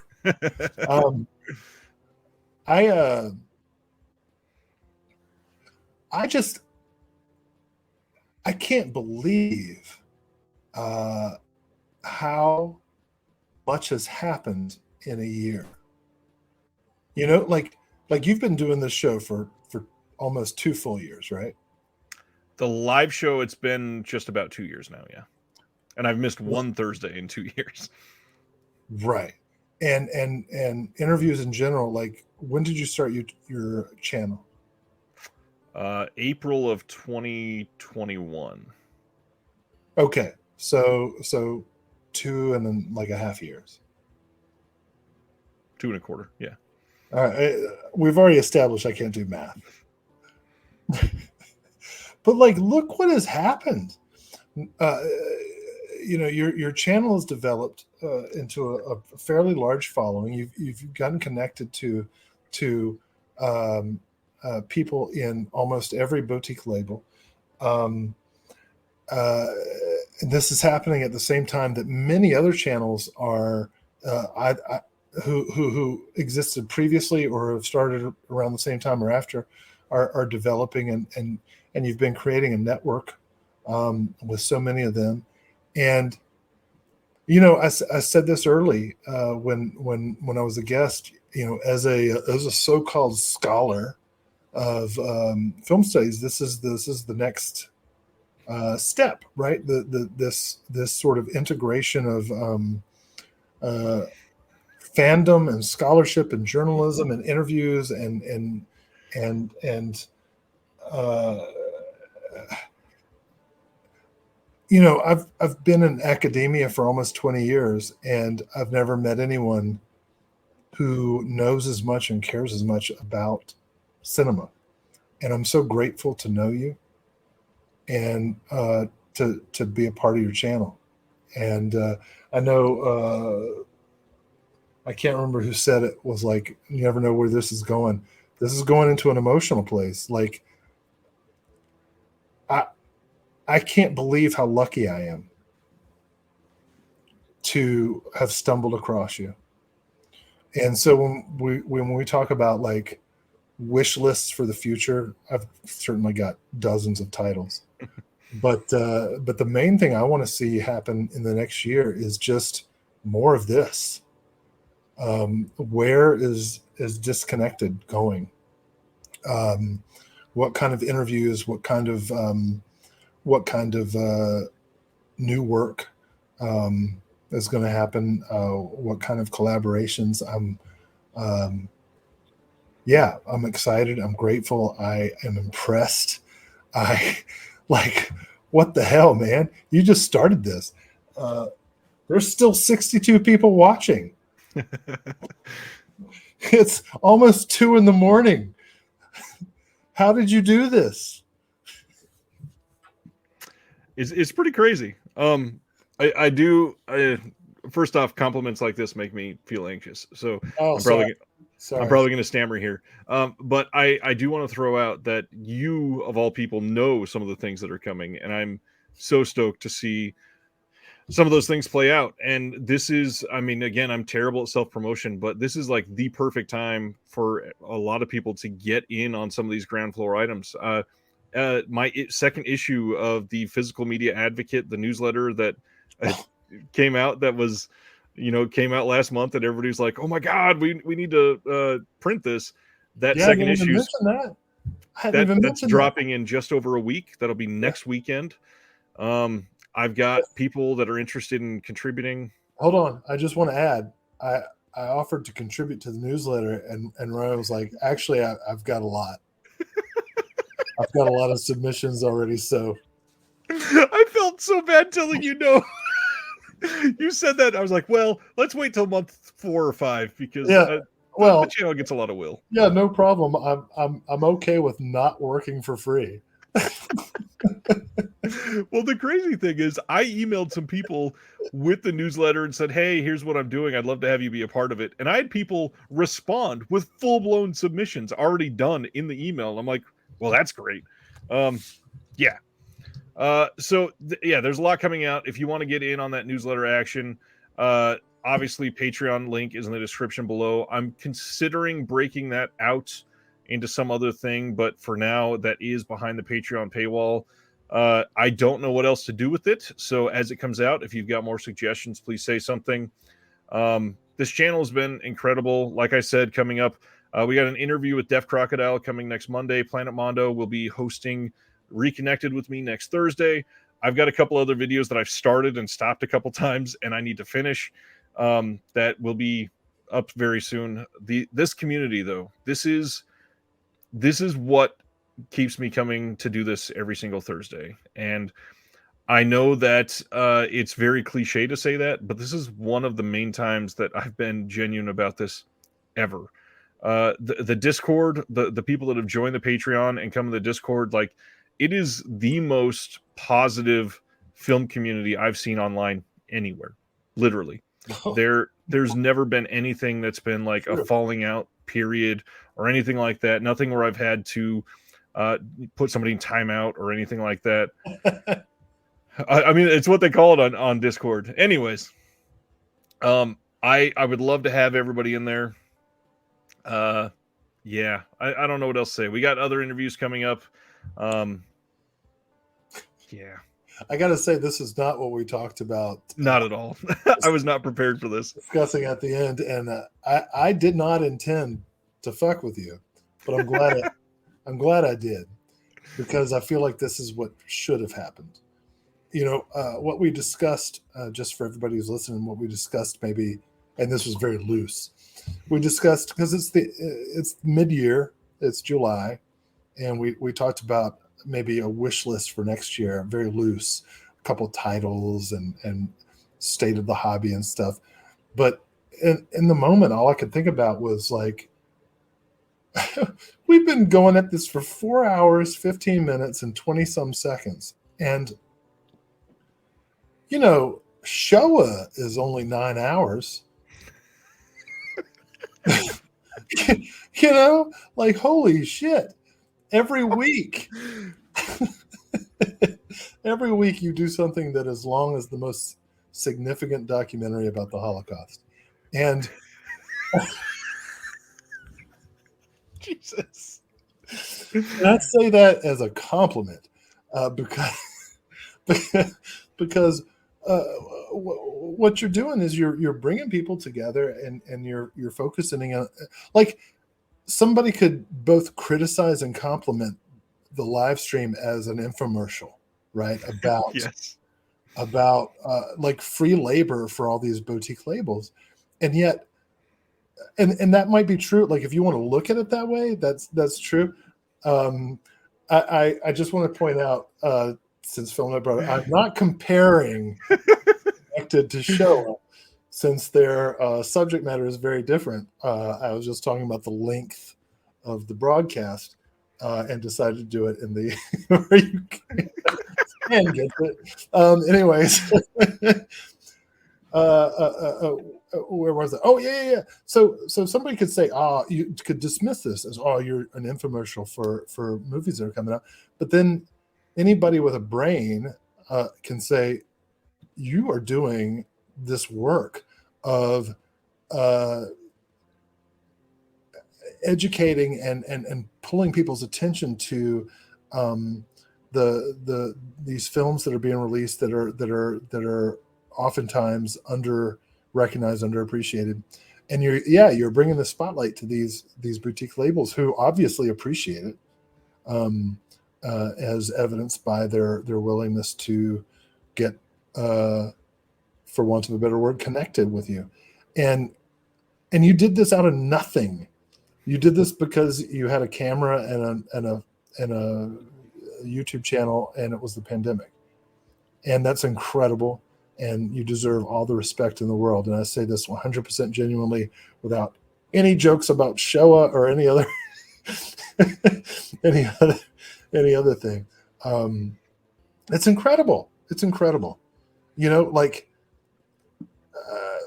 for me and all the people I know who've spent their lives like kind of getting into academia, right? There's a lot of great things about this particular community, but it's totally isolated from the wider, like, humanity. Yep. And one of the reasons I reached out to you, like, I know, like, I promote stuff and whatever, but the reason I reached out to you was not for me, because no matter how many books anybody buys, I'm not going to make any money. The reason I reached out was because I want to be. I think academics need to be part of the community, Of course, yeah. and to stop and to eliminate any kind of division or when you put doctor in front of my name, I flatter myself into thinking that it's part of the funny,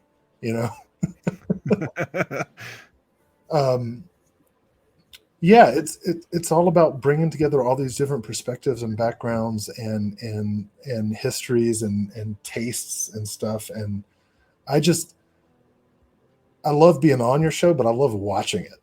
Like, all the guests that you have, all the interviews, the people that come on, but mostly you. Like, you know so much about movies, and you're a great family man, and you're so open and honest about who you are and what you do, and I just love it. So on behalf of everybody out there, I just want to say thanks for doing this. Thanks for being who you are. I appreciate that. And I'm going to end on this next note, and it's going to sound like I'm fishing for last minute compliments. I am not. I was not going to say anything, but it's too funny not to share now. You probably would have made me, like, almost as forcefully as you could, keep this to like an hour show, if had any show at all, if I'd told you this. I actually had a surgery today, and I still did this for 4 nights. What the shit? You okay? I'm fine. Yeah. Yeah. It's hilarious. Anyways, I appreciate you all. I am here. I'm dedicated. I appreciate everything that this community has done. And next Thursday, we'll be back doing it all again with no surgery. See you then.